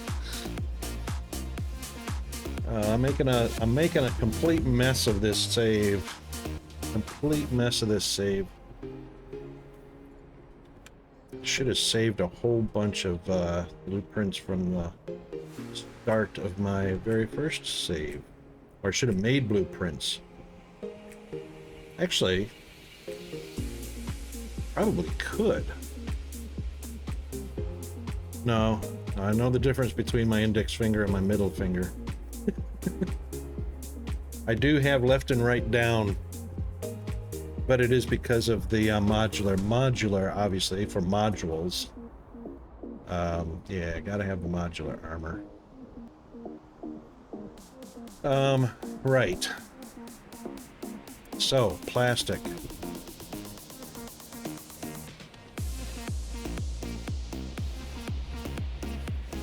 Which which means some more chemical plants. Means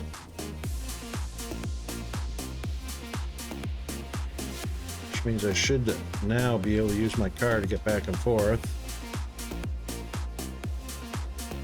Got plenty of inventory slots, but that doesn't mean I can't put some slots into, or put some things in the vehicle slots. Because walking around like this is slow.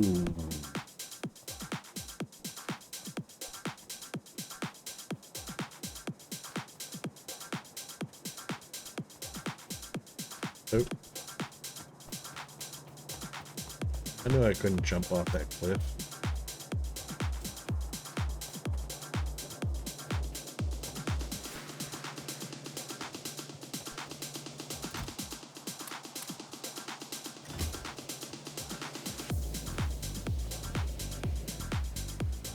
Okay, chemical plants. We'll do 6 more of those because we are going to need them. We need red. Oh, no, we need red. Which takes plastic.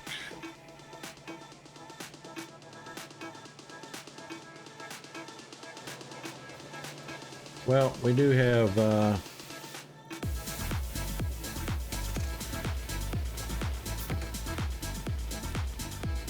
some coal. Probably put a little bit more in there. Oh, we need to pay attention to that anyway. Hey, I thought when I got out you're supposed to stop.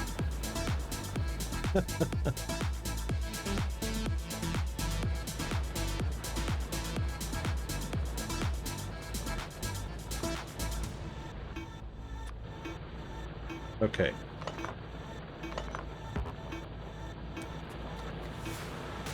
This is not coal anyway.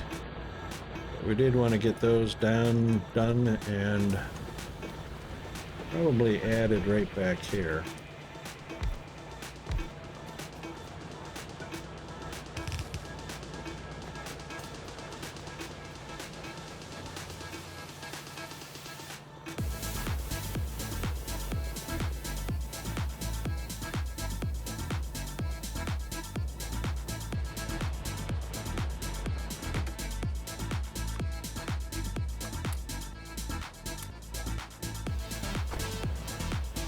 Yeah, what are we using first in here? Yes, wood. Okay. Now.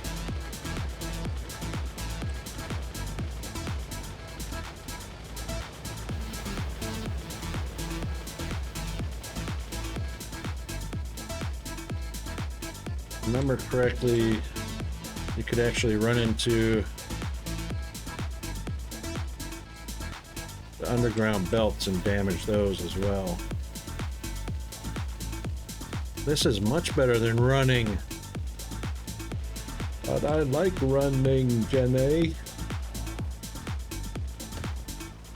Oh yeah, and running into wood obviously damages the vehicle.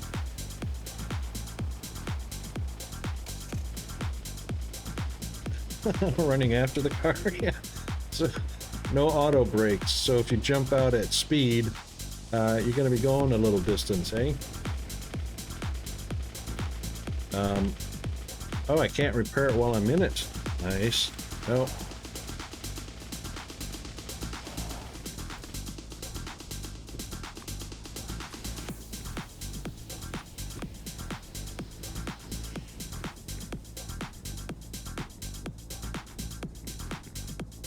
Oh, belts won't collide now. So the hooded underground thingamajobbers,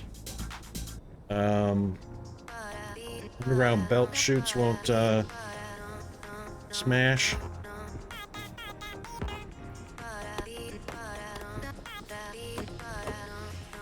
Ooh, I got quite the little echo going on. Why do I have the echo going on?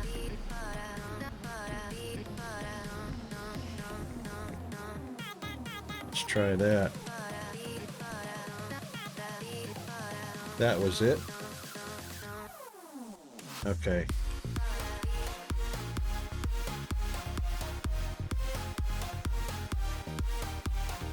All right, so water and petroleum.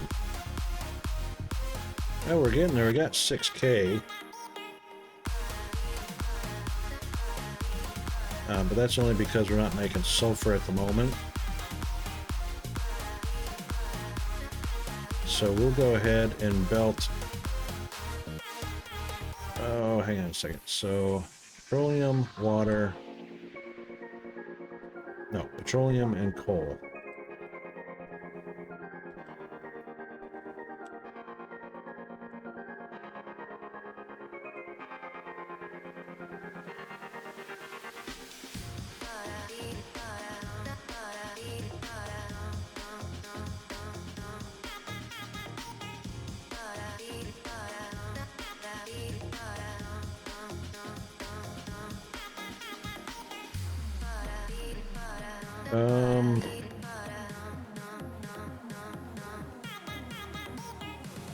I hope I got that in the right port.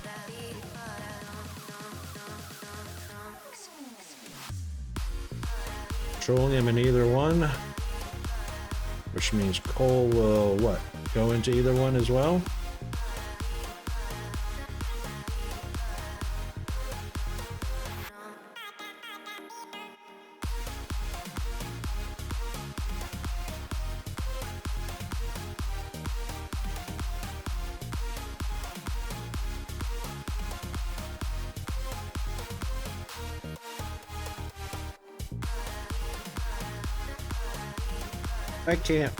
I can't remember. Alt mode. Don't I have alt mode? There we go. Must have hit that button by accident. Thanks, Oz. Must have hit it by accident. But anyway, right, petroleum in. I assume again, since it's a dry product, those are the two outputs.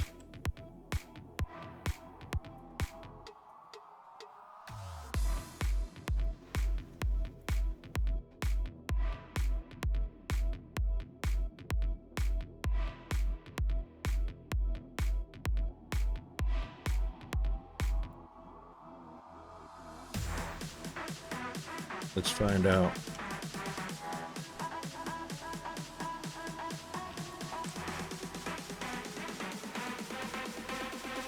No. Well, that's not it.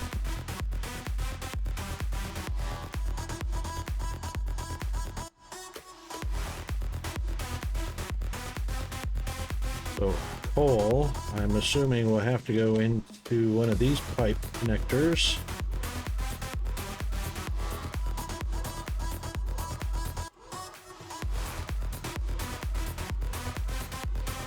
And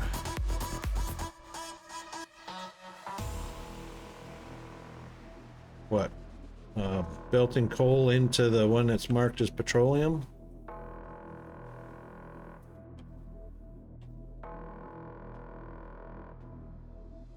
Oh, right. I think that's what it is. That's what it is. It'll just jam it in from anywhere.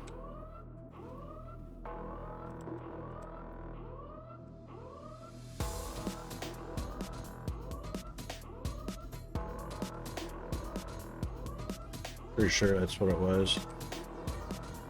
Yes? No. Yes.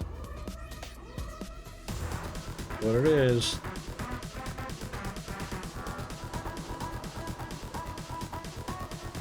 No, hang on.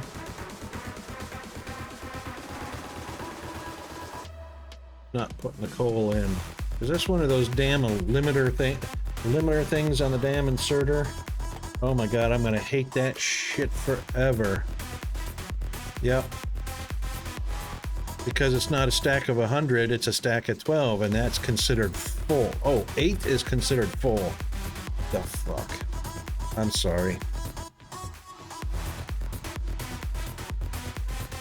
That is the dumbest freaking change. Yeah, I know. I know. Freaking pimple-faced geeks that thought it was a great idea to put a limiter on the freaking inserts.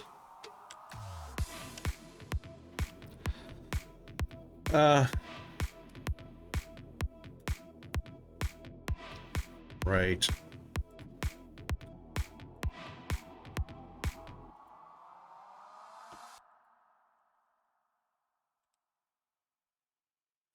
Cock bites. Did I say it? Oh, I'm sorry. I was talking about chicken and roosters. That's what it was. Yep. Chicken and roosters.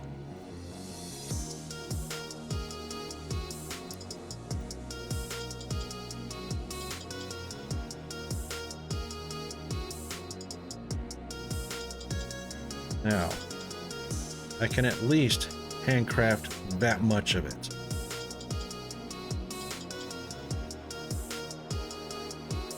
So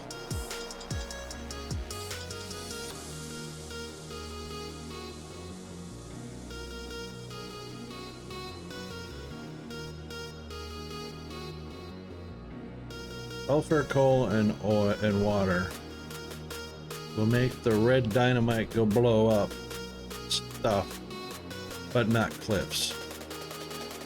Hang on, what are we using this for? What do we use explosives for? Are we making holes in the ground with it? Explosives. Ingredients, what it's made in, not what it's used for. For rockets. Solid fuel.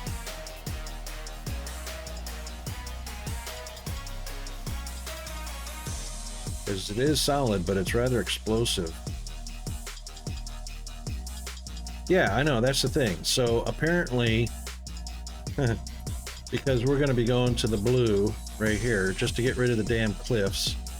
So I got to jump through all these hoops to make grenades, an empty barrel, and 10 explosives. Other than that, I mean, yeah, what do they go into? Probably, like you said, probably into rockets, because, you know, rockets need dynamite on board.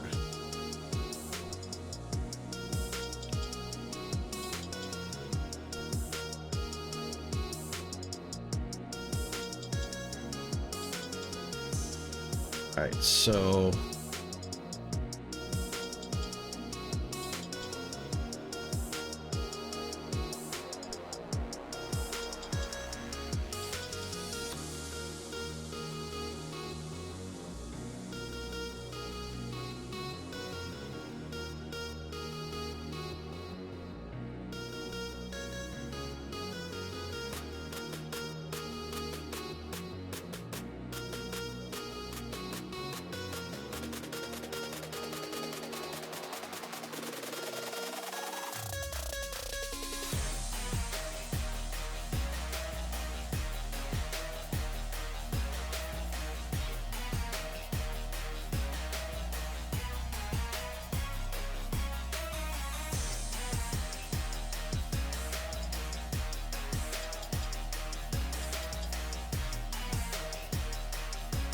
oh, yeah, I gotta go get steel?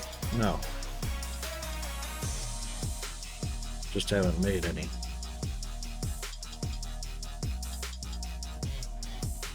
Alright, that'll get my explosives.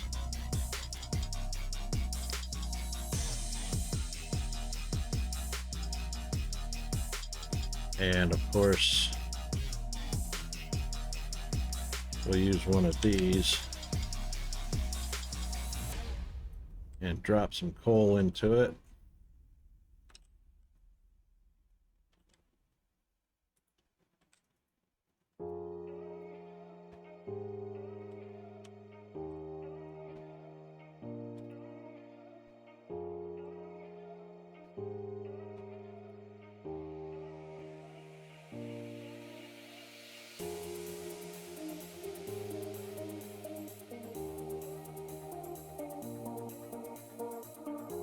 Oh, give me night vision, damn it.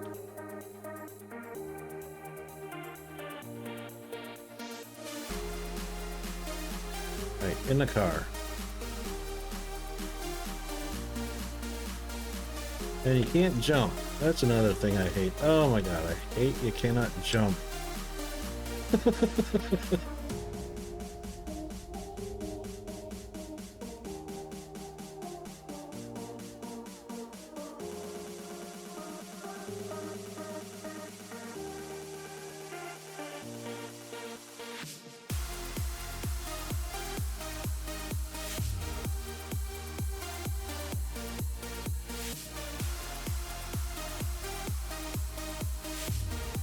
Oh, right, the Wawa.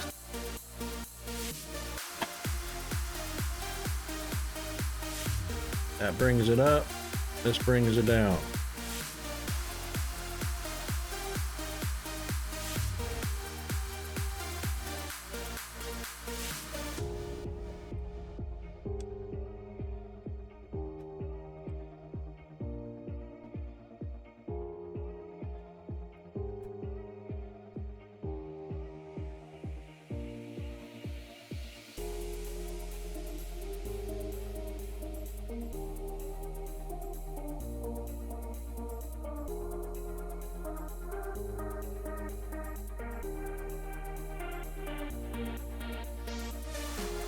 Barrels and grenades.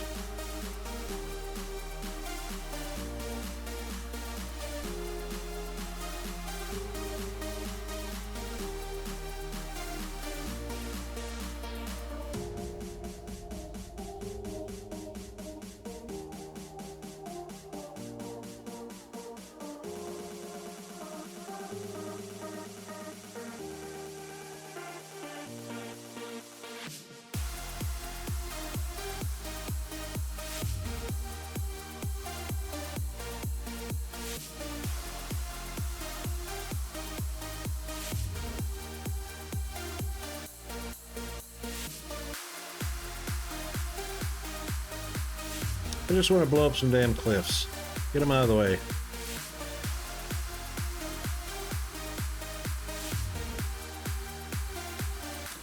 A dynamite and a grenade is not enough. You got to put both into a barrel to make it go boom.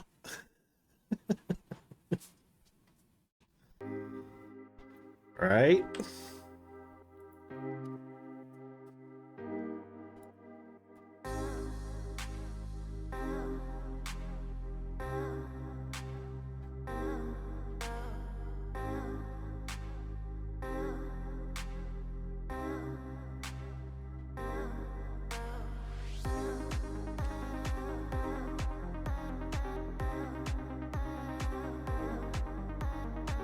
All right, go fast.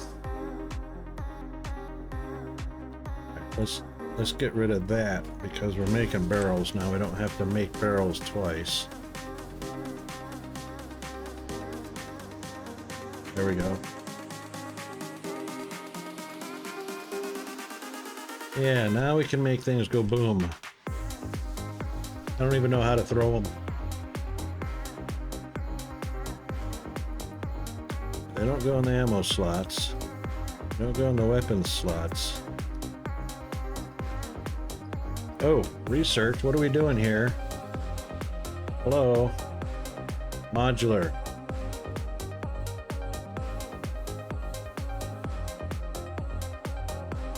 Yay!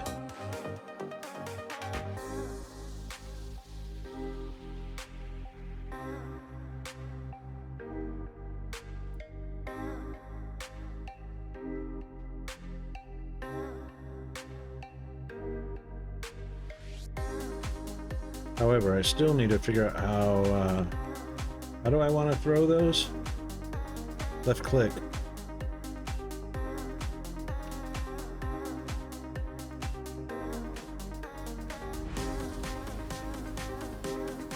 And right now I only got 4, so they need to be well placed. So we're going to have to get rid of the cliffs that are most in the way. And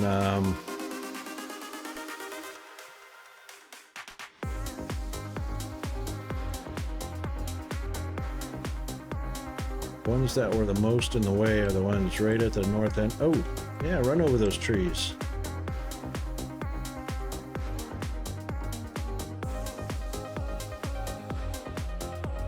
These cliffs right here.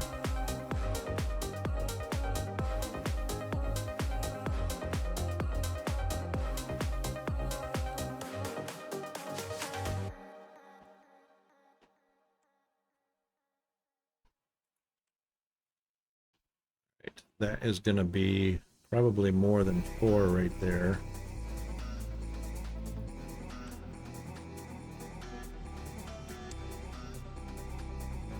I got a pretty big range, sorta.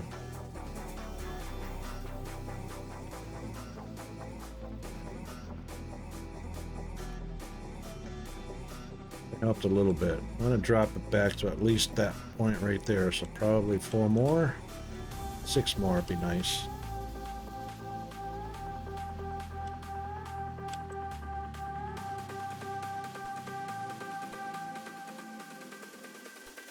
Okay, left is right and right is left.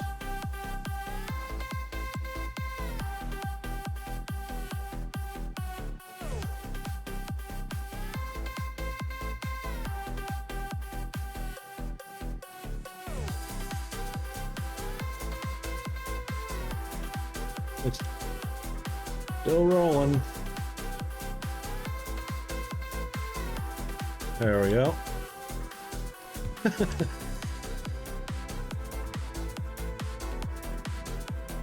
Okay, now finally getting somewhere.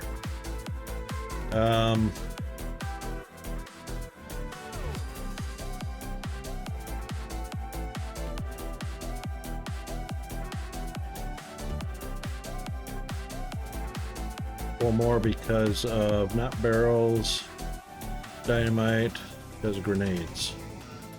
So don't have enough grenades. Take a few more.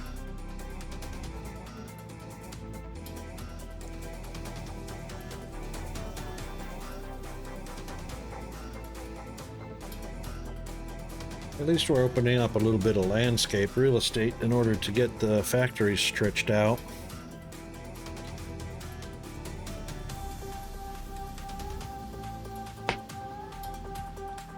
Just gotta say, I am not a huge fan of Factorio because of its 2D, 8-bit landscape. Oops. Like I was just saying, I don't like the 2D map. I don't like to.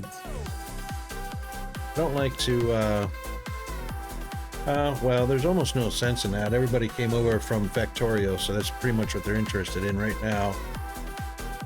I can switch anyway.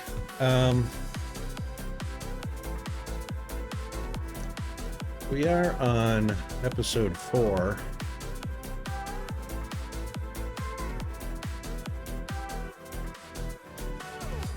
We only got another hour and 10 minutes to go in the stream. We'll stick it out.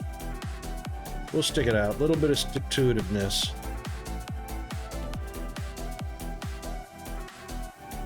We'll apply some stick-to-itiveness to it and see how we go. And then tomorrow will be a new day. And yeah, then maybe we can jump back into DSP. I don't like not being able to middle mouse button, which is my scroll wheel, to click and rotate my view. You can't rotate your view at all. That's a huge. Yeah.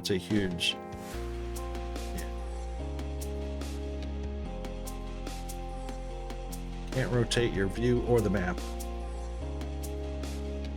Yeah, so there's a lot of functionality that's lacking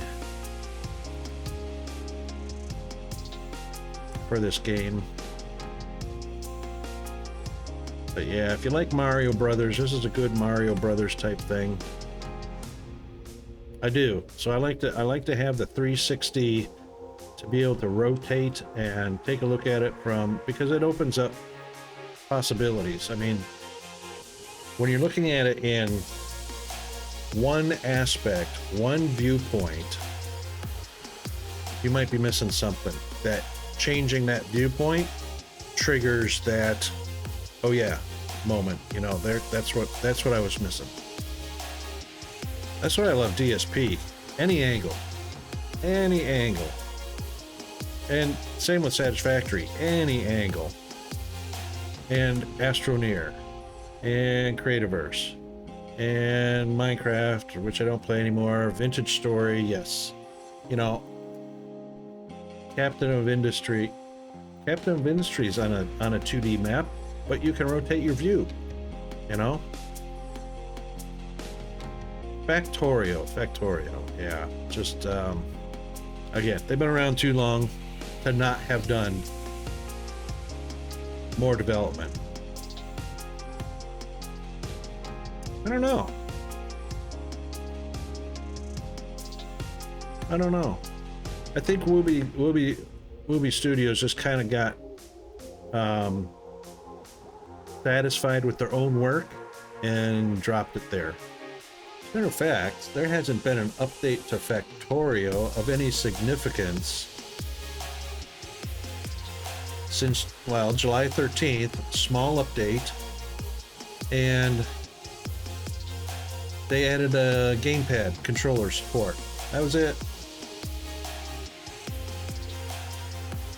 Oh, they added some contextual hotkey hints. Contextual hotkey hints. Really? In settings, interface. Useful when playing, using a controller. Well, that's pointless. Changed dump data to write infinite values as the string inf or -inf. It is now possible to blueprint entities of friendly forces. That's it.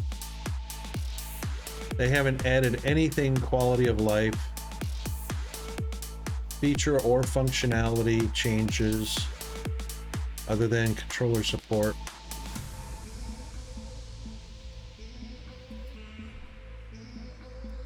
Going back to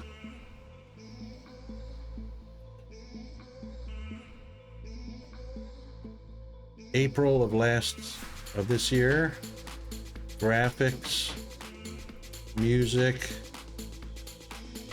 that's it. Some bug fixes. February, added autosave slots to the rest setting GUI, whatever that is. I'm not going to click on more. Yeah, I mean,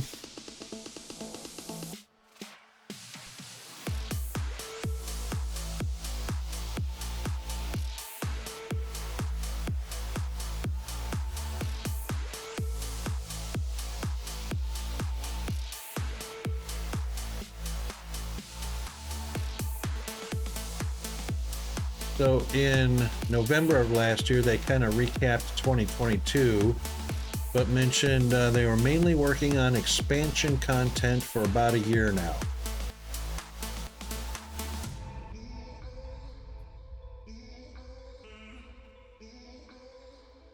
Whatever that expansion content is, I don't see it. Some non-expansion news for our Mac players. Not a Mac player.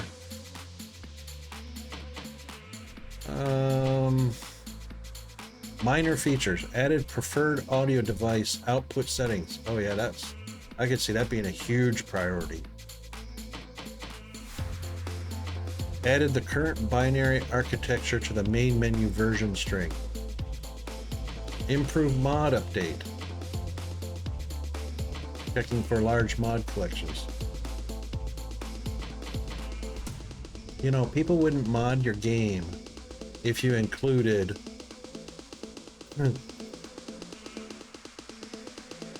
some common sense quality of life changes to your game.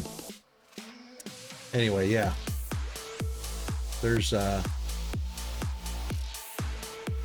we'll be been along.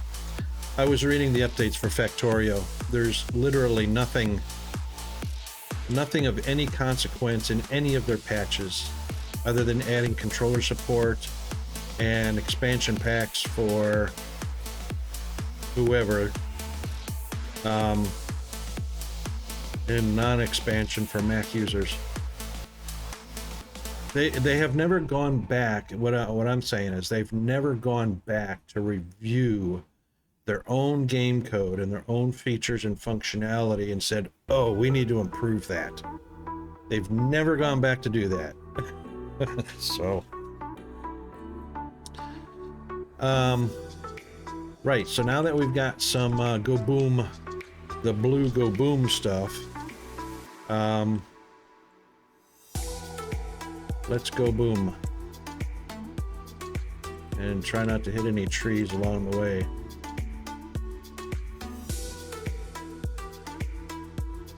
Because we would like to get this right here. A little bit of room to build our factories down in this direction. So let's Go Boom here, and here, and there, and that's what we wanted.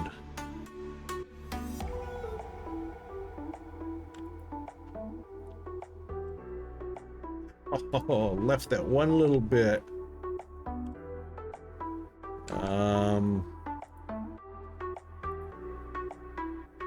Yeah, okay.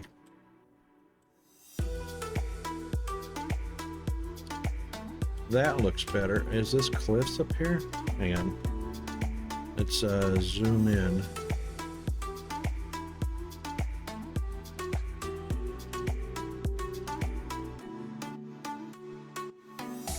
That's cliffs. Ah, right. Oh, hang on. What do we got going? Ah, yeah. See, this is. We need to go do some of that too. Yeah. That section right there. And probably that one. And probably that one. This one's going to be the most in our way because it's jagged. This one at least I can get around its straight edges.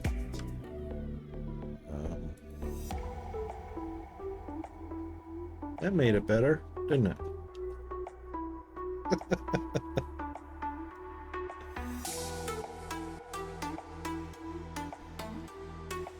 Yeah.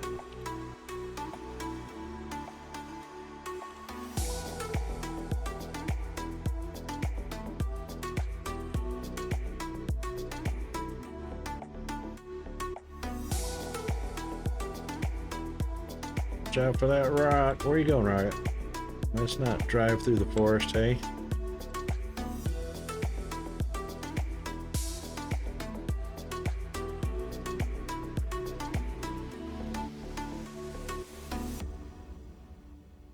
Okay. You did need some coal.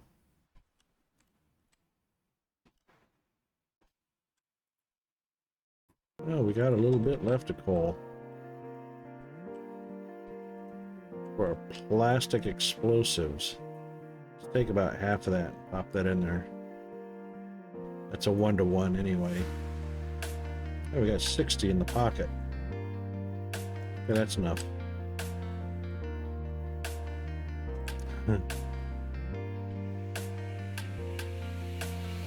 Plenty.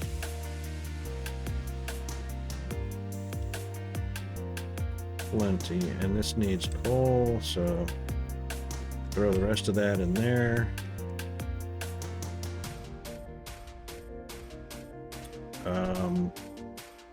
What are we needing? Grenades. Oh, wrought iron plate too.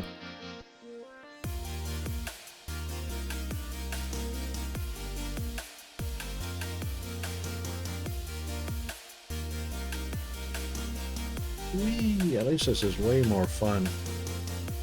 Oop, watch that rock.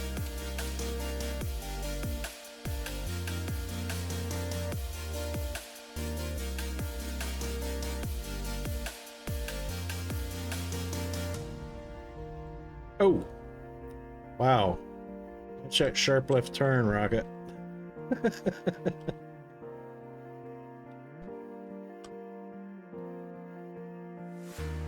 Oh, okay. There you go, you're all fixed.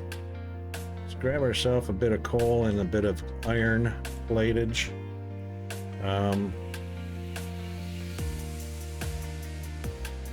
That should do it.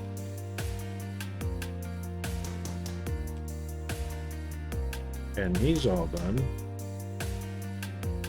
But that's alright. Iron is up to speed. Coal is up to speed. Up. a little bit of copper completion.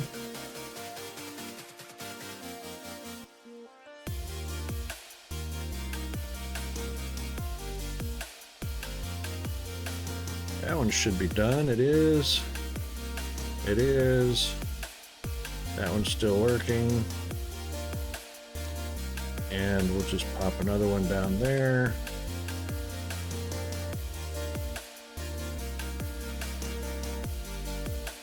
That'll keep the lights on anyway. Not that we have any lights anywhere, but you know.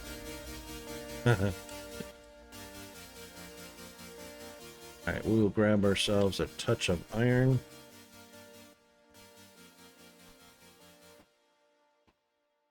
Goodly enough. Yeah, that's plenty.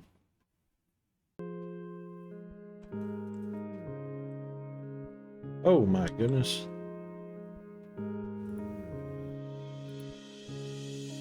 Okay. Oop. That's what we wanted. We could probably put the sulfur in there too. I wonder if it'll burn sulfur. I wonder if sulfur is burnable. Let's not put that in there. Let's put this stuff in there because I'm not using it quite yet. Don't need it to take up a whole ton of slots. Okay. We are on our last break. So we are an hour away from the end of the stream. We'll press on through and see what we can get done. I'm sure we can get a bit more accomplished now. That's what we were meaning to do is get our cliffs out of the way. There's our night vision. And now we've got modular armor, so we can slap some things in there. Right, so we'll be back right after the ads.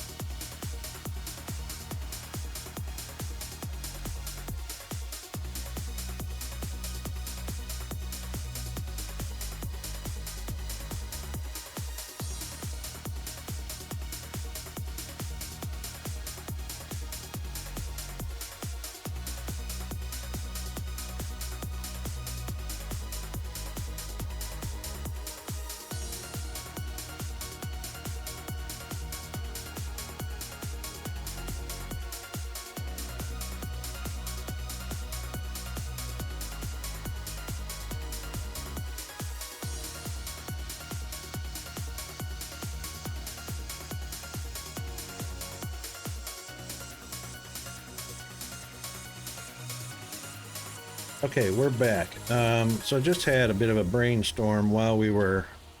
Oh, let's get that out of the way. A little bit of a brainstorm. So what we can do... Oh, is that complete already? Yeehaw. Yeehaw. Belt immunity. Yeah, I'd like some belt immunity. I'd also like a personal battery.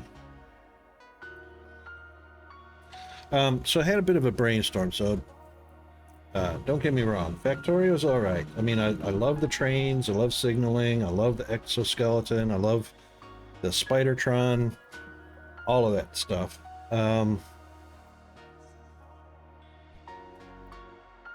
What I didn't investigate, which is what I should do, this is only going to take a second to do this, is go back to the old save and blueprint a few things, the starter stuff, because I'm making a shambles of the starter system without using available blueprints. And the blueprints do share across saves, so why not, right? So let's do a save game on here. It is the new multi, and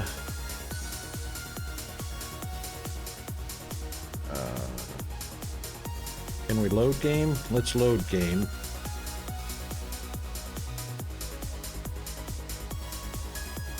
Wow.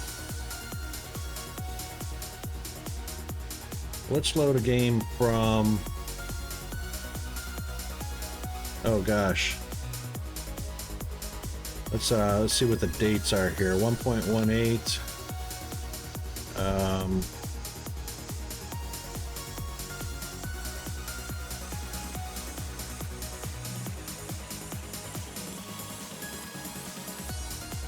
I reckon that's it right there. Let's just take a look and see.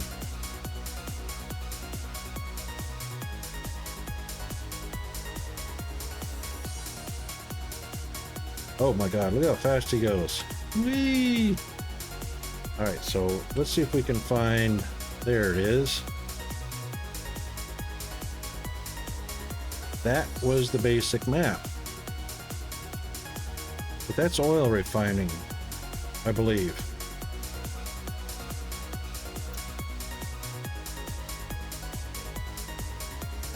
Don't believe that was... Look how little pollution. Look how little pollution that is. That's the hot spot right there, because this is... Yeah, all the things. But anyway. 10 million iron, 10 million copper. What I need is... This is the...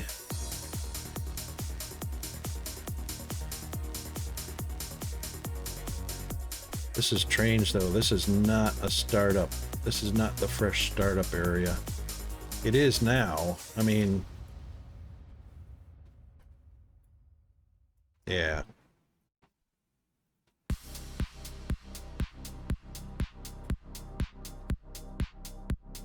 I don't even remember what I was doing up here. I was gonna do something up there. Okay, let's try a different one. So it wasn't that one.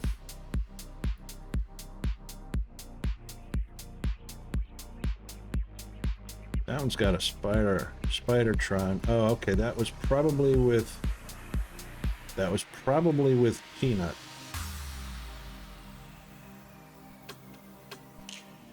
Migrate content. All right. Is this our...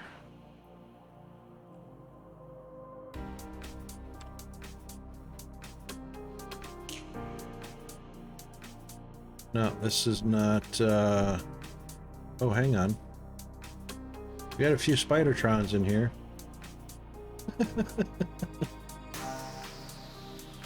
Right, this is Peanut, mostly Peanut's build. I don't think we have,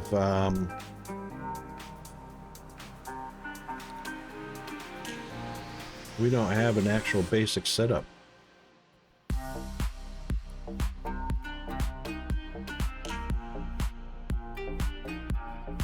Yeah, this was the peanut. My 11-year-old who started this when he was 9 years old. This is mostly his stuff, so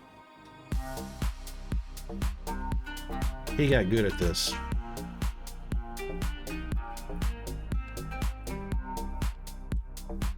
But this is all train stuff.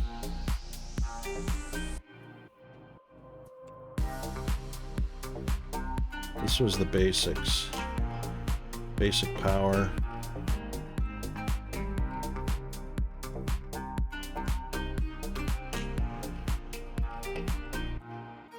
We've even got up to uranium enrichment and stuff. I don't know how we did this without the basic setups.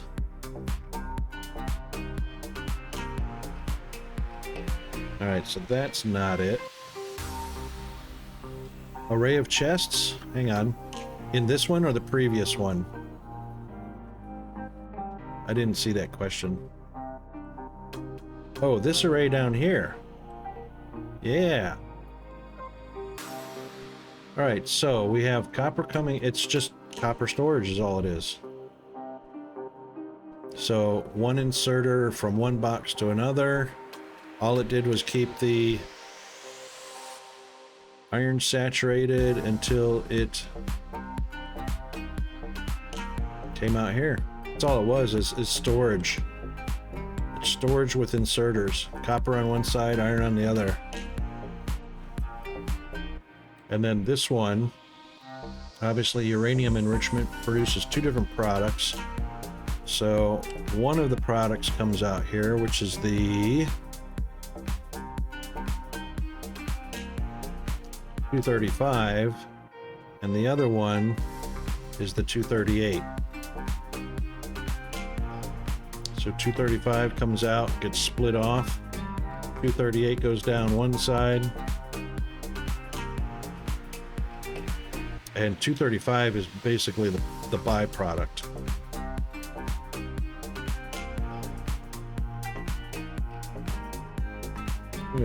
Got a twitch because his leg's on a belt. Right, so that wasn't it. 1 megabyte. This was the single player tutorial.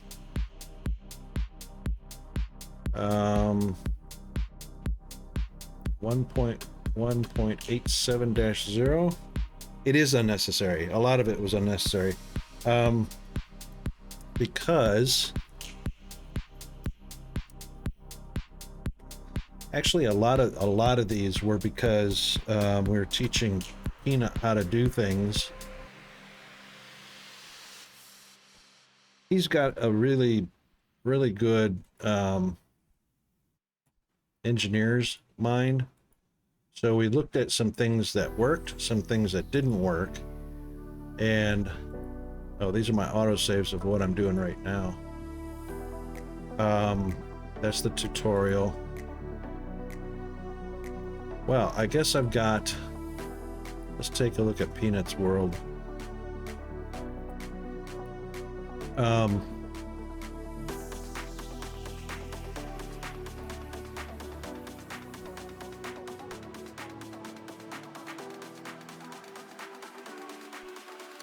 Right, this was basically the same thing. So we started out and he would take a look. What we did is we set up a few things for him to look at mechanics of how things operated so that he could go do make things on his world.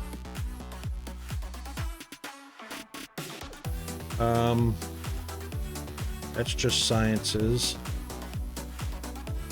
This is the spaghetti for oil production. So there's really nothing useful here. This was the mall. This was the all things mall, obviously with robots and stuff. I don't see any basic setups here, which is why I didn't have any blueprints. because I actually don't have a basic setup of anything. This right here is it, but this is all train and robot driven. So, and a rocket. This was all for rockets. That's what this is. This is all to launch a rocket.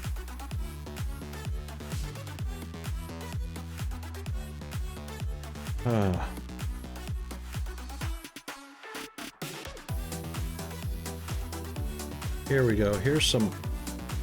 This is the advanced petroleum, heavy, light.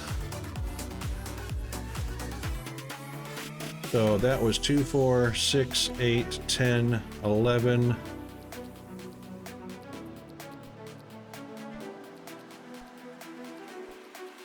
And 10, 11, 10, and whatever this was. And I've got all 3 piped down the side here, which then filter into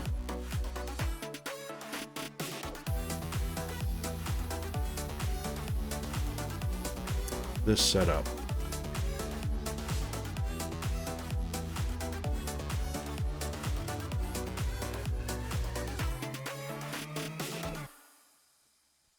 This wasn't too bad. This wasn't too bad. This is a good. So iron and copper coming in, making the green chips. Green chips filtered back out down the line.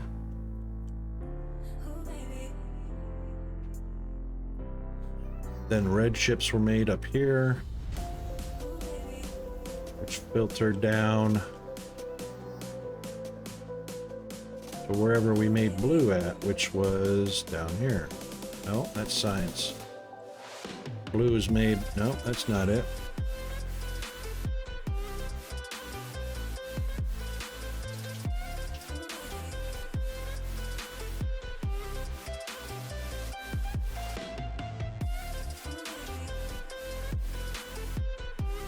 I don't see blue chip manufacturing. It's coming in. Here it is. 1 row of blue chip manufacturing. So this could be considered, almost considered, the basic setup.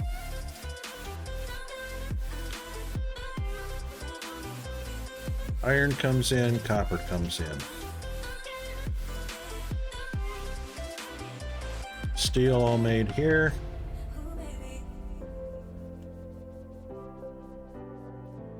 Copper's being pulled off the line as well as being sent down the line.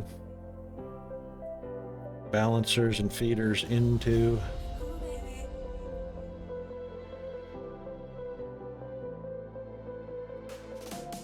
I don't know if there's anything really useful here that, I mean, the scale's too big for a starter.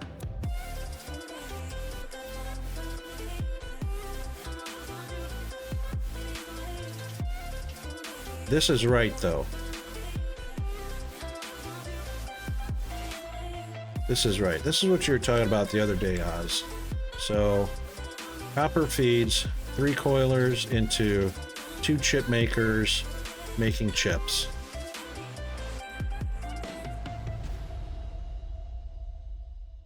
So it's copper, 3, 2, and an output.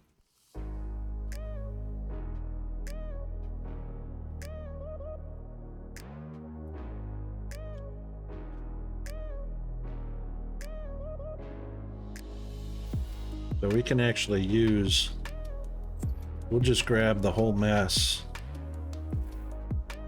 and we'll just cut out the stuff we don't need. Oh, you can't cut. These are greens also instead of the tier 1s. And they're also blue inserters. 1 to 1, 1 to 1, 2, yep. Oh, and it also looks like we've got some logic here too. So there's a wire There's some sort of logic there.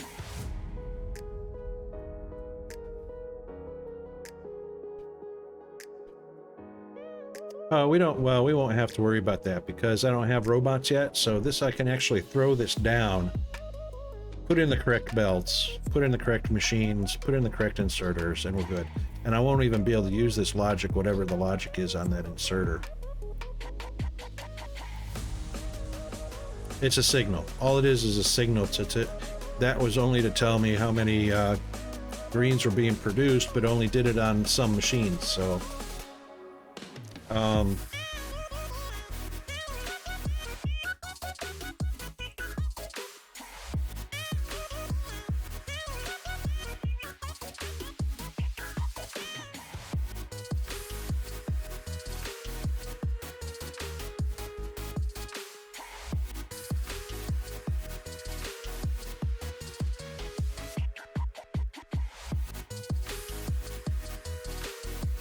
so we'll just use this for footprints to plop them down.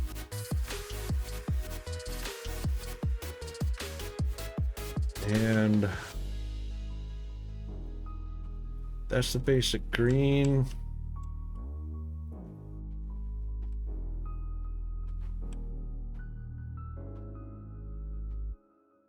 The red is plastic, copper, and green.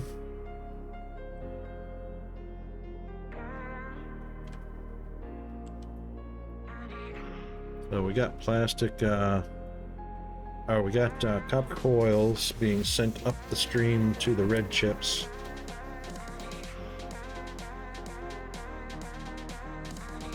That's right. So instead of having a copper factory, I mean, this is basically the copper factory, copper coil factory.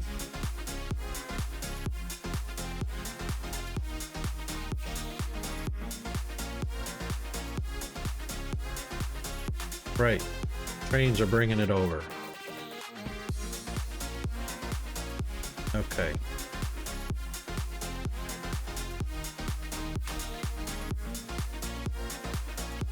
What was the other?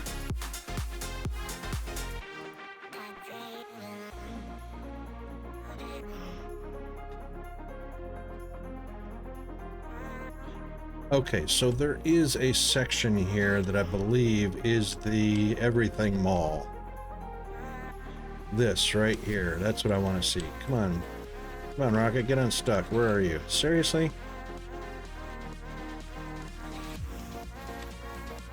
Wow. Get out of there. Sometimes you can be too fast.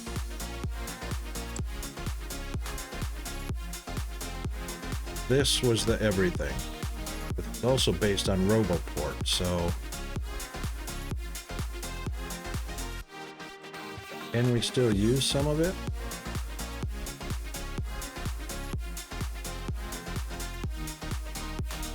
Gears and pipes at the bottom.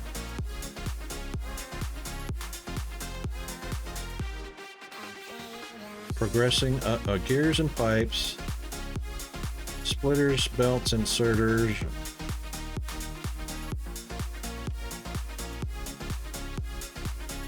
All the way up to the higher tier stuff. But there's landfill is kind of low tier. This is rather low tier stuff.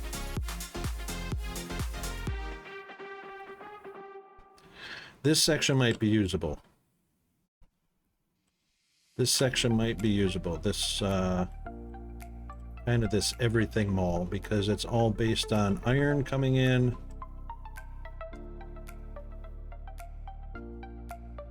Ore, steel, red and green.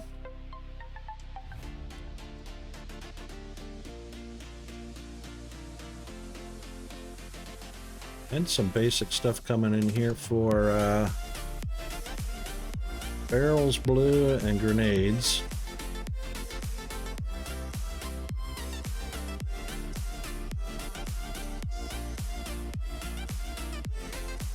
This is kind of in sulfur.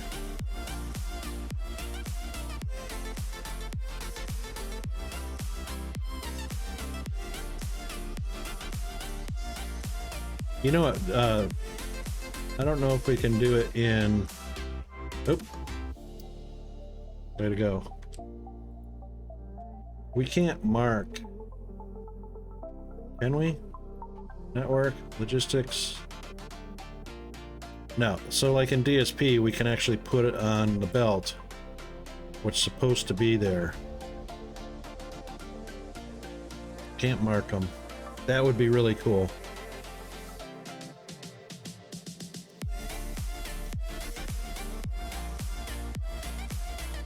The only problem with using this setup for the beginning is the boxes.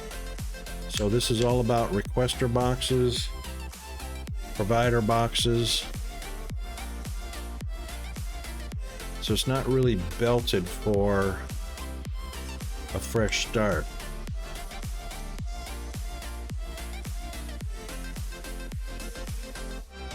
But that being said, we're not far away from passive storage chests, provider chests. We're not far away from that, are we?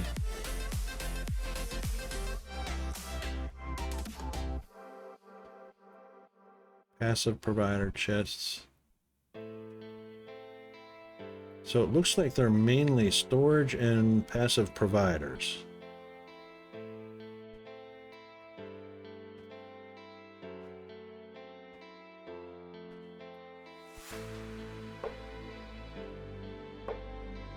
Which of course I'd need a RoboPort for, and robots to deliver them.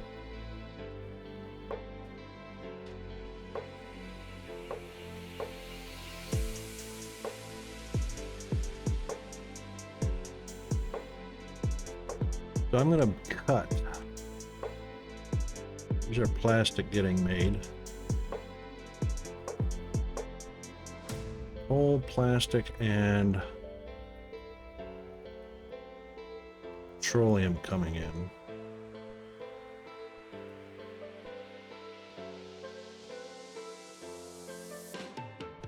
Right? Coal and petroleum.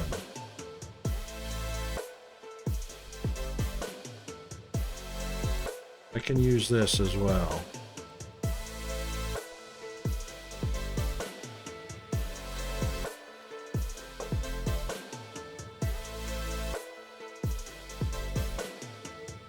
Output to a belt, goes right back over. Petroleum comes in, that way it's not blocking. Yeah, so we can do that. Don't necessarily need the splitter.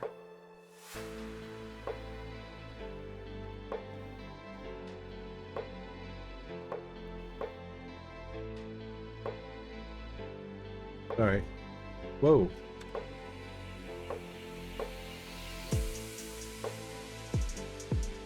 Okay.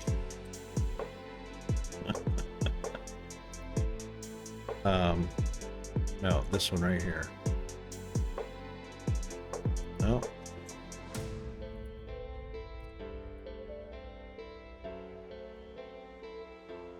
I'll get it eventually. There we go.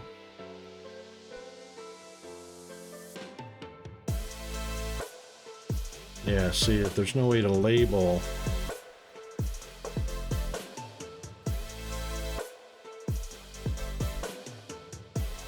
Full bottommost. Petroleum. Top.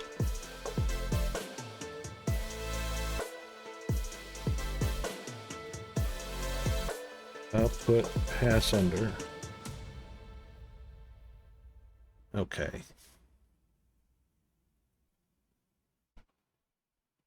That makes enough sense. And of course the long inserters. Pulling coal up.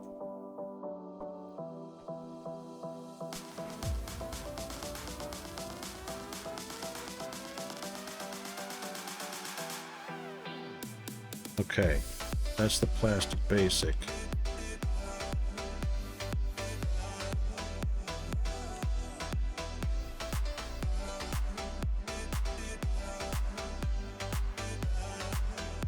That's all the sciences.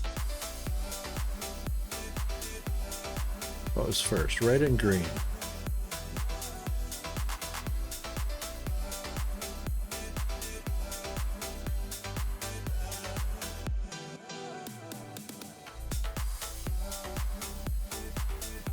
That's pretty standard.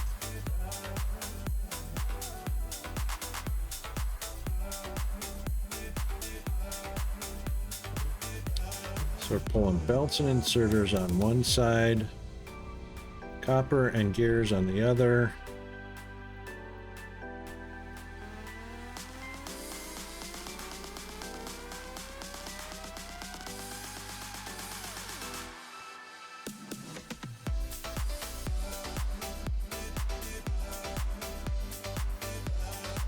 Gears are right there.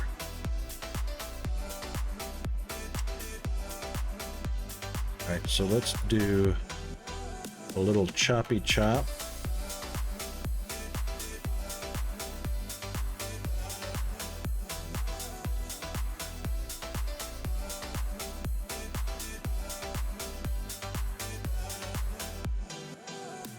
Yeah, see, it's hard to tell what's coming in where, but too bad you can't put a picture.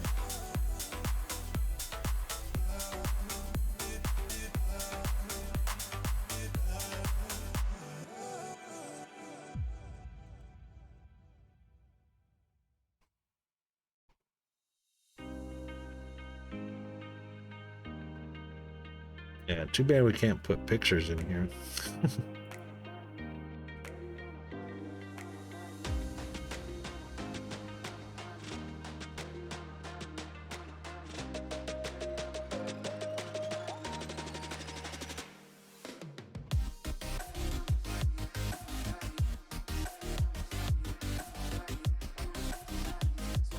But I did a lot of these feeds instead of using both lanes. They were, single items per lane on these belts.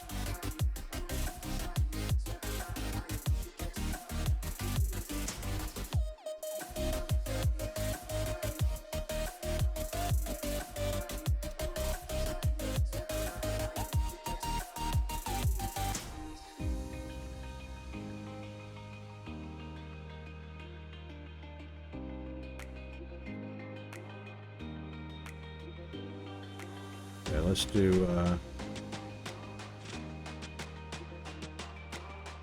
boy, crazy stuff here, hey?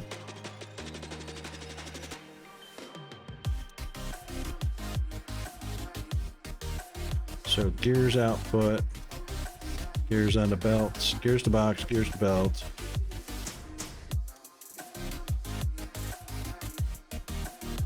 Pipes from iron plates, pipes from iron plates. Elbows from iron plates.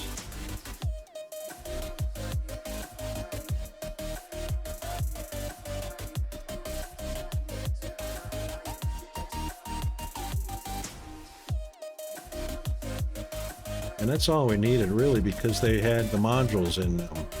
Efficiency modules. That's why there's not a whole ton of them. And efficiency modules for inserters and belts.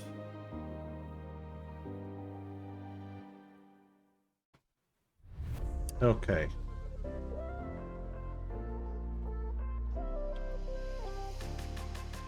That gets us, whee! Wrong buttons.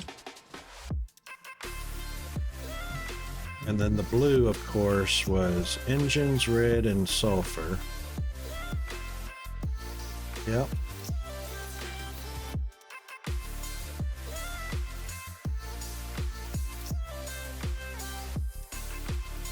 So that's our basic blue setup.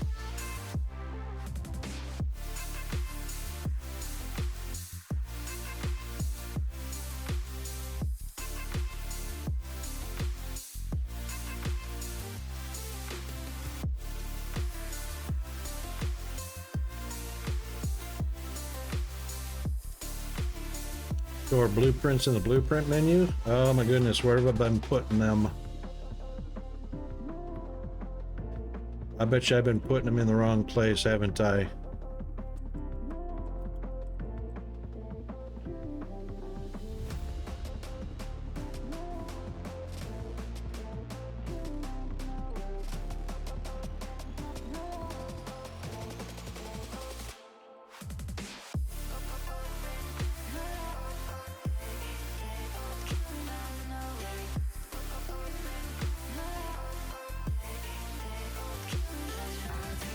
Store blueprints in the blueprint menu.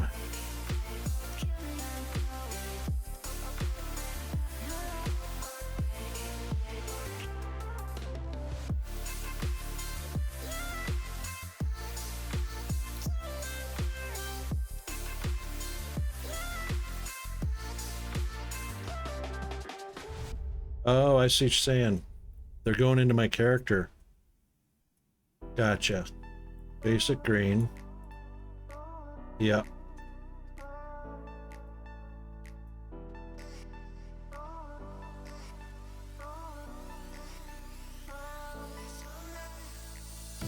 Yep, I gotcha.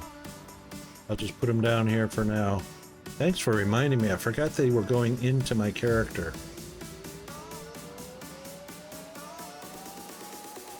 Okay. So now they'll be there when I switch over. Good catch. Gotcha.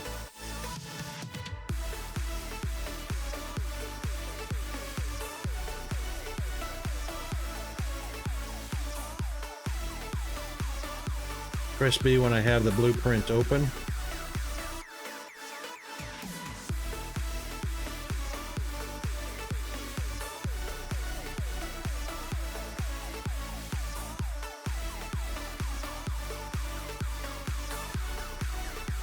Oh, went in hand. Yep, okay. Okay, so let's just take a snapshot of this section because this is our basic. We do have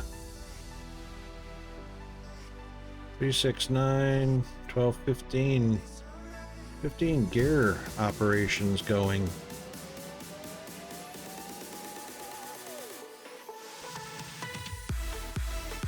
So we'll just take this as a snapshot.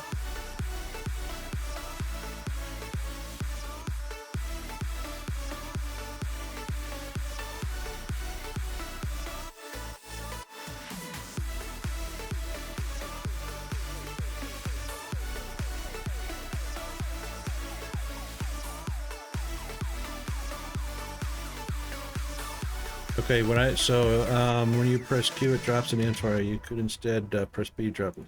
Click Create Blueprint. Yep. And then press B. Aha. Beauty.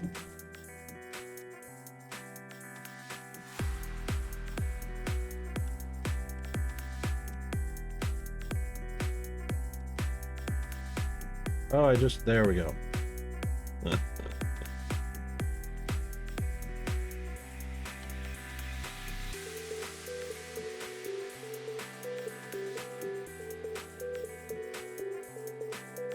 That's basically where I went to right there.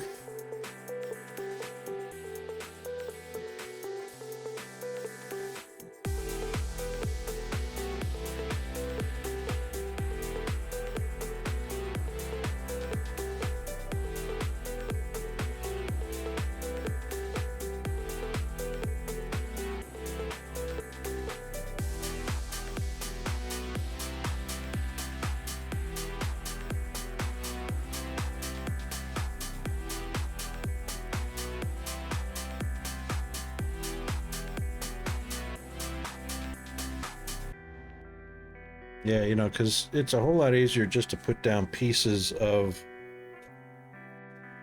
the mall to take a look at what you need or what you're going to need based on your level of progression anyway.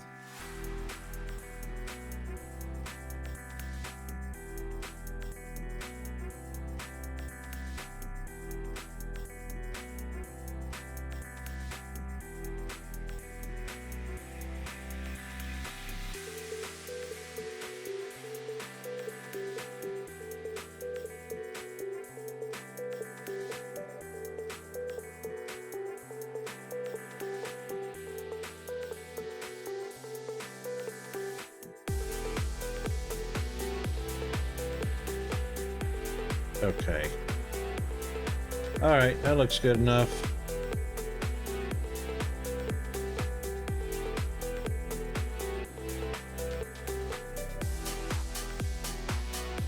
Yay. All right, so. Yeah, so it looks like I've been botching everything up, hey?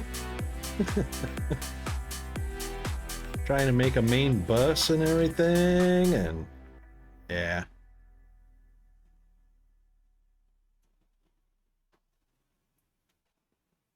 Oh, hang on, someone's at the door. Bear back.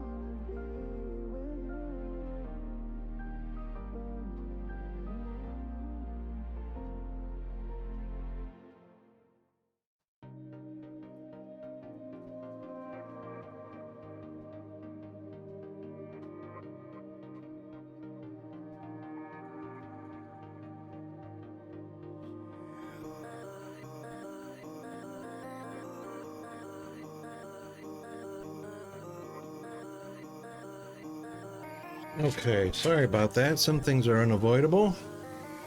Gotta answer the door when they get there. Okay, so, hey. All right, personal battery finished. That's good. Some of our basic stuff. What can we have? Are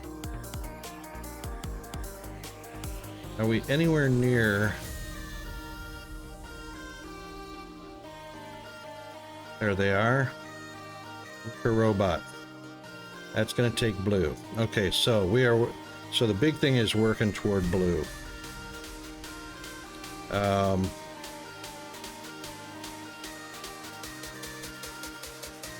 on, we've got blue. Yeah, we did blue.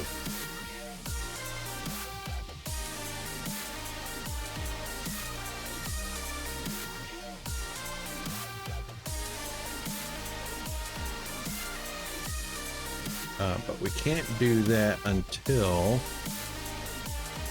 we get the advanced. Oh wow, yeah, that's quite a ways down there. Robotics. It's not bad. Let's finish getting our basic stuffs then. I think we need landfill as a recipe for something, don't we?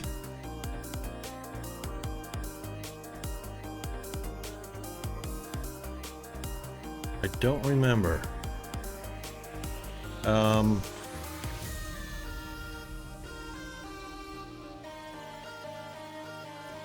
We don't need to worry about doing buffs right now.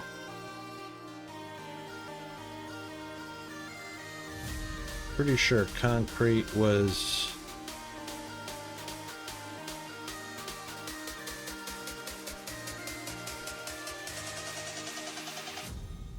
Oh yeah, that's way up there. Uranium processing, rocket silo. Oh, I gotta do the rocket silo before we can make... Oh, that's speed 6. That's a buff. Never mind.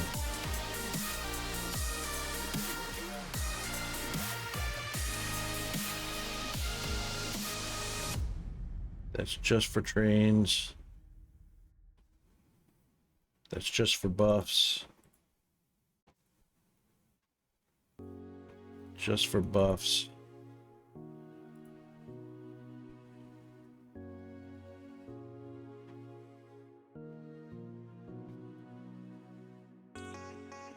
Not a priority.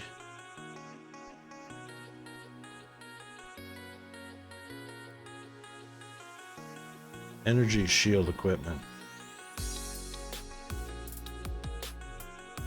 Right.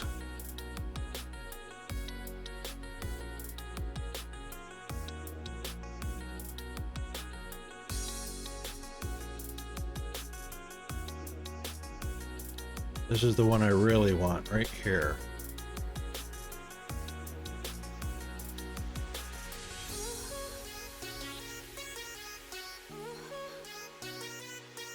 That one's going to make a huge difference.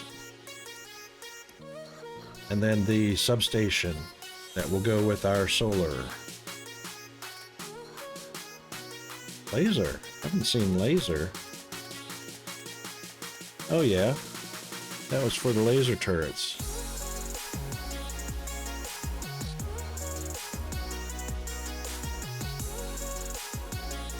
Discharge defense. That's new since I played last. And I will need the personal laser, I'm sure, at some point. So anyway,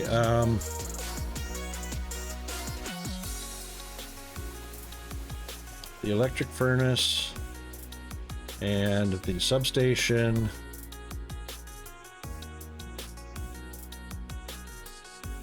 That's for making blue chips, but we'll get the personal laser going. So it looks like we've got all the other requirements for that.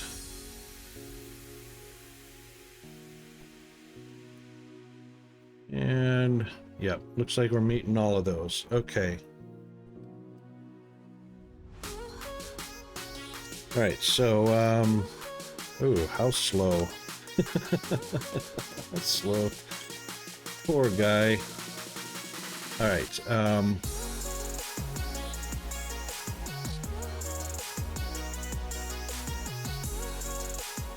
oop.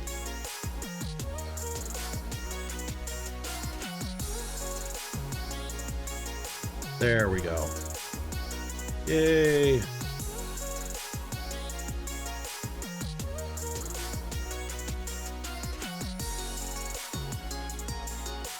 Definitely want to make one of those. Make one of those. Make one of those. Oh, not yet. There's our modular armor. Slots look different.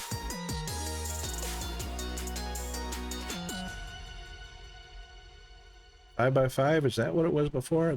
This looks a lot smaller than what I used to see before.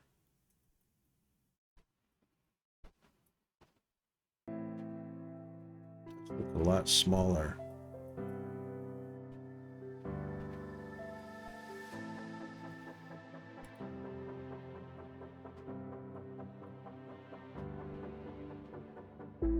Put that out of the way for now. At least we'll be able to see at night. Right, the battery. 5 batteries.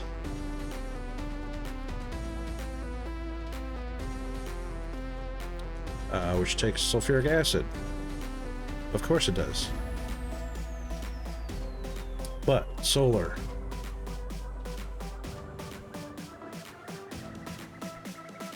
I'm sure the battery is going to be needed for the solar.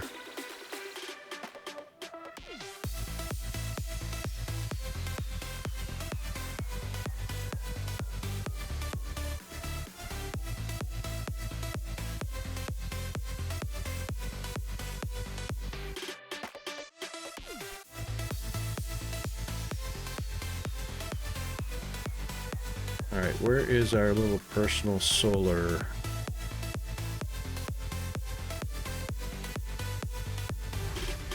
There it is. Might as well make 2 of them.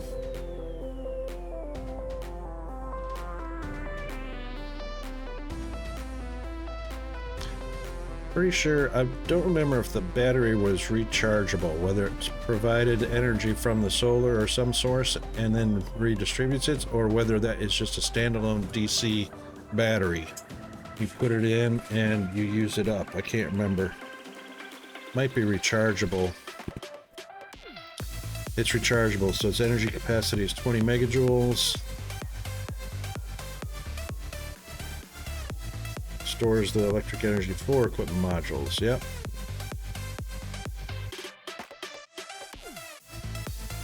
Okay, so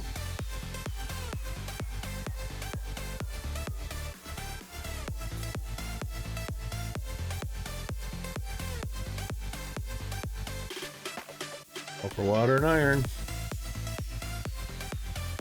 MK2 gets big. Oh, is that what it is?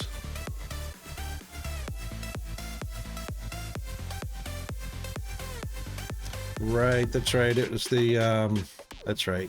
Grid size, equipment grid is 5x5, and 2 is 7x7, and 3 is 10x10, I think. 9x9, something like that.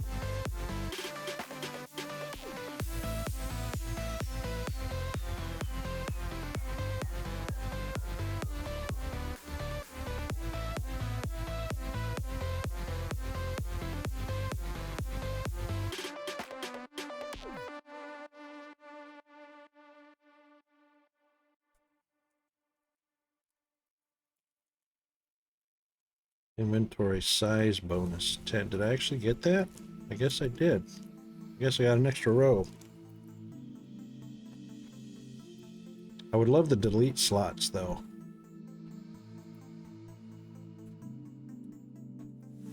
Yay, night vision works. Woohoo! Oh my god. Headache removed.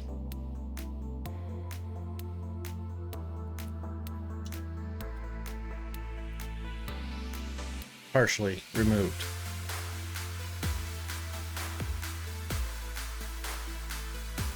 We don't know what time of day or night it is or how long it's going to last. Way better. Oh, and it's done.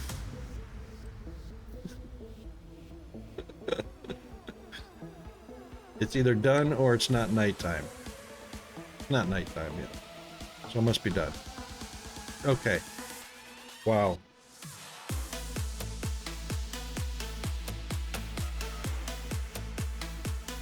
Where did the grid? Where did that come from? Finally. Why didn't I have the grid before? So the pause button paused the game before. And now it does not. Now it just does the microphone mute like it normally does, but before it was just pausing the game. Oh my god, that's so freaking handy. Okay.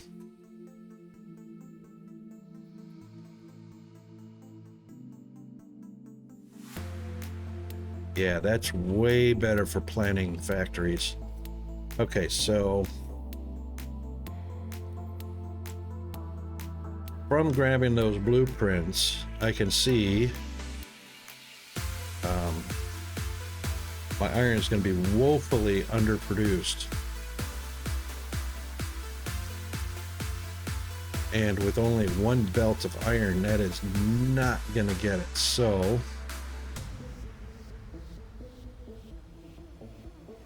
we're actually going to take this out of here. Hey, I thought I had those boots on. Do I have to have 2? 1 for each foot? I bet I do. Belt immunity. Prevents belts from moving.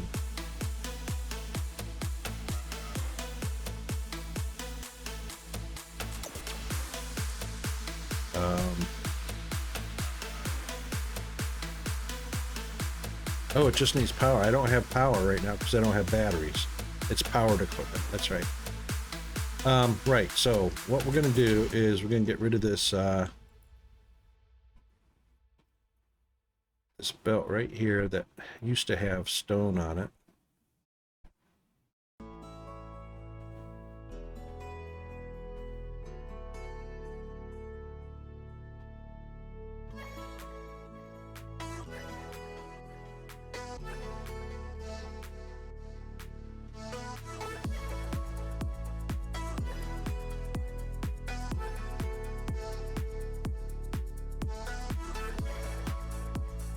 That can reach it. My arms are long enough. Okay.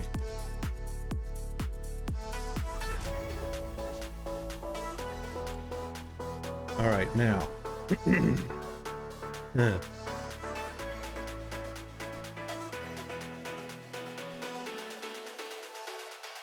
This iron does not need to be split this badly. What I need, or what it needs to be.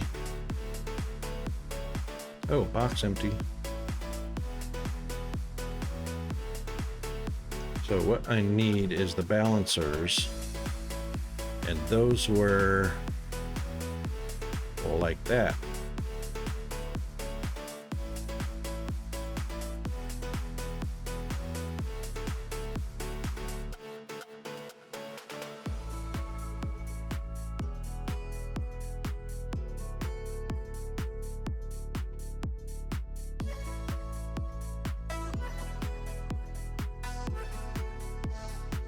Oh.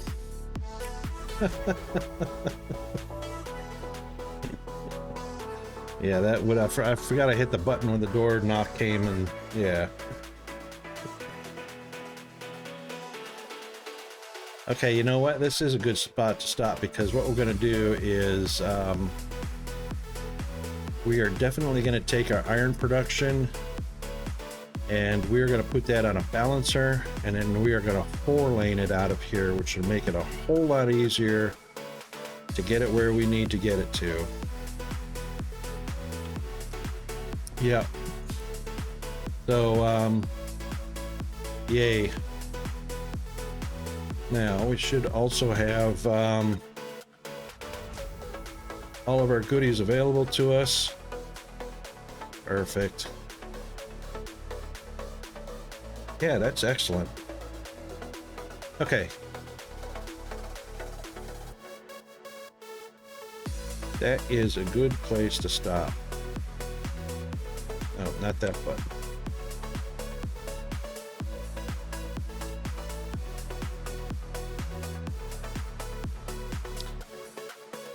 So it doesn't take a copy. Ah, there we go. And then we can just delete the copy. Got it.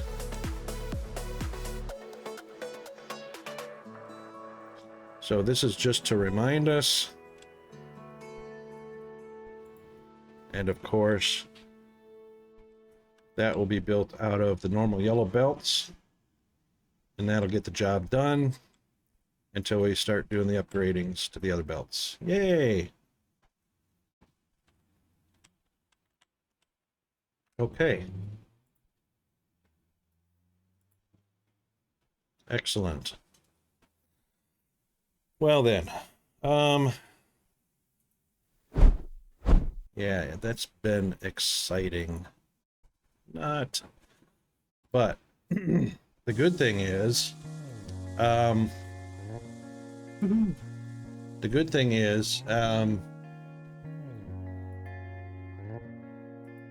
I can use the blueprints now to start reconfiguring the basics, and that will move things along a whole lot faster. And it will also give us direction, and now that I can see the grid, I can also space that out nicely. So, all right, let's take a look at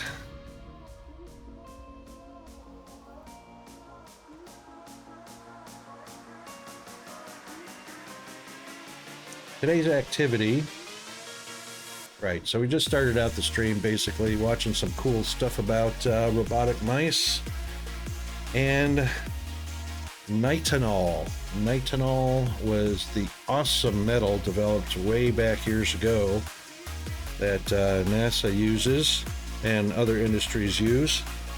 If you're not familiar with nitinol, definitely worth a Google. Great videos to look at. Interesting stuff to learn. We also had a big raid from High Speed. Thanks very much, High Speed, for the raid. And brought over a group of his community, 30 viewers from his community. And let's pause. Hold on.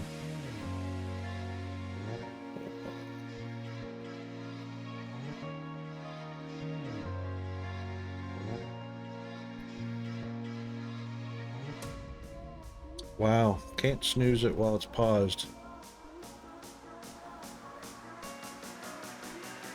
Or while it's playing.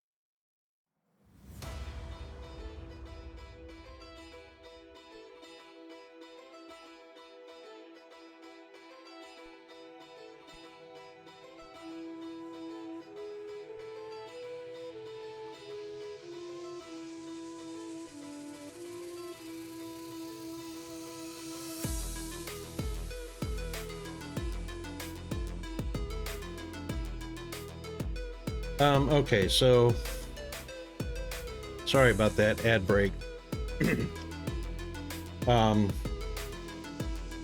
Not sure how long that lasted for anybody, but just wanted to just mention that we took a look at some interesting things at the beginning of the stream, so check the VOD so you can catch those if you missed them.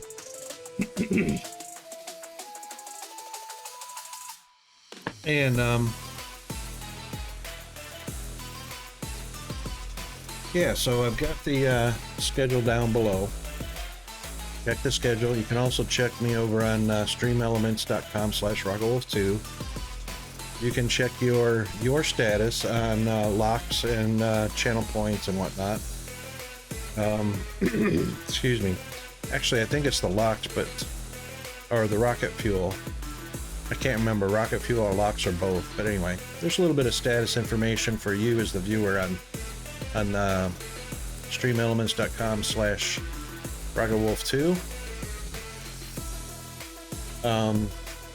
You can chat from there, watch the stream from there, all kinds of stuff. It's pretty handy. But anyway, down below is the schedule, is the merch, is all the good stuff. So just want to say thank you all for joining the live stream today. And as we wrap up, I want to leave you with a heartfelt reminder about the power of passion, compassion, and making a difference in the lives of others. Each and every one of us possesses unique talents and qualities that contribute to the betterment of the world.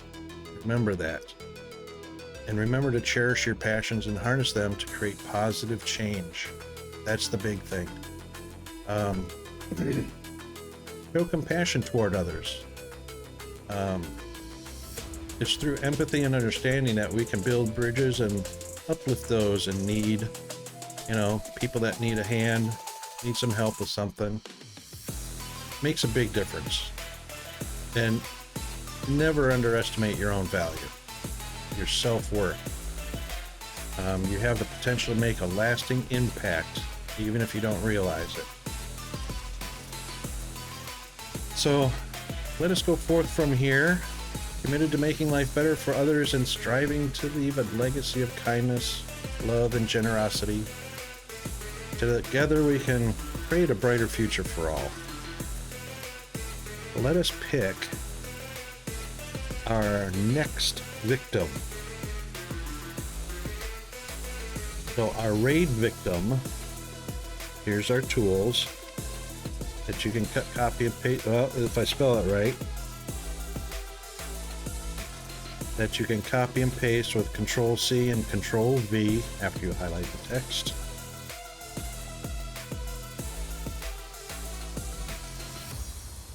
And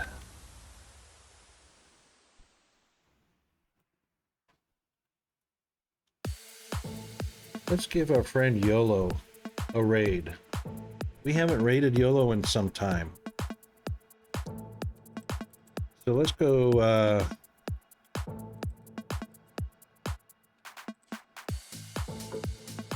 raid him and see what he's up to.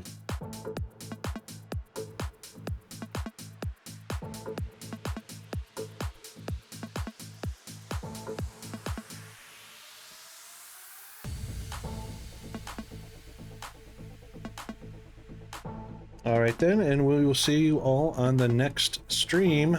Thanks very much for coming today. Cheers, everyone.